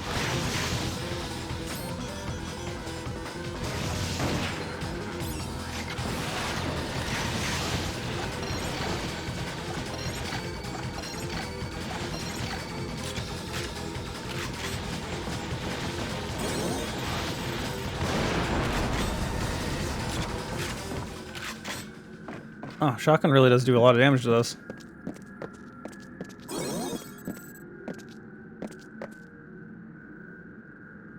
But yeah, if you're playing through Doom, you can just play through all of them, more or less. I would recommend that if you plan on playing Doom Eternal, to play Doom 2016 before you play Doom Eternal.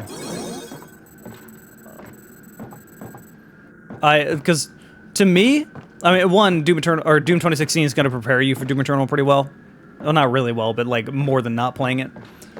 But also, after I played Doom Eternal, I just can't go back to Doom 2016. Like, Doom 2016 to me is just... Or Doom Eternal is just so much better than Doom 2016 to me. It was an improvement in literally every way, except for maybe the bosses. So it's just hard to go back.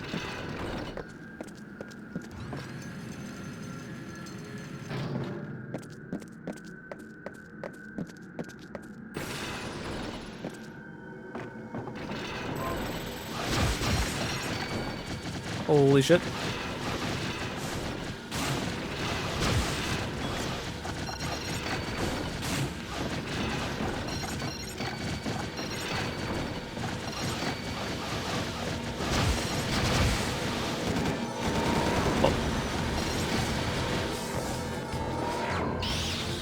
Bro, why did they teleport away when I get it close? Stop running from me, you pussy.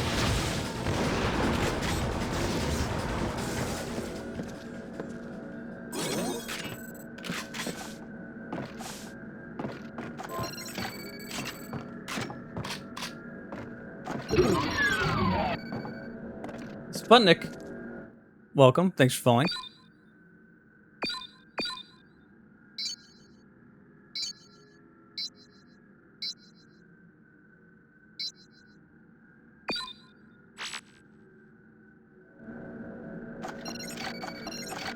Holy shit, I got a lot of ammo for this. Definitely gotta use it. I move so slow with it, though.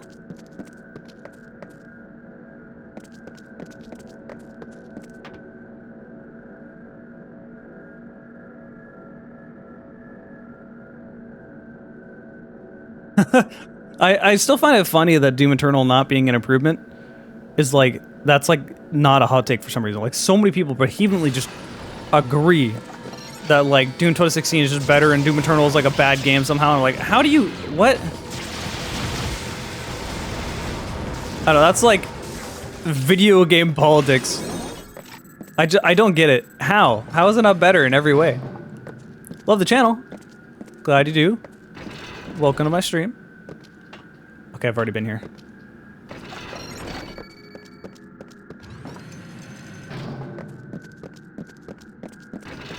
I just noticed you have a really, really small mini-map in the bottom left. Whoops.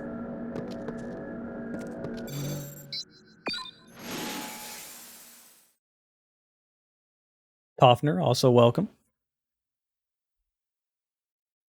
It takes effort to learn, yeah, pretty much. People just don't want to learn video game stuff. It's just like, oh, just let me double barrel everything. I really don't understand the argument, like the ammo argument that people always complain about with Doom Eternal. Like, I hate having no ammo. Why do I have to chainsaw everything? Like, okay, at any time if I run out of ammo at Doom Eternal, I can literally chainsaw one thing and suddenly have my ammo back. I can't do that in Doom 2016. This is guaranteeing me ammo. I want that. Like, I don't know. People, it's weird.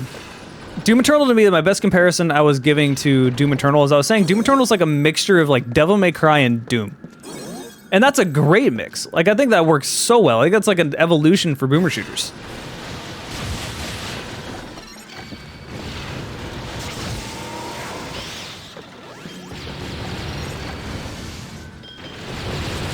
Holy shit, what the heck? Do you have a napalm launcher? Is that what's going on here?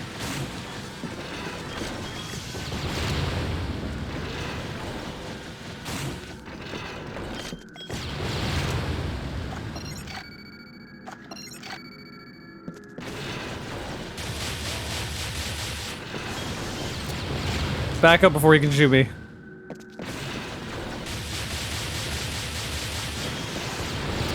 Yeah, the aim assist is pretty crazy. It really needs to be, though. The aim is really, really bad.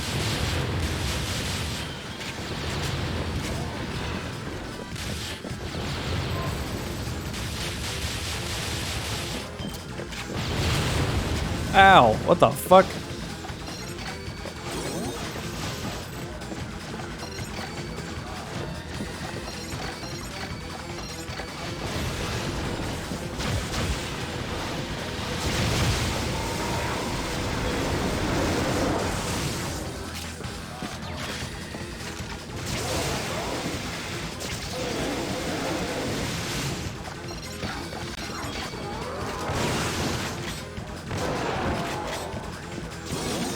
Holy fuck, that did a lot of damage to me.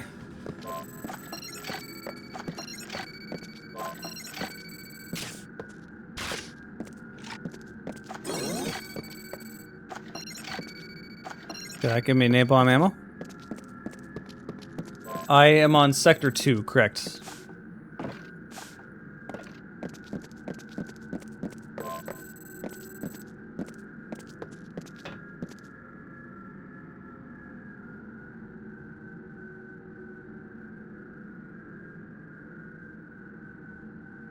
Was it standing? I don't think I'm anywhere near the ending. I think I have a very, very long way to go.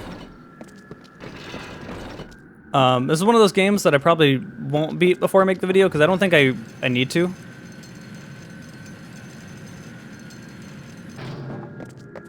Ammo. Okay. Oh shit.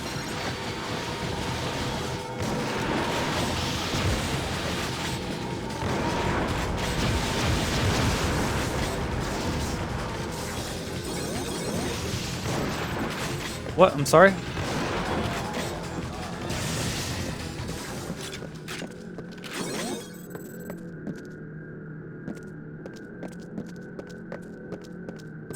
Alright, later, Pyro.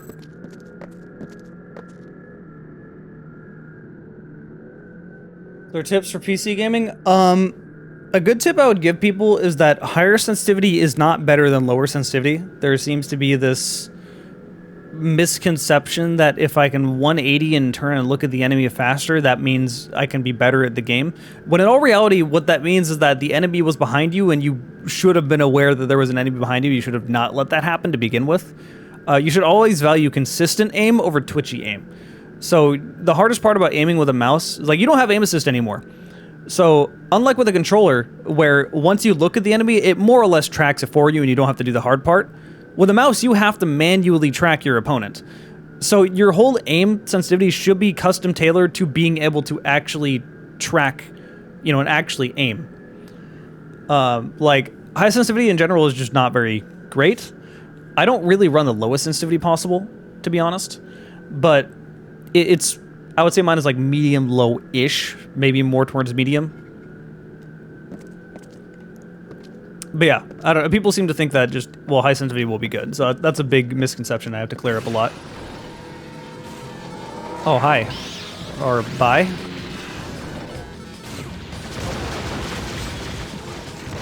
Oh, shit.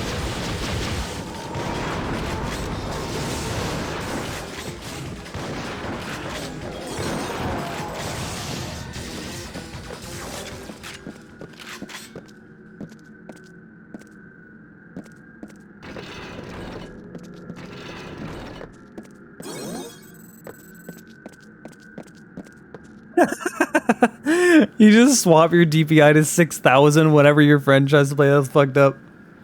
I run my DPI generally at 1200, which sounds high, but keep in mind I'm running at a 1440p monitor, so this would be like much lower. I would say it's closer to like 800 if I was at 1080p. So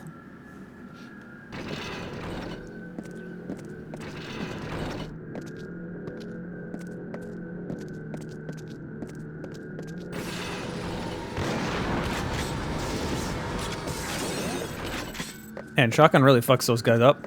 How much assault rifle ammo do I have? I finally have some more ammo for it.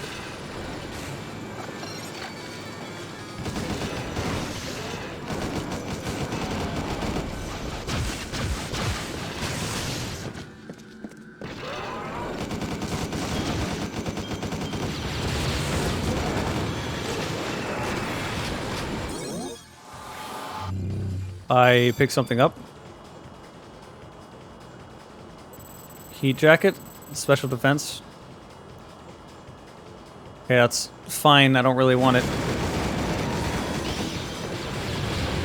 Oh my god.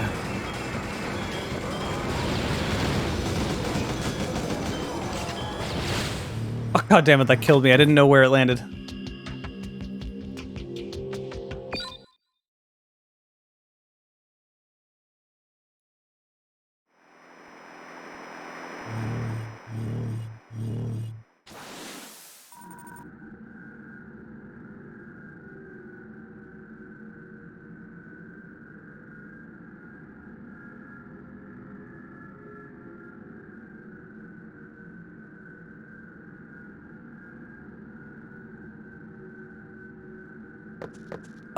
Yeah, this is not a game I would be able to beat in one day.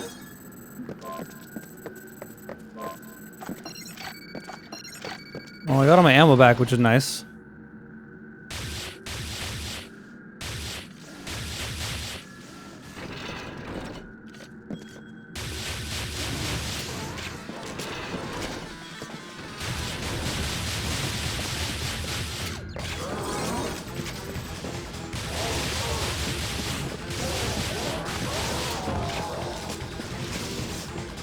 Man, I'm really hating the bloom in this game. Like, bloom mechanics are ass in, like, any game. Because in this game, it encourages you to stay mobile. But you kind of can't really do that. Because the crosshair gets tighter if you stand still. And look how much damage I took. If I stand still, I'm just gonna die.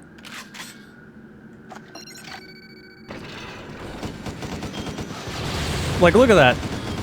Look at my health. It's already gone.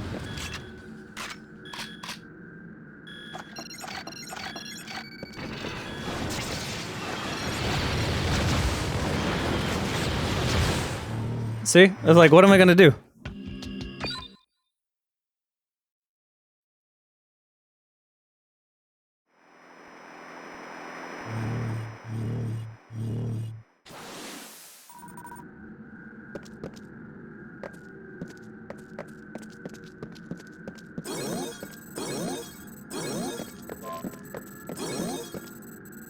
Alright, what ammo did I get here? I think I will... Let's see, how much ammo do I have?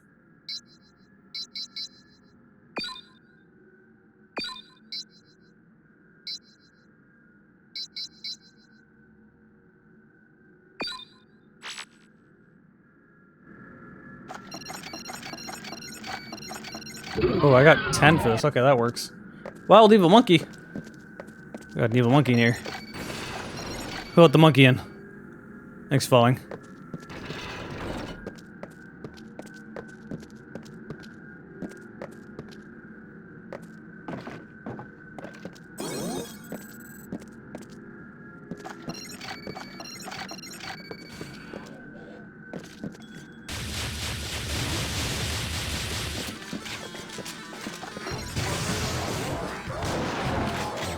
I took so much damage.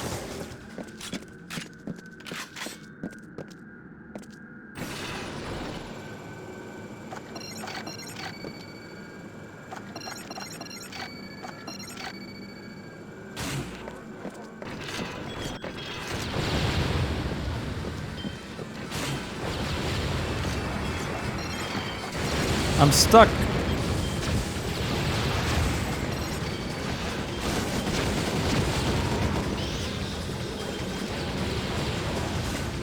These fuckers with the grenades.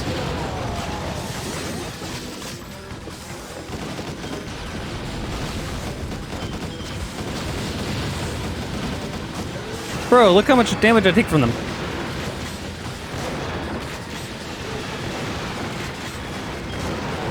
I'm gonna die from that? Nope. Alright, now I can basically just focus on these. Oh, fuck.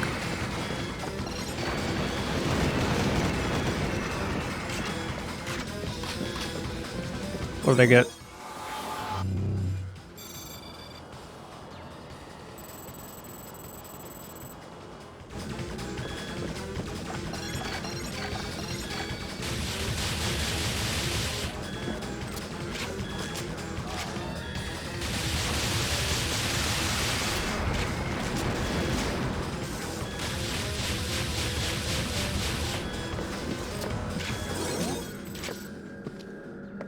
Thank God.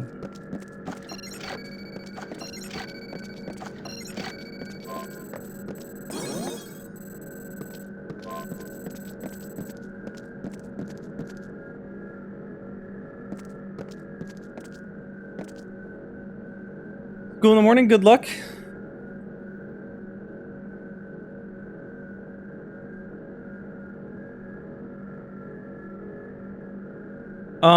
I feel like everyone's gone AMD. Like, for this current generation, AMD just straight up beat Intel. AMD's cheaper, it's a little more powerful. Like, Intel is gonna have to change a lot if they want to compete right now. This is the first time in a very long time I've seen AMD legit just be better. So, yeah, I'm running 3700X at the moment, so I would tell you to run AMD.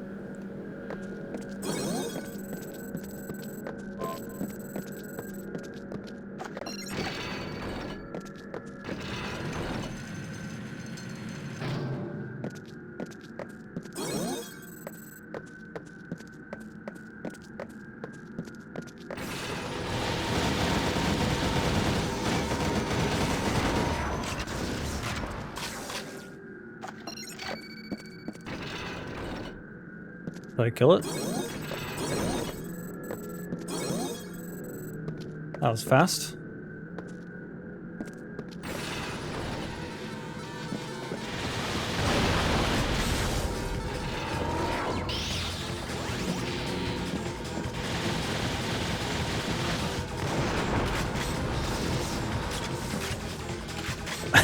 Teleports behind you. Unfortunately, I have a 1050 Ti for a GPU. I mean, I was in that same situation for how many years?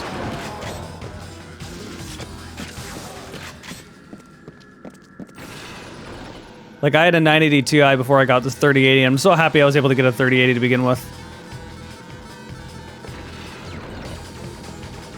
Music, but I don't see any enemies.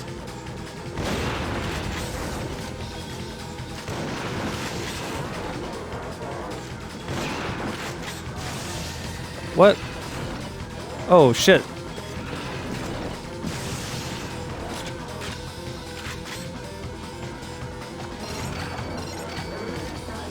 This is probably gonna kill me. Oh my god! I had like 60 health and I just died! What is that shit? The enemies that fire grenades at you are just complete dicks. And it's like, you can't really do anything about it, because if you move, it's got Halo Reach Bloom. Like, it becomes very inaccurate. And I can't move very fast to begin with, so I can't really strafe away, because then I can't hit them.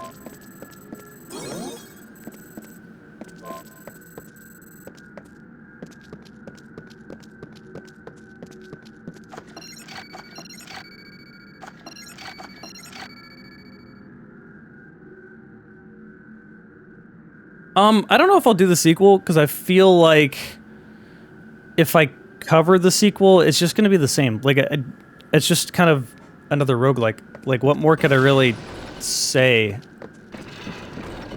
Like, I don't think they changed anything too drastic.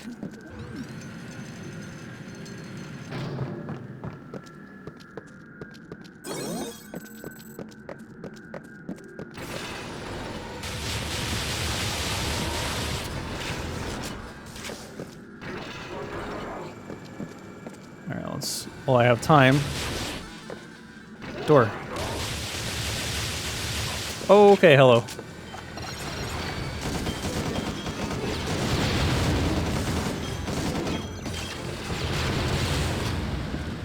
That dropped 30 health. I think I killed it.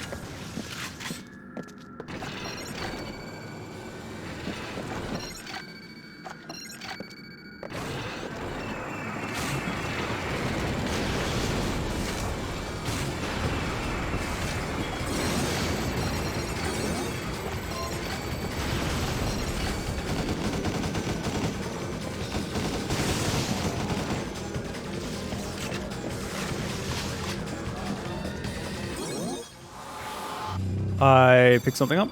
Oh, it's just that again. Whoops.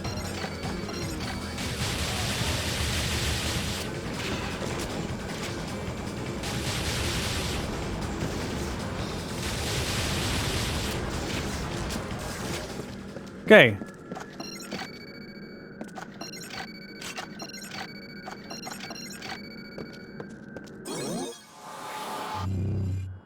What's this? Health upgrade, nice.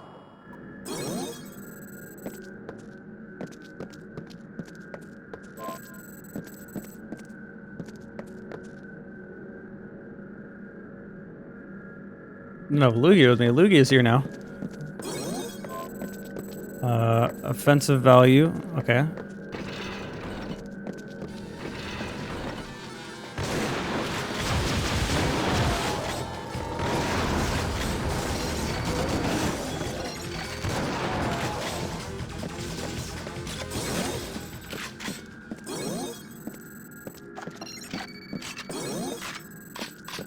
Unlimited ammo, nice. This will be very...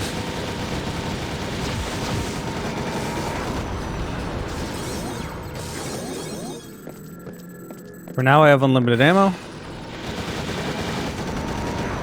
only I could keep that through the whole level.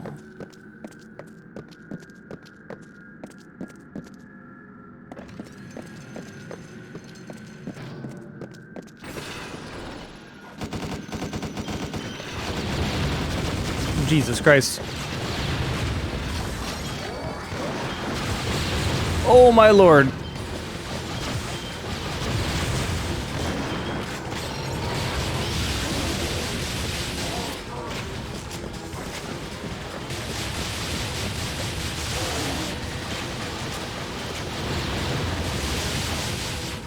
Oh, bro, are you serious? Die.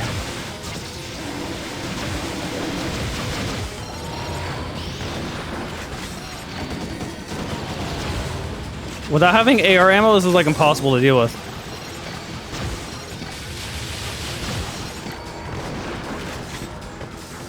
Look at my health. I had full health and it just dropped.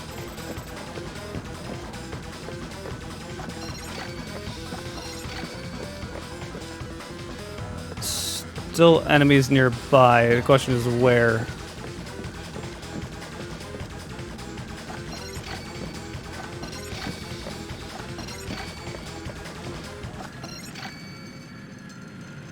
Okay, no one's up here this time. Good. I don't see anyone over there either.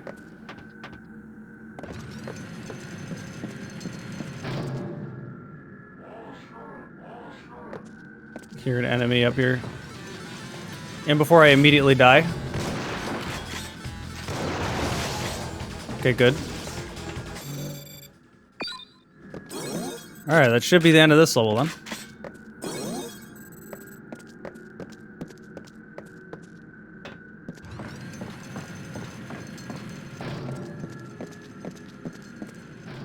Question is where?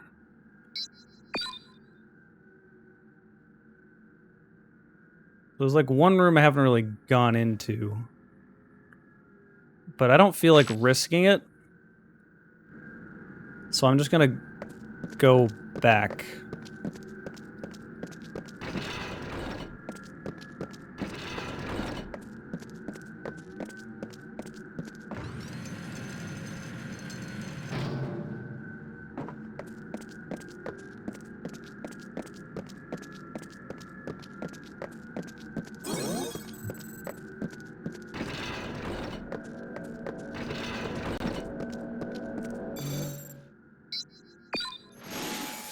Alright, we did it. Man, how long does this one level last? That's Sector 2, and it's just already level 13.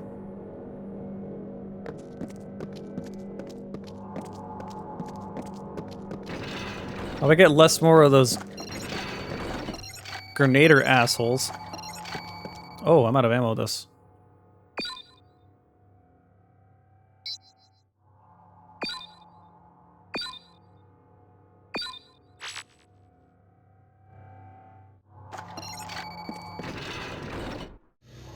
Cutscene?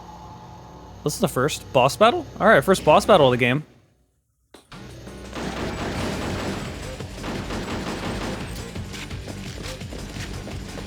Alright, what does it do? Uh-oh.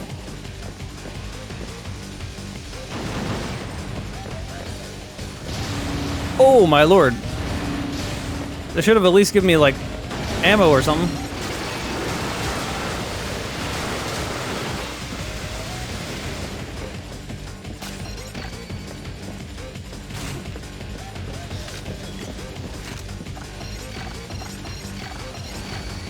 Holy shit.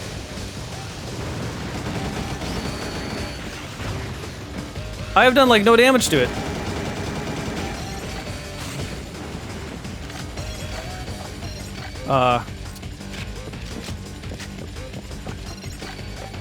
Shotgun will probably be pretty good against it.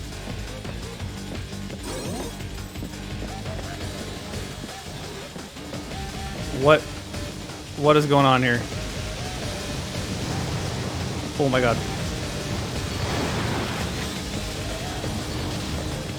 Okay, that's what goes on.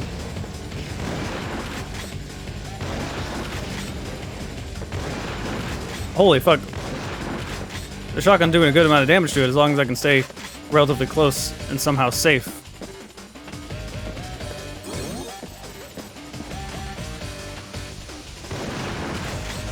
Oh my god.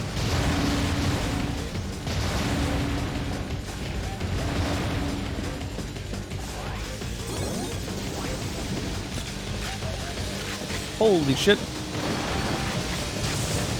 Oh my god. How am I alive?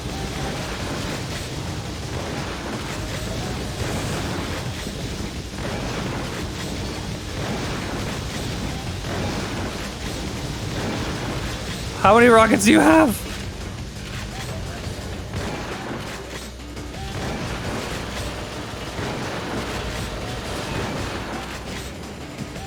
I'm gonna run an ammo before anything else. Oh.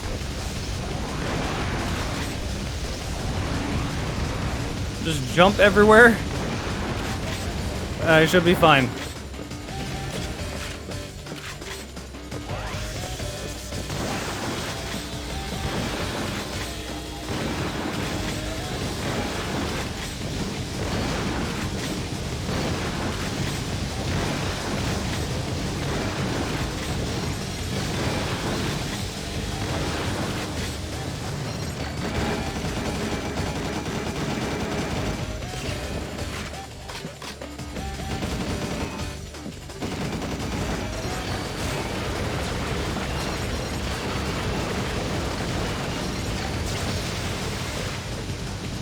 Come back. Come back. Stop running away from me. Hold on, let me, I ran out of ammo, so let me just... I don't have any for that. The offense is really good for that. It's unfortunate.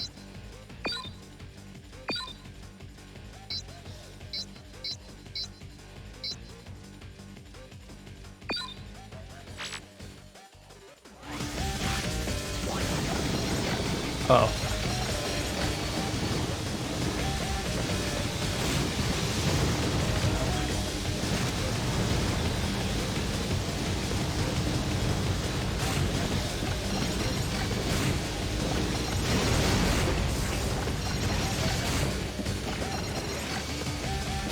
Oh, my god, I almost went right into it.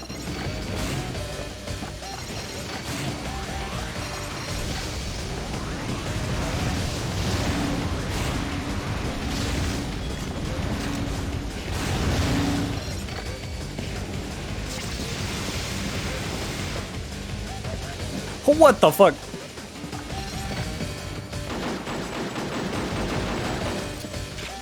That is doing, like, no damage. I need ammo, please. Bolt, not bolt. I don't care about that. Ouch.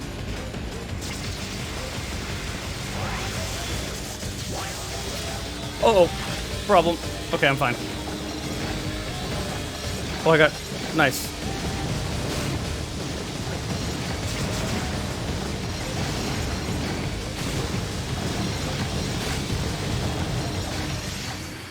I did it.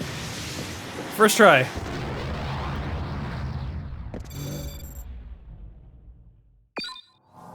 Look at all these upgrades. Holy shit. Oh, my lord, okay.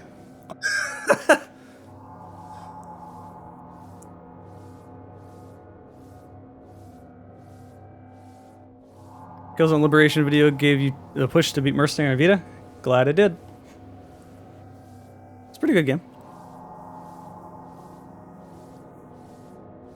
Alright, what should I upgrade? Shotgun, I'm pretty close to getting an upgrade on this.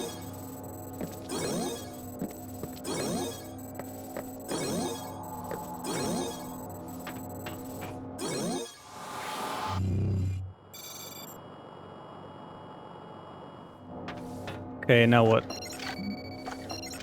I should probably upgrade the,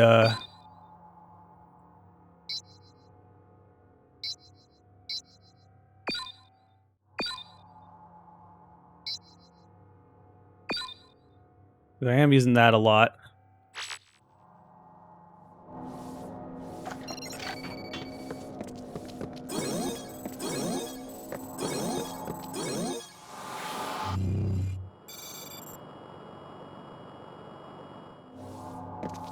The Resistance game. I will be covering the Resistance game on PSP. I probably will do that next week. Shotgun rounds, nice. Alright, what new gun did I get here? Judgment. What's that?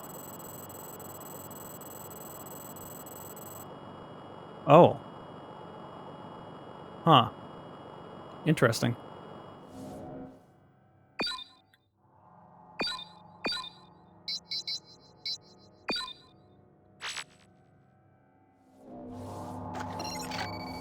Oh, it's just a electric rocket launcher. Alright, alright. I think I got everything in this room.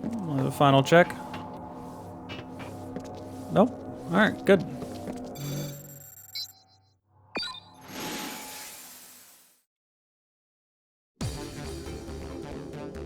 Sector 2 is finally cleared.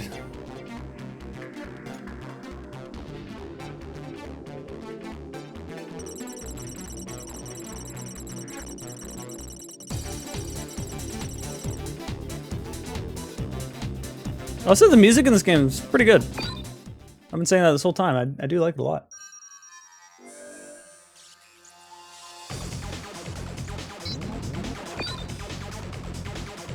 So this is all the stuff I have so far. I really didn't... Oops, I didn't mean to do that.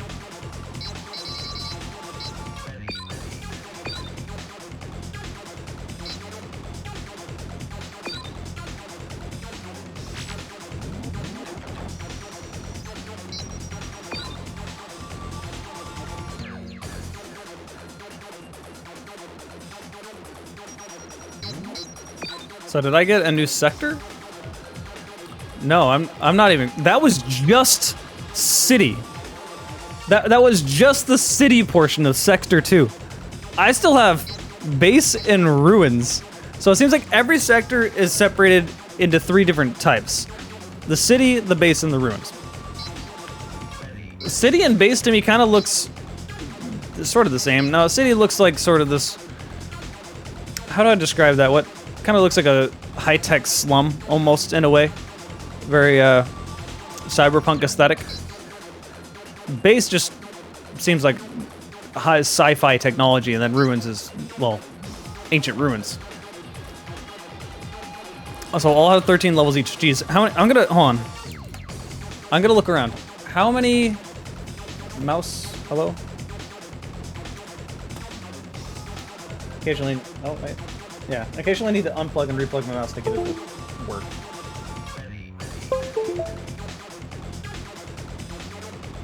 There we go. Don't know why that happens. Occasionally that just sort of happens. Alright. Let us see. How many levels does this have? So that's it. No, I mean, I'll probably end the stream here, but that's, there's still quite a bit more of this game. So let's see.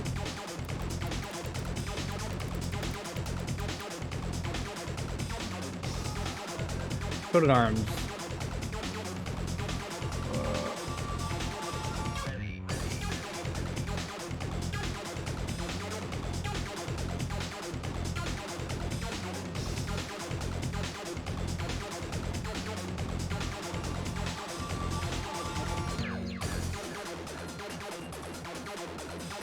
So Sector 1 consists of 3 battlefields, city, base, and ruins, each with 6 levels. Sector 2 has 3 battlefields consisting of 13 levels each, with a boss at the end of the 13th level of each battlefield.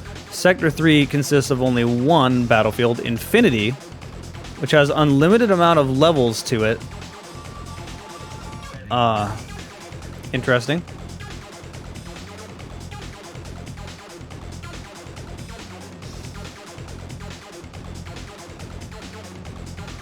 So it seems like after Sector 2, you unlock basically an infinite time, like just you can play it as long as you want, and just keep getting stuff. And basically you can, yeah.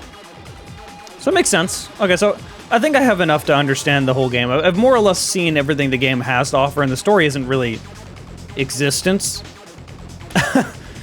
I don't know. Is there an ending? Has someone beat this game? Like, does the story go anywhere, or is this basically it?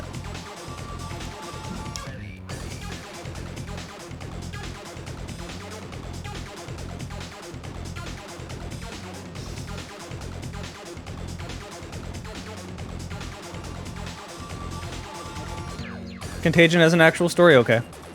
Is Contagion just like this game, where it's like also a roguelite?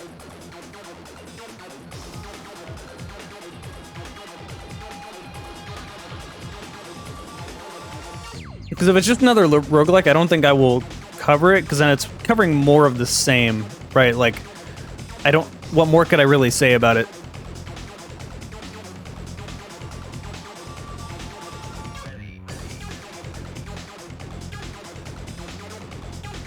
It happens several... I mean, yeah, but I didn't mean story. I just mean the levels aren't random generated. But is the gameplay, like, the same? Is it more or less the same thing?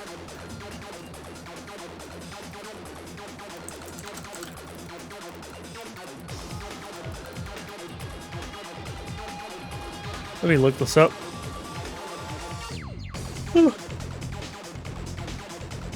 Gameplay is the same. So it's just a... So is it just a linear shooter in this case? And it just got rid of the random elements?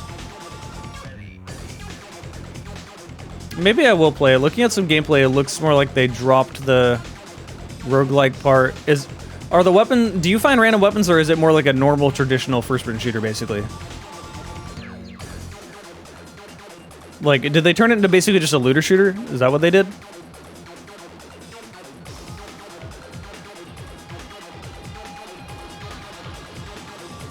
It does look more appeasing to the eyes, less just kind of square rooms.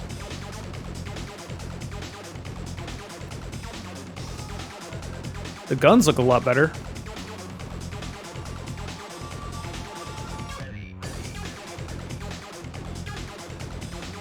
Huh. This actually does look quite a bit better.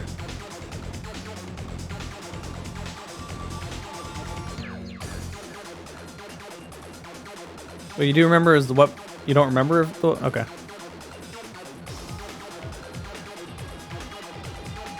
Maybe I'll try it. I think I'll probably take a break between Coat at Arms 1 and Coat at Arms 2 and play the Resistance game in between. I don't know why that was so hard to say.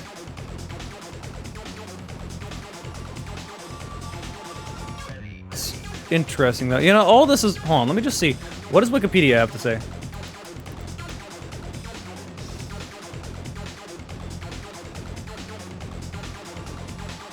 Wow, the Wikipedia entry is so small. Similar to the first game. Only has 13 levels in a training with no random geometry plus challenges which are available upon completion of a level. Full motion videos, storyline, and much bigger landscapes. Player has to collect special point to upgrade his armor, health, and weapons. New feature computer, the ability to hack panels, doors, and turrets. The game's levels are divided into 3 portions: industrial, military, and Ida Core. Ada Core? It says a step back is that it has no ragdoll physics, but I never noticed ragdoll physics in the first game. So yeah, it just seems more like a generic first-person shooter instead of a roguelike. It doesn't mention anything about randomness, so I think would probably be more up my alley. I can understand. I've definitely heard from a lot of people that the second game wasn't as good as the first one, and I can understand if you played the first one and then expected the second one to be another roguelike, and then it just wasn't. But I never really... It's not really my thing. I would rather have just straight first-person shooter.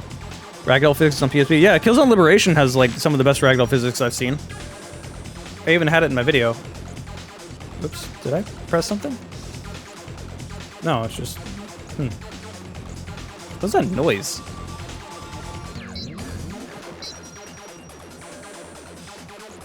Oh, that's what that was. Interesting. Okay. Let me save.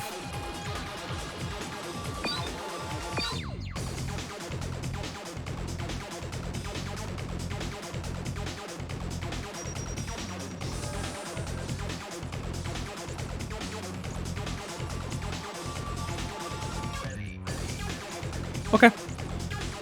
so I think I got enough. I played this for 4.5 hours. I could probably start getting to work about the video right now. How do I stretch this out to be... How do I make this game long, though? Because, like, there's not really anything to say about the story. I can say, like, basic, alright, here's the setup, but it doesn't, like, nothing happens. Like, it doesn't go anywhere. I can talk about graphics for a bit, because that's interesting. Talk about controls. No, I can make a full video out of this. Okay, so I think I'll end the stream here. Thank all of you guys for watching. It has been fun. I'm gonna get to work on this video. Can I tell the game? Okay, hold on. Before I end, sure, you can tell the game ends. Because I assume there's no story in between now and the end of the game, right?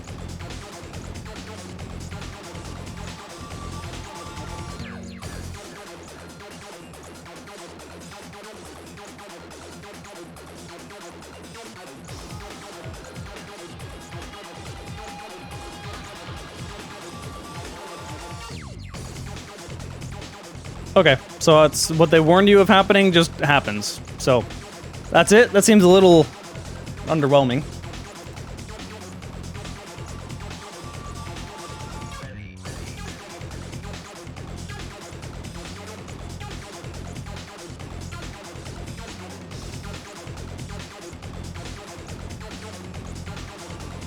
Okay, thank all you guys for watching. It has been fun. This game's not too bad. It's interesting. Something a little bit different. So, hope you guys have enjoyed it. And I will see you on Friday when I post a video of Nova, and then on Monday the next time I stream.